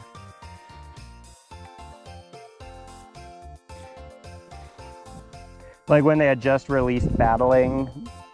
And then it started to go downhill and they introduced like the Team Rocket stuff and it all just became too much. And like the whole point of raids was supposed to be that like you couldn't take them down alone. And then once they released the Deoxys raid, which could be soloed, people were like, oh, why don't we just solo all of them? Why don't you just let me play the game solo? The whole point of the game is to do it with friends and meet people up in real life, but what if we just didn't do that? And then with the remote raid passes, it's like, well, what if we don't even show up at all? What if we don't have to leave our house, which was the whole point of the freaking game?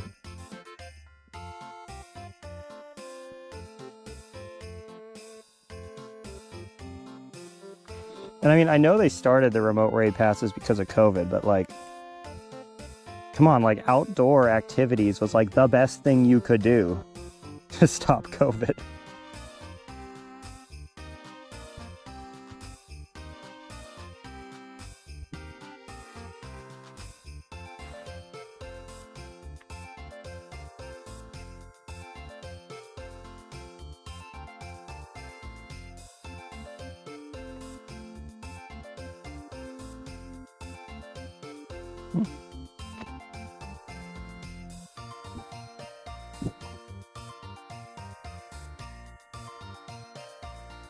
Hang on, I tied this one on backwards. I'm gonna go fix it.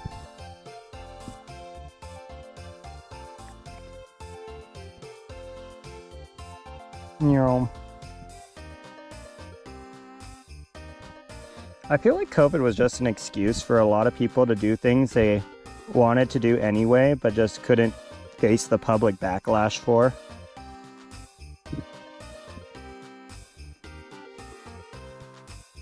Because there's so many things that like companies would do, like because of the pandemic, we need to do them. Like, how is this related to the pandemic in the slightest? How is this even like, what are you talking about?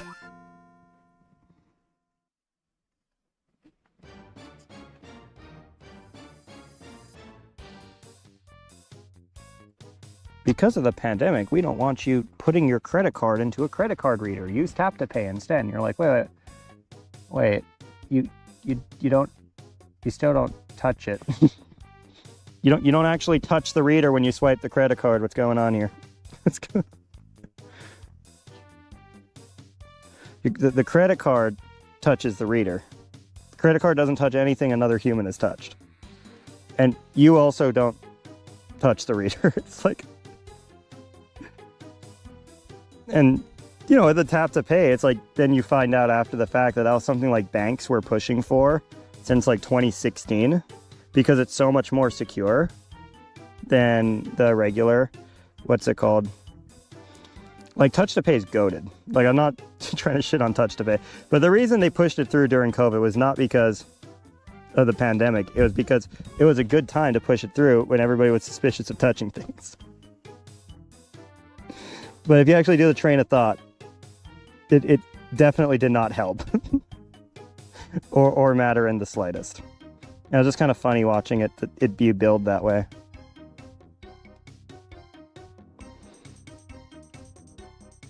Same with like the contactless pouring shit.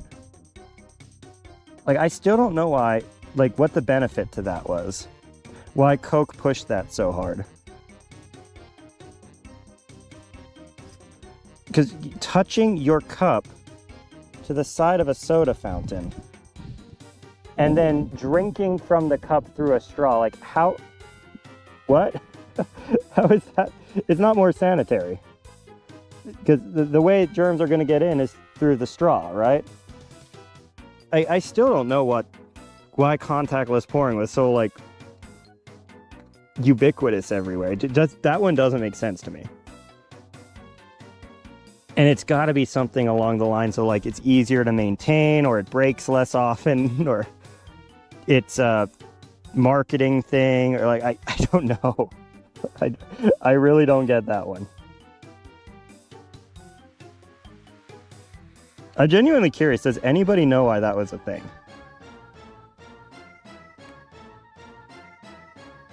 They didn't spend tens of millions of dollars on it for fun. Oh my goodness, a dog. Hey, dog. No, he's cute.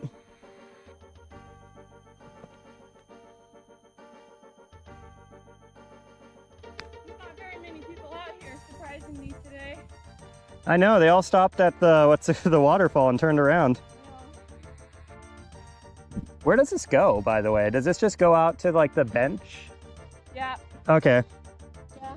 That's what I figured, but I didn't see it on the trail maps. The waterfall, you know. Yeah. Like 0.3 miles in. That's it. How far away is the bench? Is it like 2-3 miles from here? 5, something like that, miles. Round trip or each way? Each way. Oh, geez. I mean, it feels pretty far away. Yeah. Any luck? I had some luck upriver, but nothing since I started coming down here. Stop it there by the river. The waterfall Mm-hmm. Push them this way. Hopefully. Thanks, boss. You guys have a fun hike.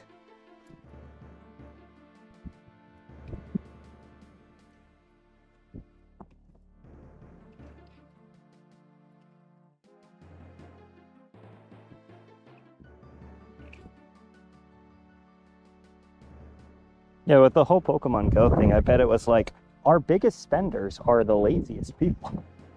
How can we cater, how can we make raids more accessible to our biggest consumers? Quite literally the biggest consumers too.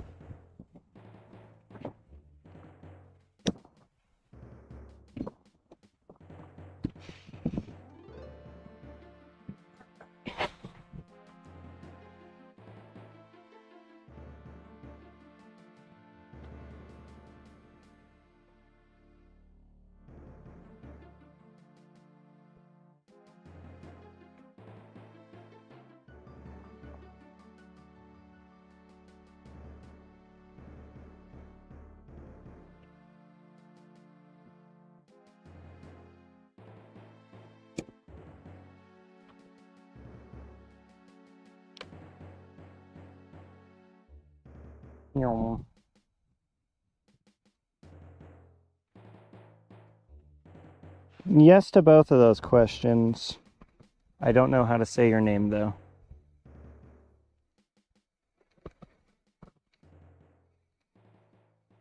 But more important than fishing in the Deschutes River, the conspiracy about Big Coke pushing contactless pouring.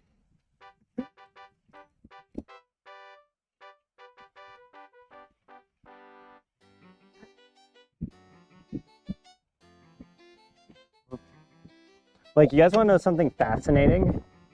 You know the Coke Freestyle machines? Have you guys ever seen those? It's like the ones that they have just a ton of different sodas in them all at once. And they let you, what's it called? Like add Coke, cherry, vanilla. Sorry, let you add like, you know, cherry, vanilla into whatever you're making. The reason those were pushed so hard is because there's a camera inside of it with like facial recognition. Actually, I don't know if it's a camera, but there's something, someone's gonna have to fact check me. I think there's a camera in it. I'm pretty sure there's a camera, but there might not be. But what they definitely are doing is they're measuring the amount of time, and it, like, there's some kind of like sensor that can tell when people are by the machine and what they're thinking about. So Coke is getting data not just on the drinks that are sold, but like those people's second choices. Because if you go up to the machine and you click on it and you click Sprite, and then you click off of the machine and you click like ginger ale and you look at it, and you click back on the machine and you click Sprite, right? Before those machines existed, that would just be recorded as Sprite. But now, if that's saying like, hey, people who like Sprite also like ginger ale. And you can kind of calculate what the conversion rates are. And you can change, like, if people see this logo, how likely are they to click on it? And if people see this, how likely are they to click on it? And what do people who like Sprite, what do their families drink, right?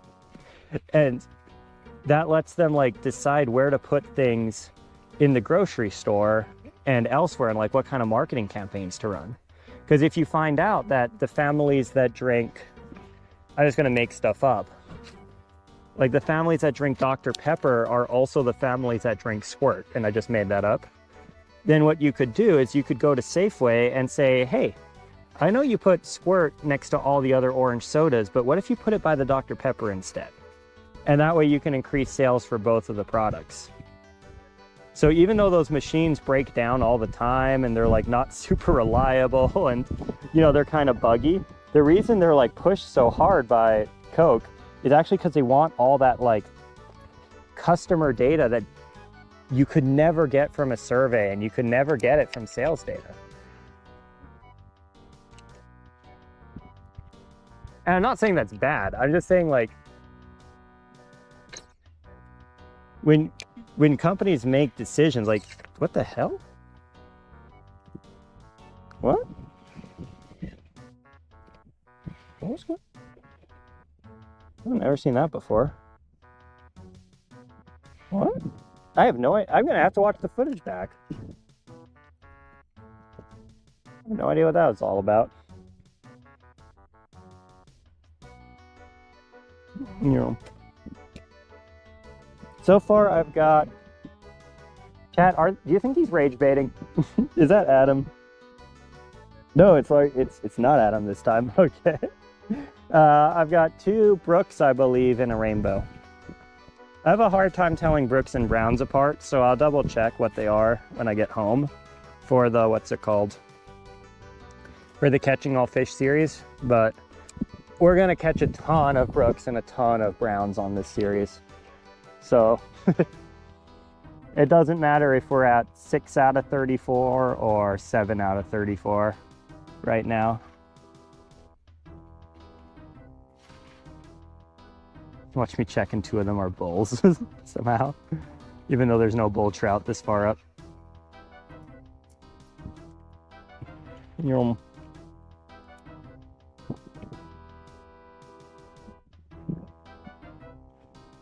At the top of the screen, there is a thing that says what I'm fishing for and what I've caught so far. And the reason I asked if you were rage baiting is because there's a viewer who likes to ask me questions that are answered in the what's it called? In the header. And I think he's like, I don't see the username at first, so I think it's like, oh my God, how much more clear can I make it? But then I see that it's Adam and I'm like, you. I'm on to you. All right, I'm gonna move a little bit because that's the second time that's happened. Or I just clipped the tree behind me.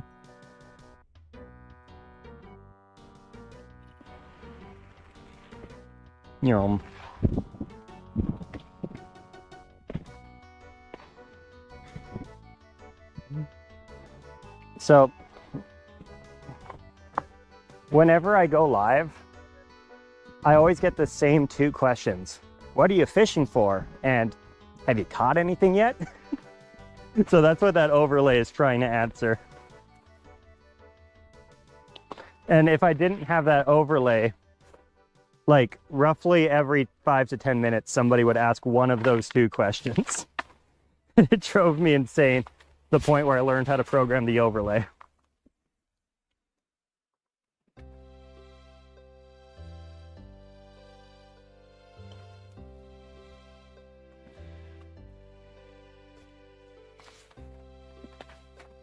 No, I honestly don't recognize most of my regular viewers.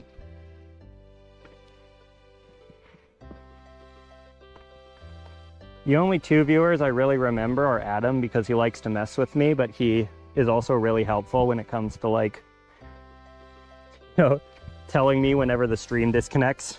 So I really appreciate him, even though he's kind of a troll. And then Floppy Fish, because he literally made his profile picture a catfish. And I cannot remember if Floppy Fish was the Kiss a Fish dude. I think that was someone else. Floppy, are you the Kiss a Fish guy? I haven't been asked to kiss a fish in a long time, so I can't remember if it was you.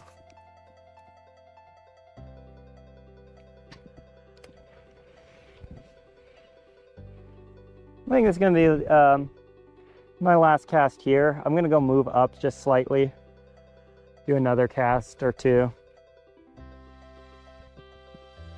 and then we'll start heading back.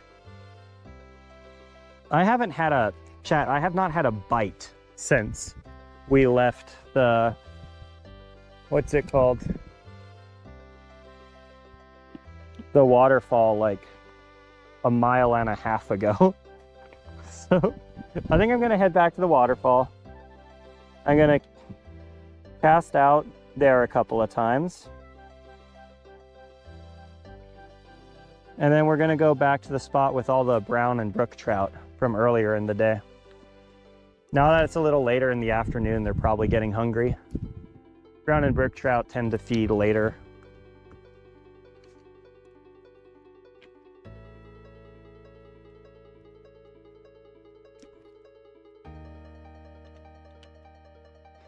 Actually, honestly, I just might haul ass all the way over there. And it can just be a hiking stream for the next, like, 45 minutes. Yes, you are the biggest the fish can. Oh, that's true, Adam. People do always ask me, it used to be way more common, who did I catfish to get this spot? Or they would just come in and say, you're the guy who catfishes people and steals their spot. And I'm like, yes, that is why we're here. I know this. I made the series. I make the videos. Thank you. But those people who mention the catfishing series, they usually don't stick around. I've noticed they tend not to hang out in the chat for very long. It's more the people who are like, have you caught any fish yet? 2 minutes later, have you caught any fish yet? Why are you ignoring me? Those are the annoying ones. Usually by the time you see the message from the, who'd you steal this spot from? They're already gone. They've moved on to bigger and better things. I wouldn't say better or bigger. They moved on to other things though.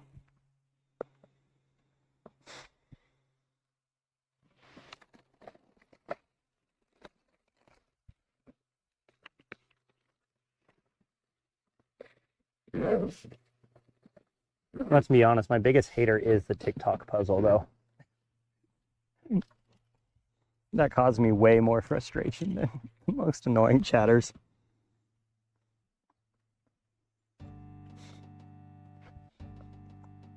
All right, yeah, let's go hike.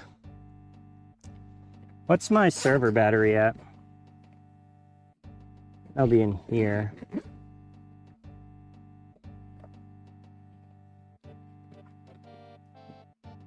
Oh, it's at 25. That's a yikes. I might just have to end it.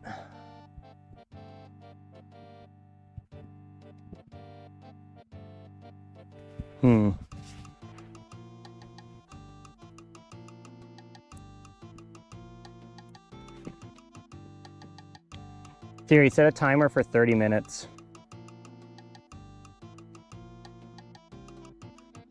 We actually have a pretty big battery problem right now.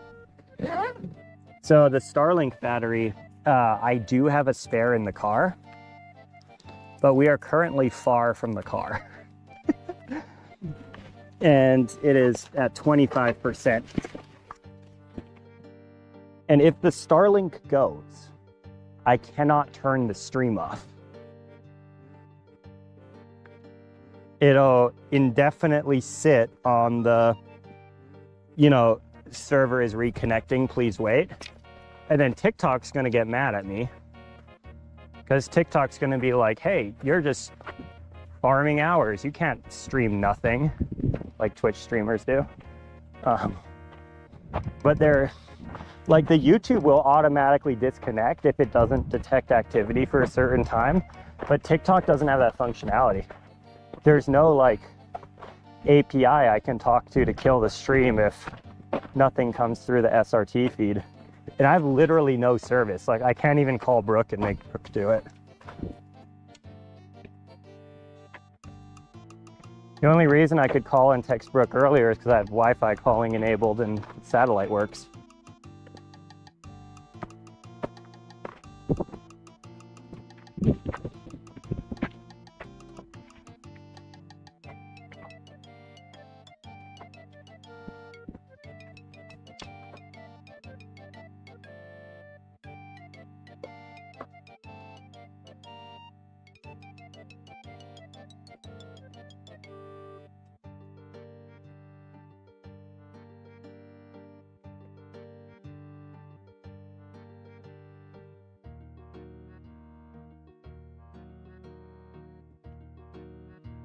Yum.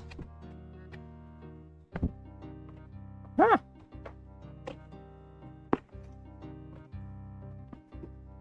Use the 25. Yeah, so that's why I set a timer. I'll keep an eye on the battery percentage, but the battery is using a lot more power than normal because of the strain we're putting it under.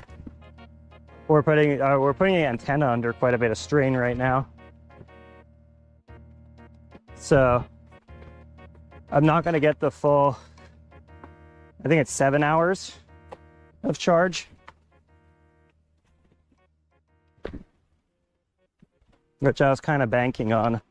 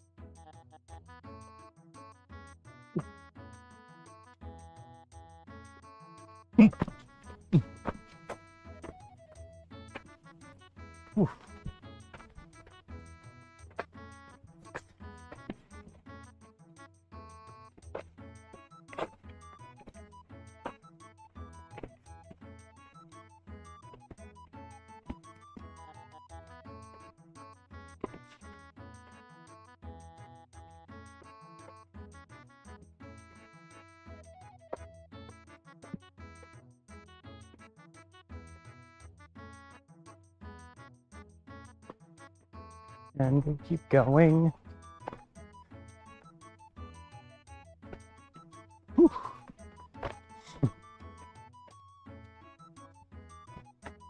You don't have any duct tape.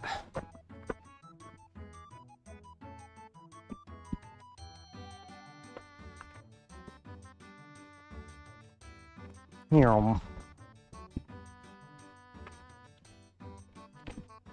I just had to cover the lens because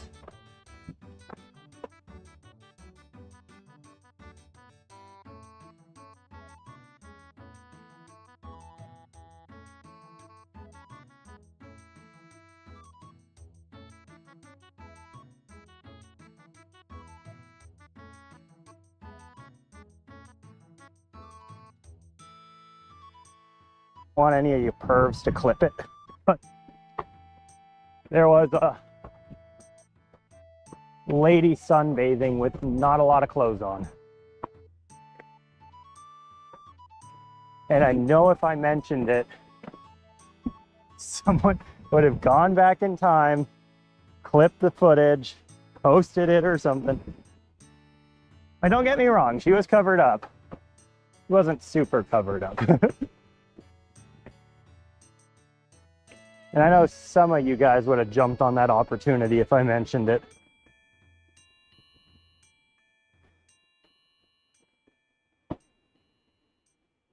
Your own.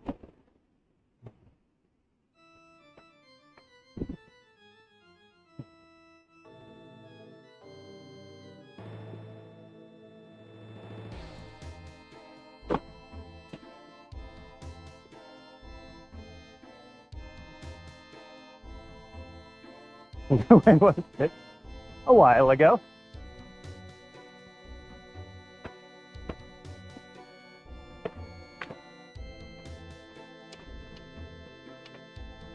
A long time ago.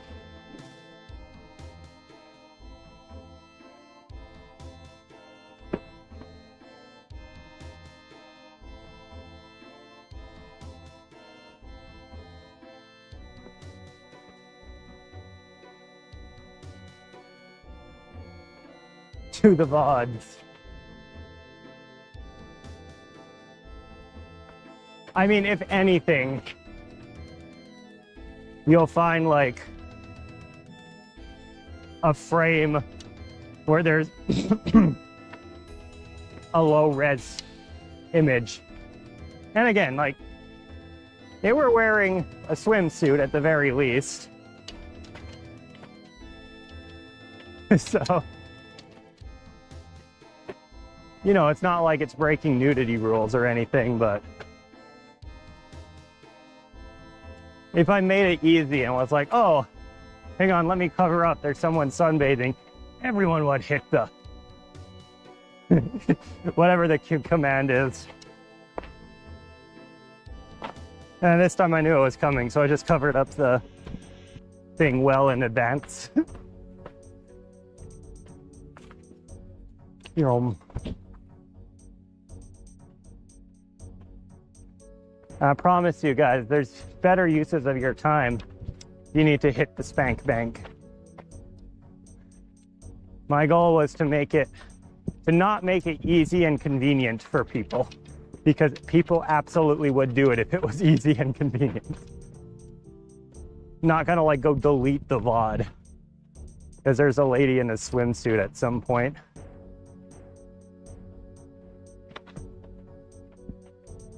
It's not the Shah of Iran or something. You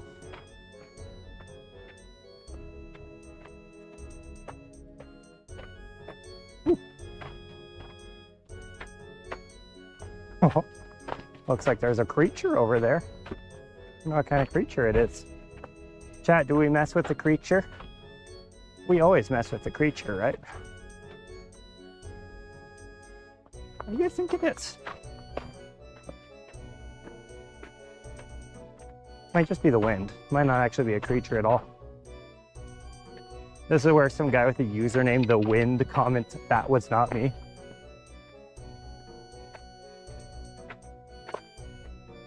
Is it a creature? Or is that just... It didn't seem like the wind. Seemed like there was a critter in there. Yeah, there's no way that was just the wind. Or maybe it was. Let's see. The wind's picking up again. Yeah, the wind. That wasn't the wind, chat.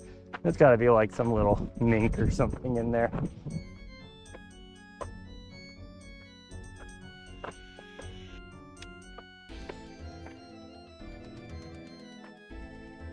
See if Brooke wants to go on an otter expedition, actually. Off camera. We do this little thing where we look for otters in a kayak. That's part of the reason I'm so good at spotting things. I'd just be like, Brooke, over there! Good hunting practice.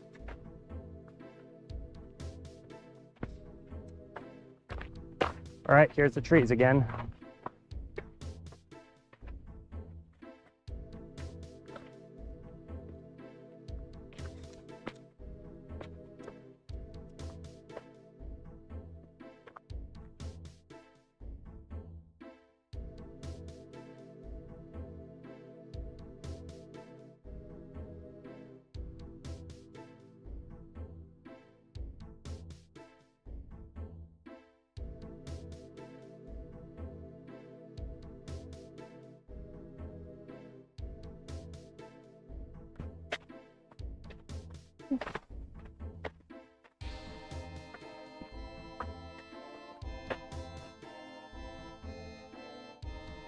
All right, we got more trees coming up, so the stream's gonna struggle again.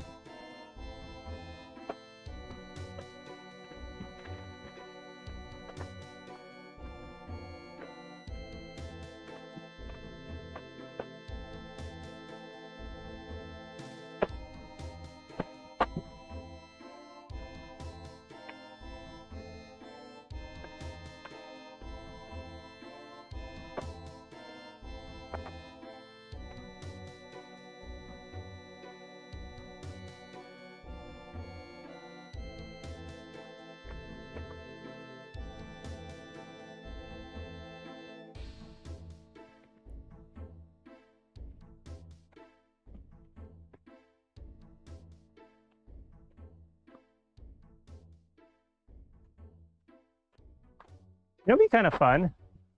You know how all those people are carving their names in? Oh God, how do I like this comment?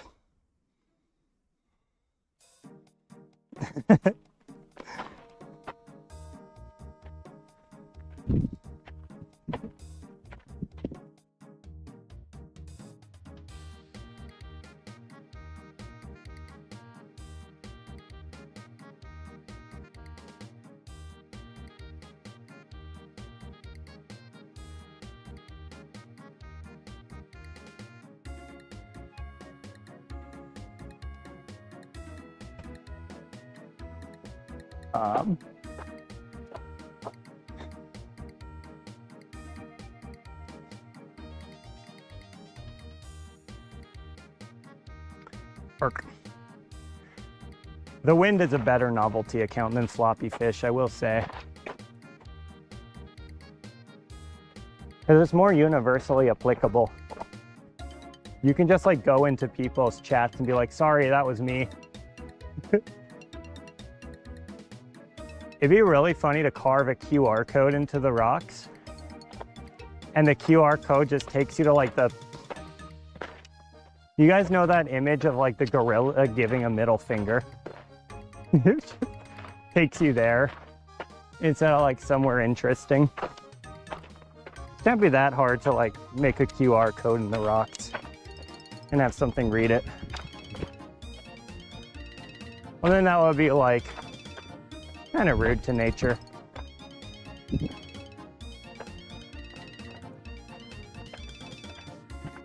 There was some guy who,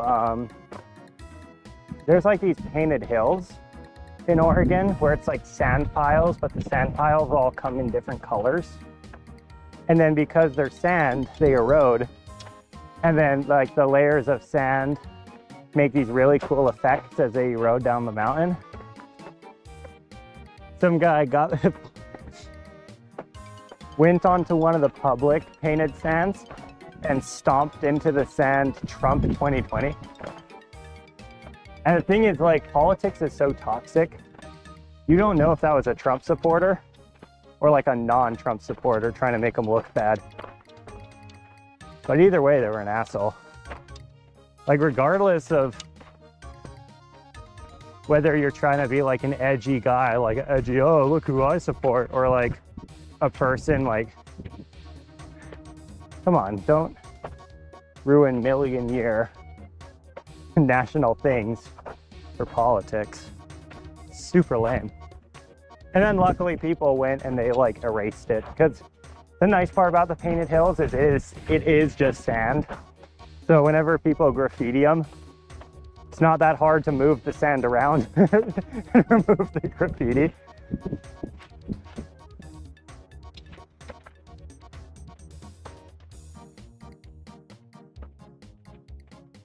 You know,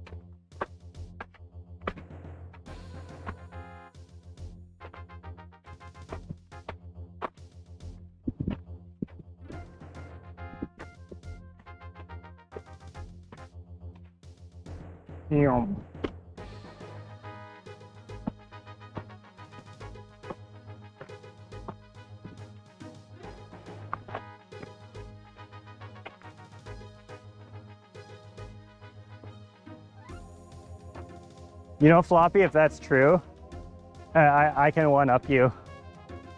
My, like, original RuneScape name was, like, my original gamer tag was based on my RuneScape name. Look at that goose over there, by the way. But the, what's it called? The account I was using, I didn't create it. My friend created it for me. And he named it off of a book, Like he made the name based off of a book that he didn't read because it had an edgy book cover. So, like my gamer tag for like 10 years was based off of a friend who thought a book cover was cool. I didn't actually read the book.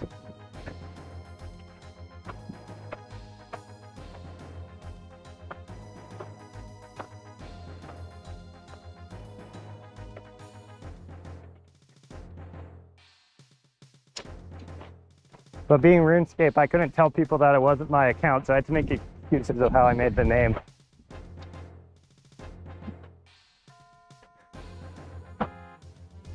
And that account also is gone forever, unfortunately. It's a victim of the authenticator.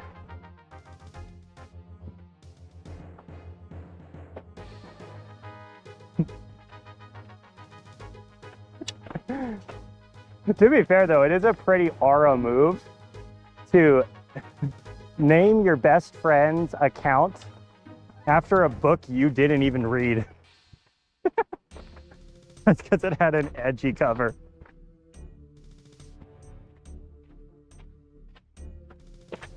That is like pure Giga Chat energy. It's like, oh, I love that book. What's your favorite part? Didn't read it. Vine boom sound effect. GigaChat.mp4 overlay covers the screen.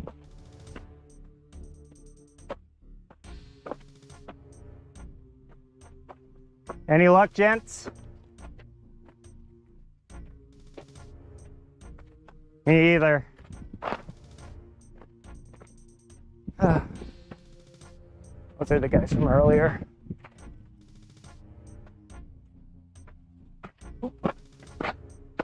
Probably should have avoided this tree. Well, the server will handle it.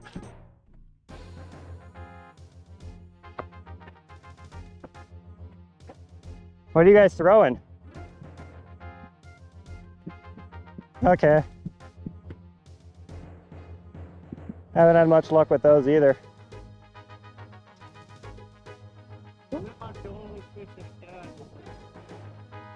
Nice.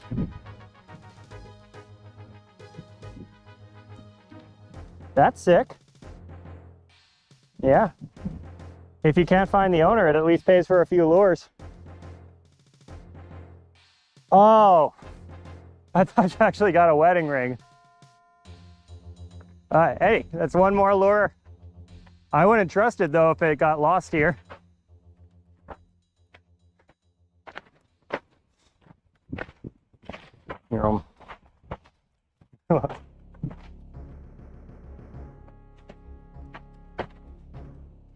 R.I.P. Floppy's earbud. Oh, it's because I was shouting for a second. All right.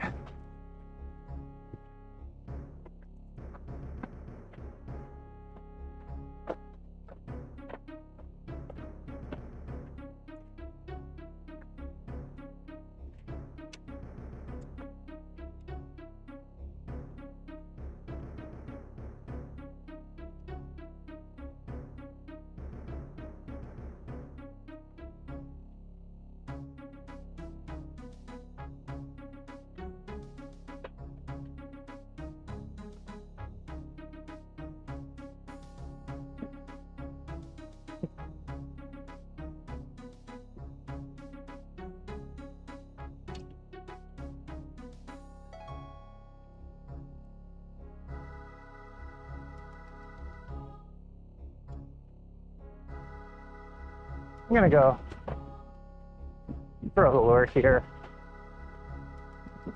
at the waterfall one more time.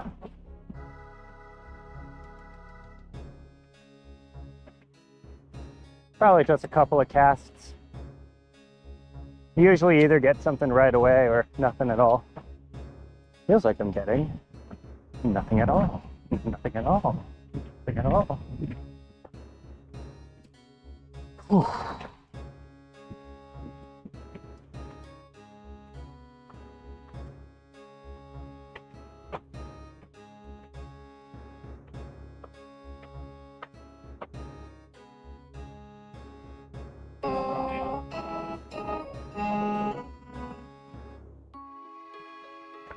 Just checking on the live.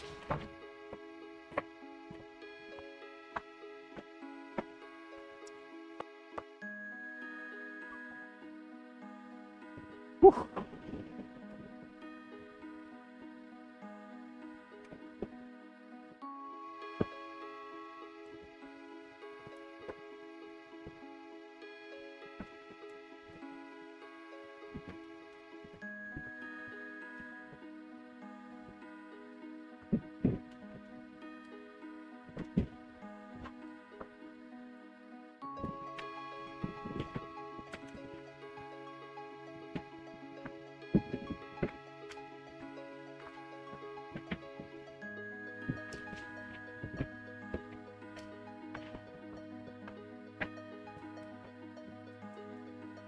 All right, let's go.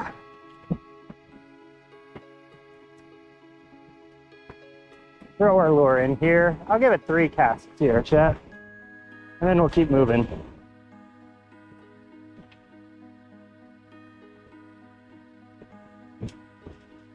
We can actually use the wind to our advantage here.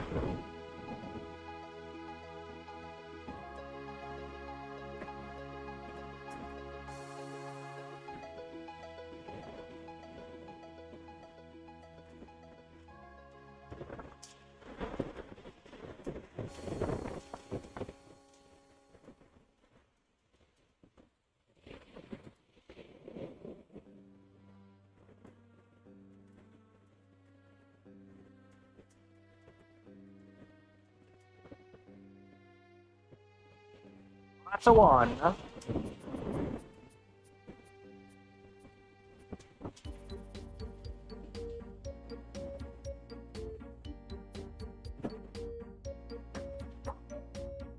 By the way, it's a super fun place to jump. It's actually really deep right here. I mean, this time of the year it's a little sketch, but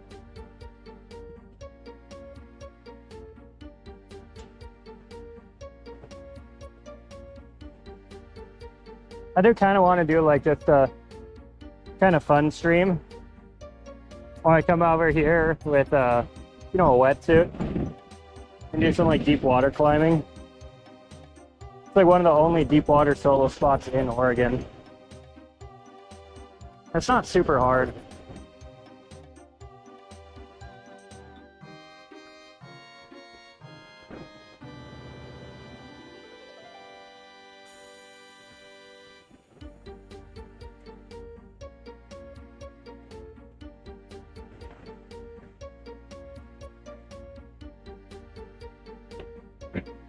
And then just for fun, I'm going to cast out along this little trough because sometimes there's fish here. I'm only going to give it like 1 or 2 casts. We do have to get moving if we want to catch more brown trout on stream. And I kind of do want to catch more brown trout on stream.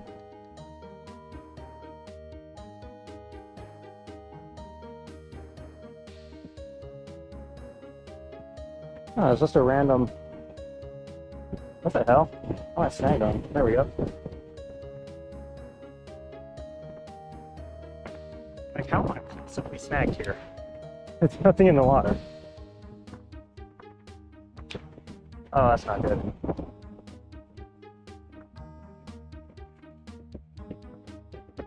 Oh no. That's what I get for saying I can't possibly snag here.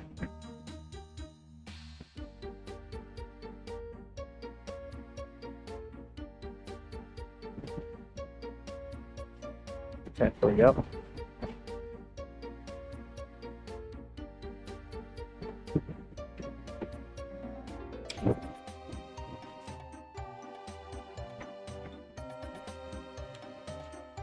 There is a god of fishing. They seem to have a sense of humor.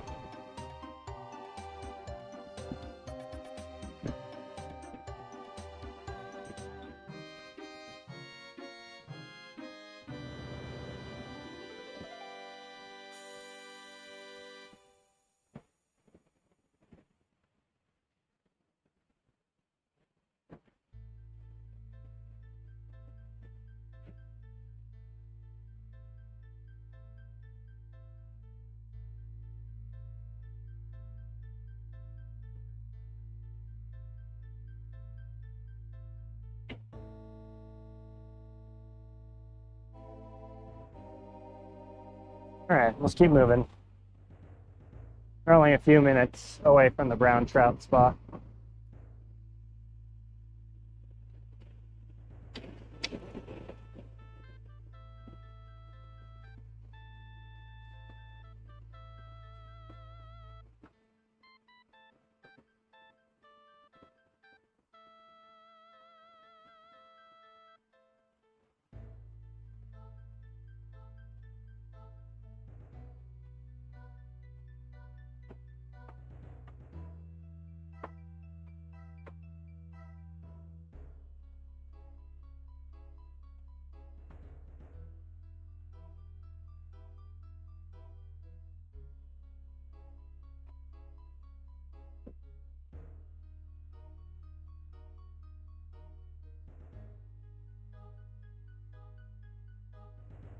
We are in an RPG.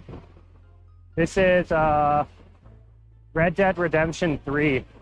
They really upped the graphics.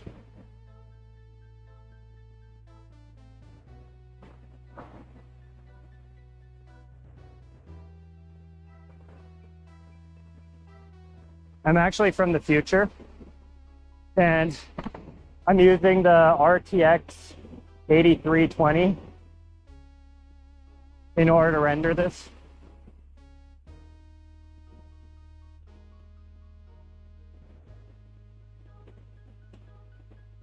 Honestly, probably don't even need the RTX 8320. You probably just need like 6,000 or 7,000 series with how fast things are moving.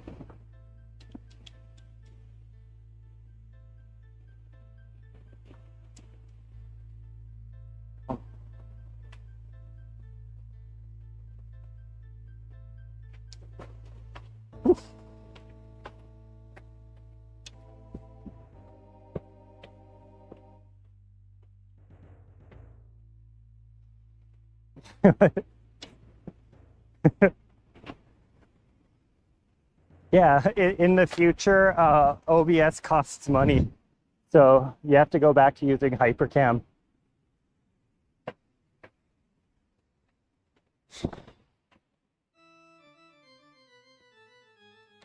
I come from a future where there's no open source projects anymore. Everything's bought out by Meta and... Oh, hang on. That's my cue to check. I gotta check the battery. Because if my main battery runs out when I have no service, I am so SOL for ending the stream. So in 30 minutes, we went from 25 down to, what is it now? 16. So I can pretty safely get another 30 minutes. And then we'll probably be in the single digits after that, and I'll just have to end stream whenever the next alarm goes off. Okay. Hey Siri, set a timer for 30 minutes. Is my GoPro even gonna last that long? It will. Okay. So Siri's counting down. Once we hear Siri, the stream has to end.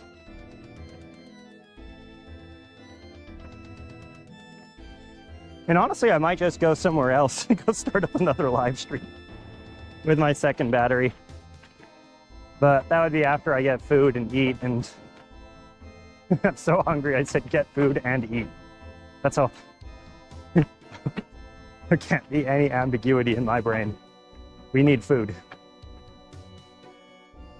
I've been running off Doritos and Starburst all day.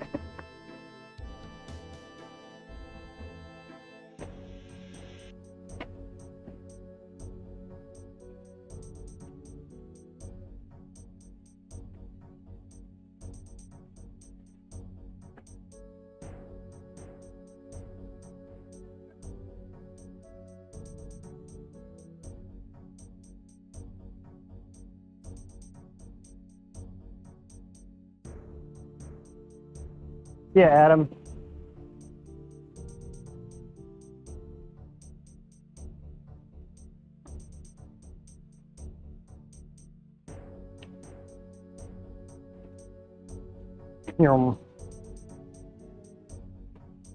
I'm the Jeff. What do you mean I'm the Jeffrey Dahmer bad guy? You can't just say that without context. Oh, I know what you're talking about, the time we butchered a deer on stream.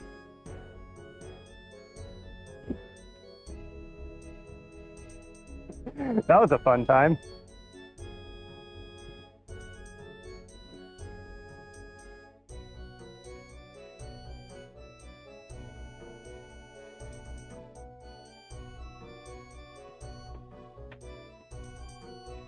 That is still my most popular stream, by the way. Just a bunch of shell-shocked people who had never seen a deer get processed before.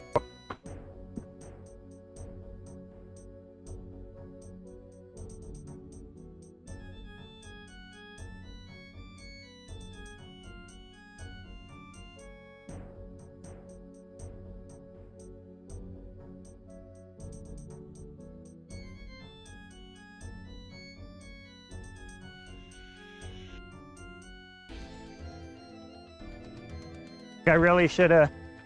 I ended up getting some external stitches for it, but at that point it was already past like the initial healing process. If I just got the external stitches right away, probably wouldn't have scarred up. But also, if it didn't scar up, it wouldn't be as cool. Like, this is a story now. This is a mark. It's from a memory. It didn't hurt that much. A lot of my other marks hurt a lot. Yeah.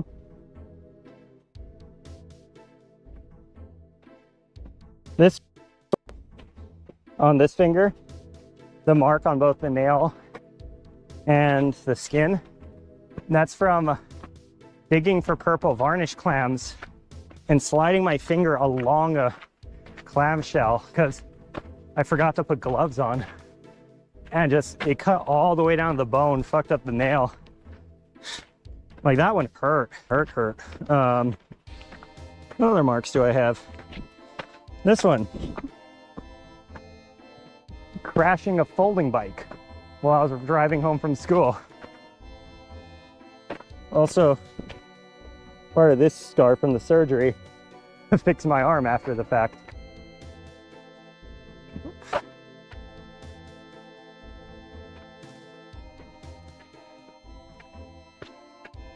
No, wait. That was this scar. Never mind. Getting my... Wait, which one was it? No, this one was... Excuse me? They're really cute.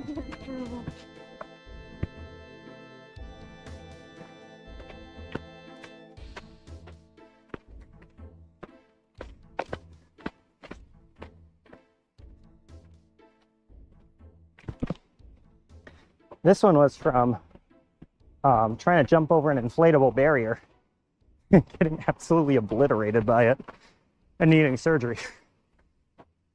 I have a bunch on my legs. My legs tend to take the most abuse.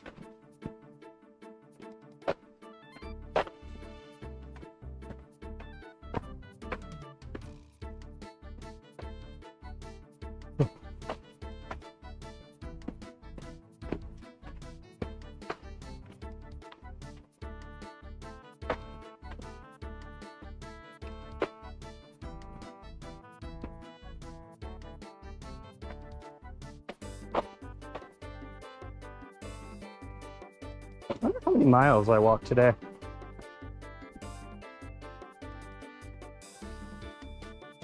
$8,000 steps. So give or take 4 miles. What did we do yesterday? Oh, right, work. Chat, look how unhealthy I am. Office day, office day, office day, office day. Out and about.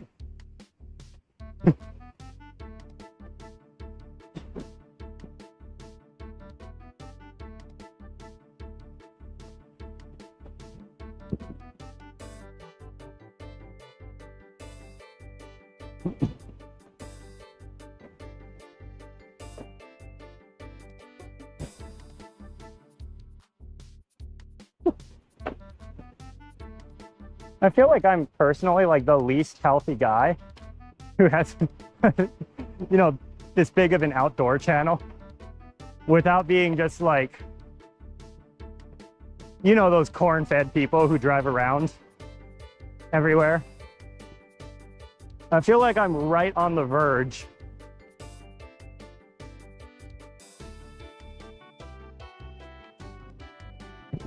I'm like the definition of a weekend warrior.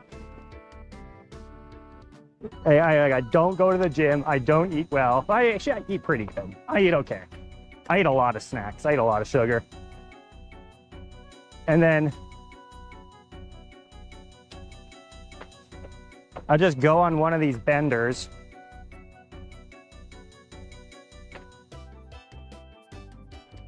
Secretly drink a White Claw behind the camera at some point on the stream.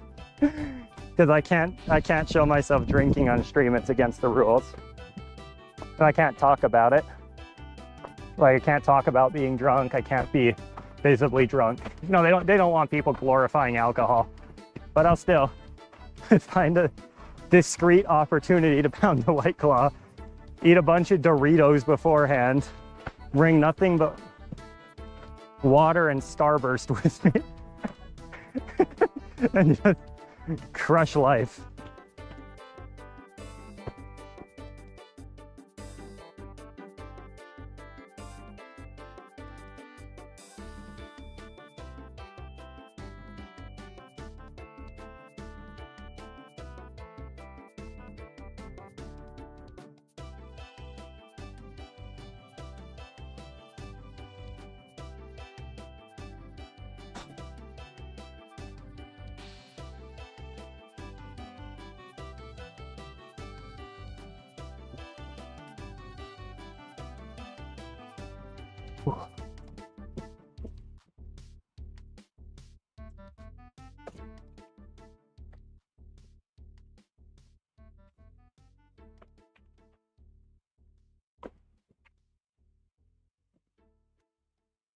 All right.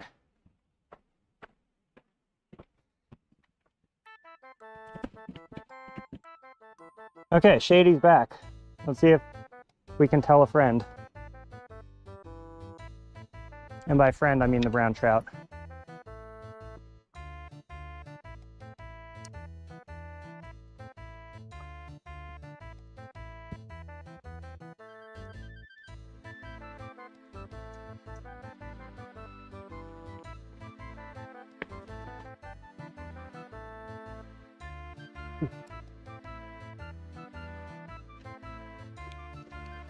Listen to Chris. Yeah.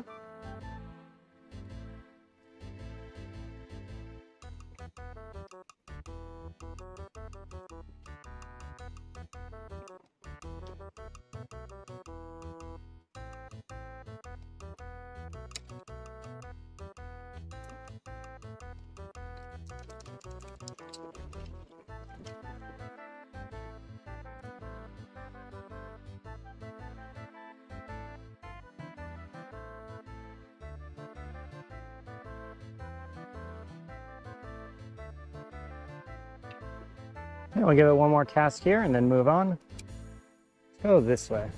I always seem to be lucky last time.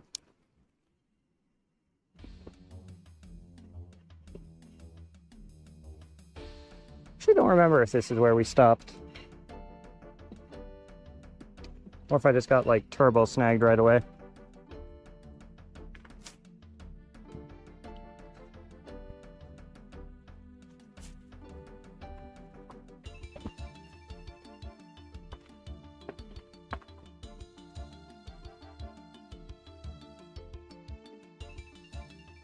On. So what you can do is you can sometimes use the weight to your advantage here. So if I can get the weight to kind of go that way and pull it, come on. There we go, pull it off. We can get our lure back. The other reason I keep the weight so far forward compared to most people, it does kind of screw with your casting, but sometimes it bails you out like that. And then again, you don't need to be bailed out as often if you're casting reliably.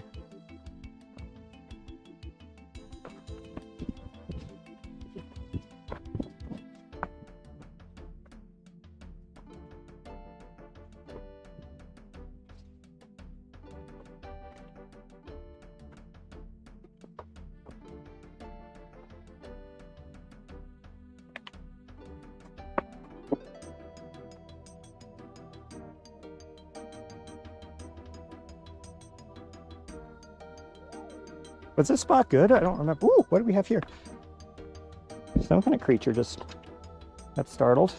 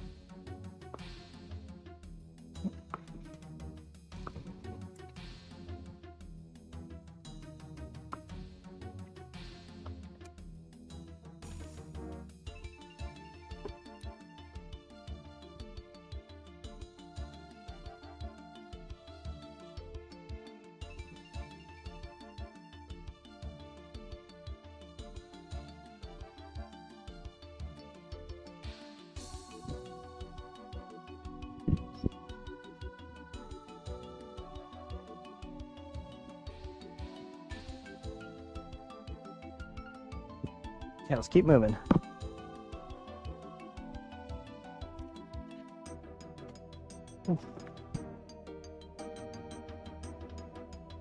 Really need to retie my shoe.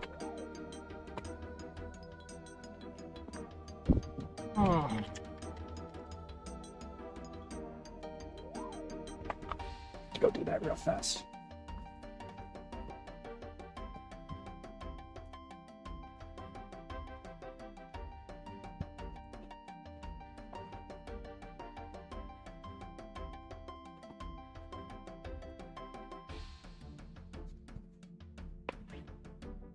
All right. What are we gonna do? I can't go any 3 miles. That is one of my favorite videos of all time, gardening on salvia and driving on salvia, those two.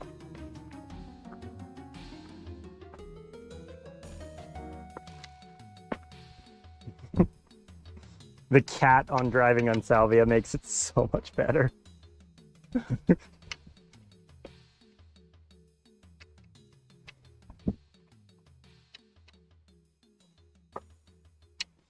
By the way, it is illegal in Oregon.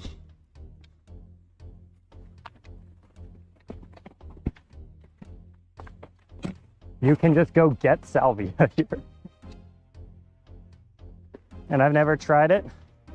And everyone who's tried it says they don't recommend it. So, yeah, that's part of the reason it's still legal.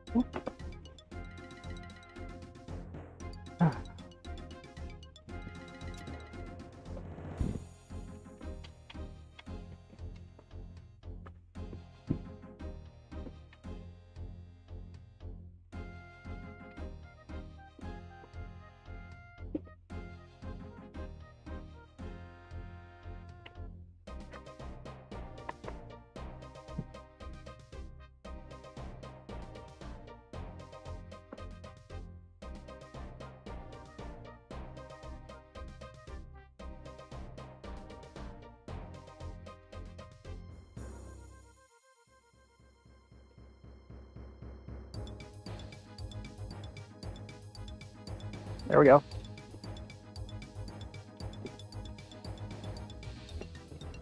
Here. Just keep it on. Don't let it go. What is it? Let's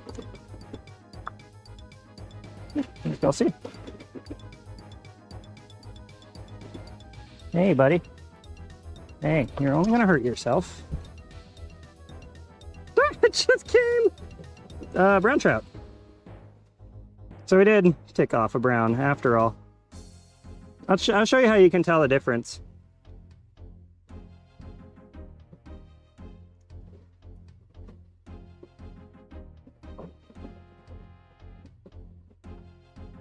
So brown trout, here, brown trout, they have these scales here that shine, while brook trout have skin there. Sorry about this, buddy.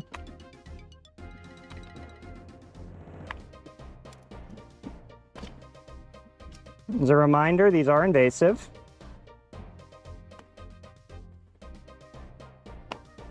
Which is why we got to give them the bonk. He's not allowed to keep terrorizing the native species. Actually, I probably should cover this part for TikTok.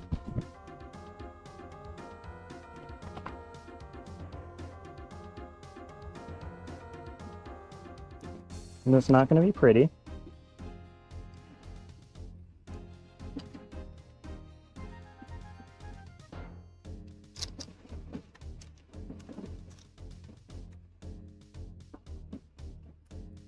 But it is the most humane way to dispatch a fish,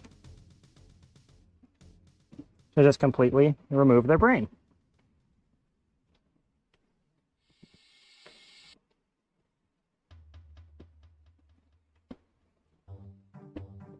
Whoop.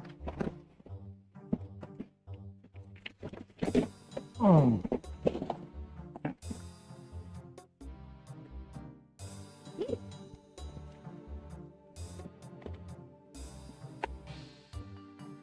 Fish number 4.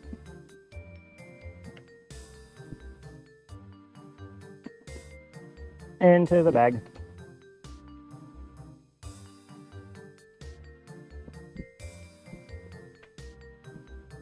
I'm going to use that fish's scent to cover my lure in fish scent, and that should make it a little bit more likely for fish to strike. Okay. We got a brown, we got a rainbow, and we got a brook today. We got the trifecta.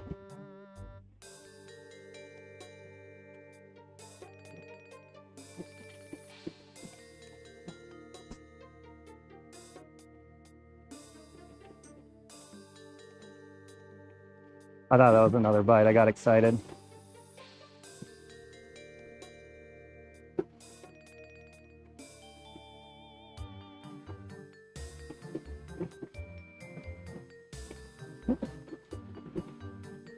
I should probably update the content.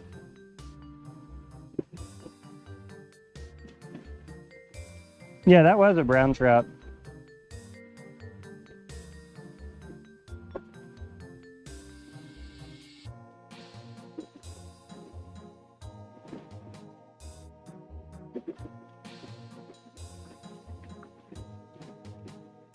All right. I'll go double check the species when I get home. But I do believe we are now at 7 out of 34. We're 20% of the way done with the fish species in Oregon. Granted, we did the 7 easy ones.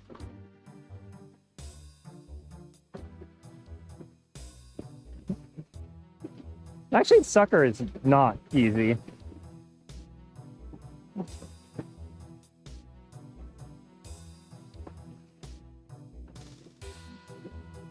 But we've done none of the hard ones, I should say.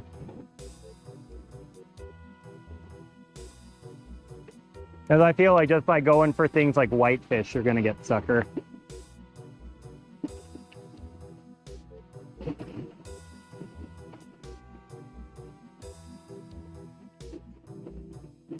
I might actually be able to not have to ever fish the Willamette. Because we already got yellow belly. Oh, but perch. No, so we will need to go to the Willamette. Because we need perch.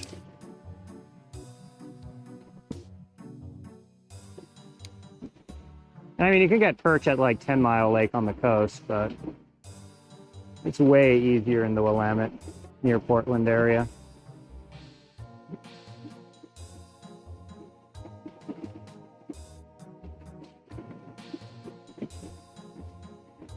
I'm going to do one more cast here, and then we're going to move up a spot.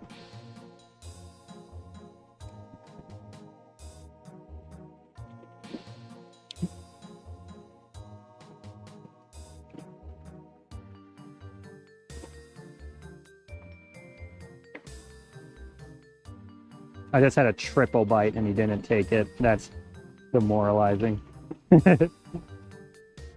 I'm gonna do one more just because of that triple bite. Oh, he took it. He took it. What is it?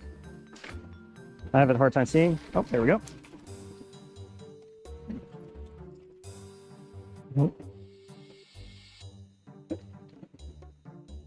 It's another brown. Don't you hink at me. Don't you Gerber at me. You did this to yourself.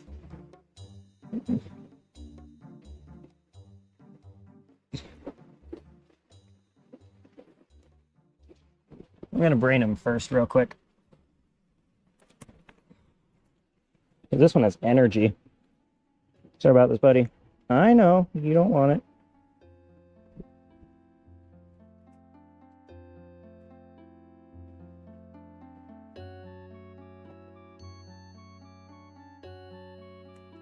It's okay, go to sleep. There you go.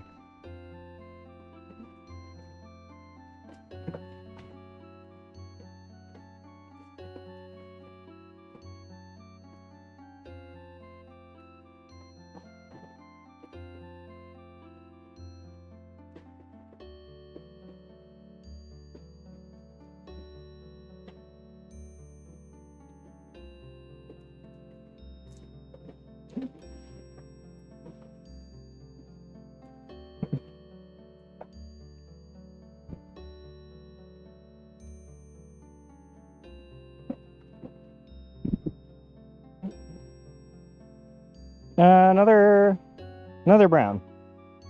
Just wanted to triple check.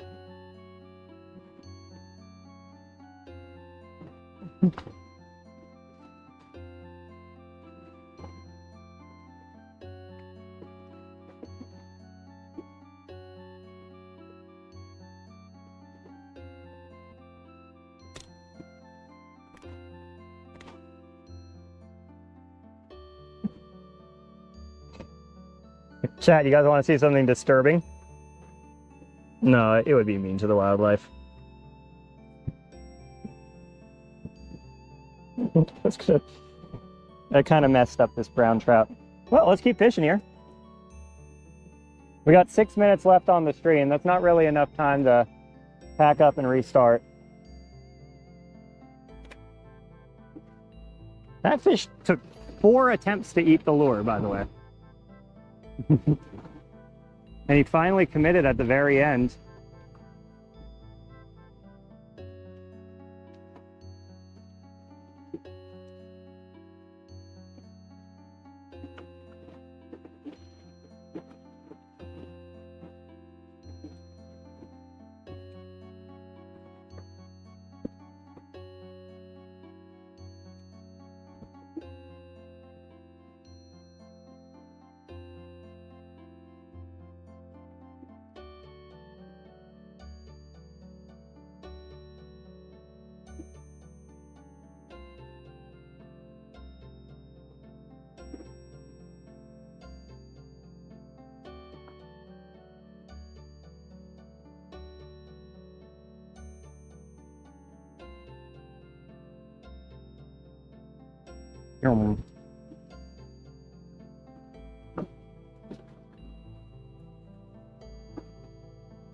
All right, we are pretty much at the end of the battery.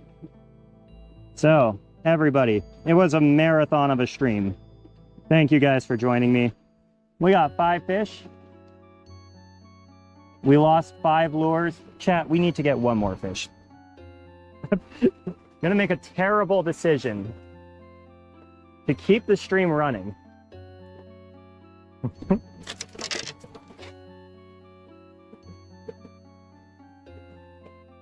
There we go. There's a more respectful view of Mr. Brown.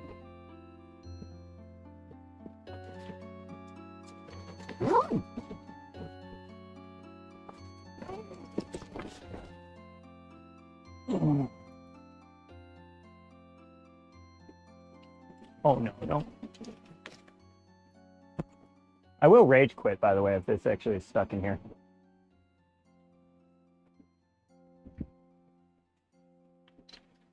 The last thing I want to deal with is this crap.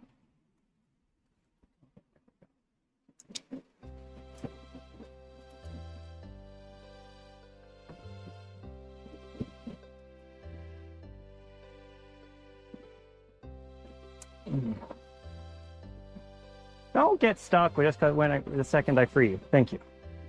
Don't stab me either.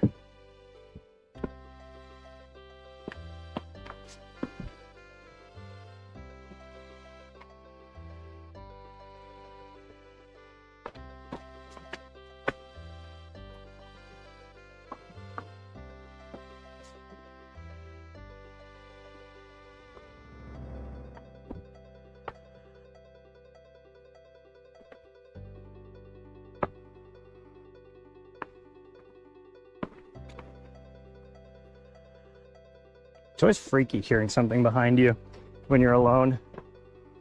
A little reminder that it's because there's no other people here. You're not actually alone.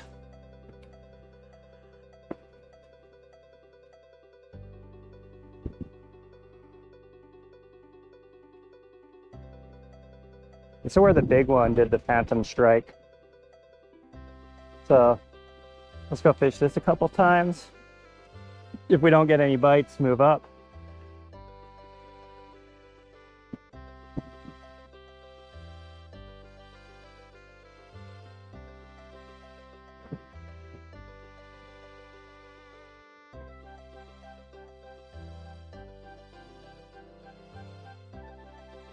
And one more.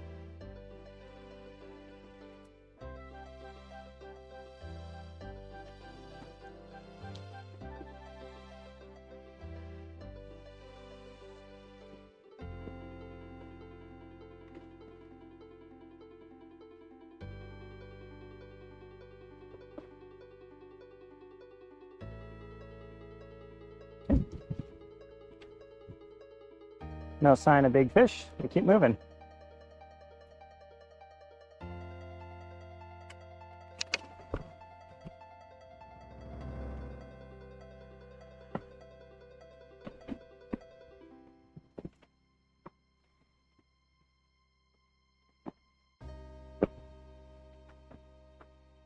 Vulture.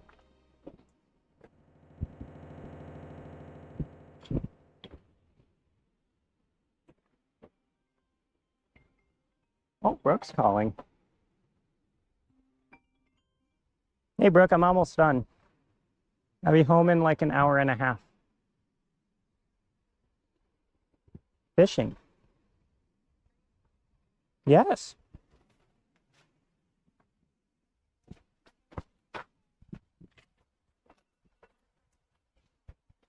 Okay.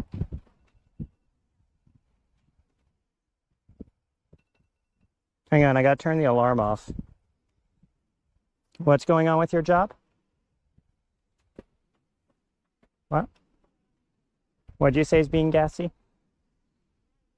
Oh, okay.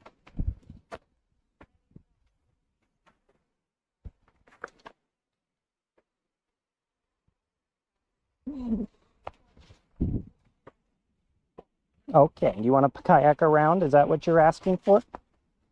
Okay, we can do that. I'm gonna go back to streaming. I love you. Okay, come back.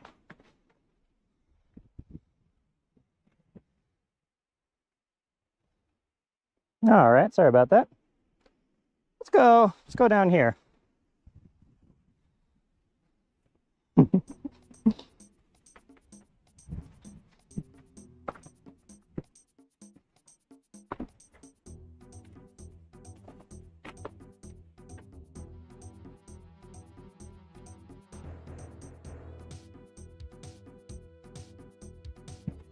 And then this is going to be the last spot. I'm deciding, chat. We'll get a couple good casts, but I really cannot be out of service. Otherwise, bad things will happen.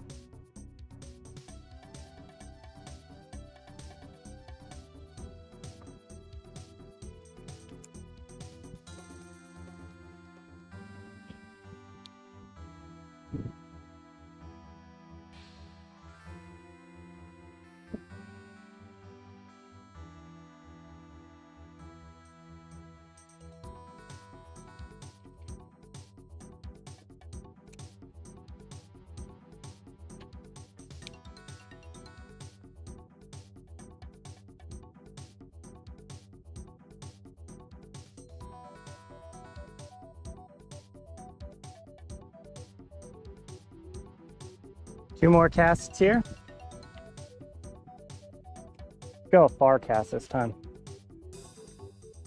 Oh, that was so close to being bad.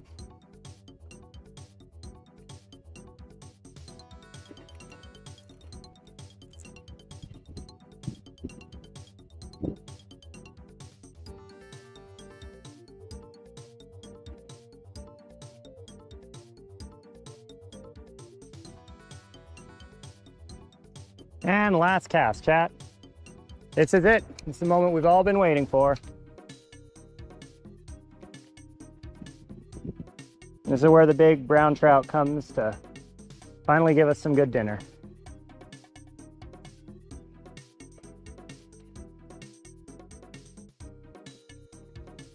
Nope. Alas.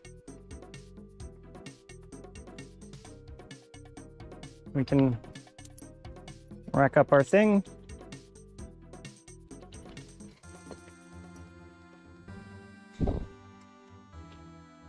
Put down our pack and sign off.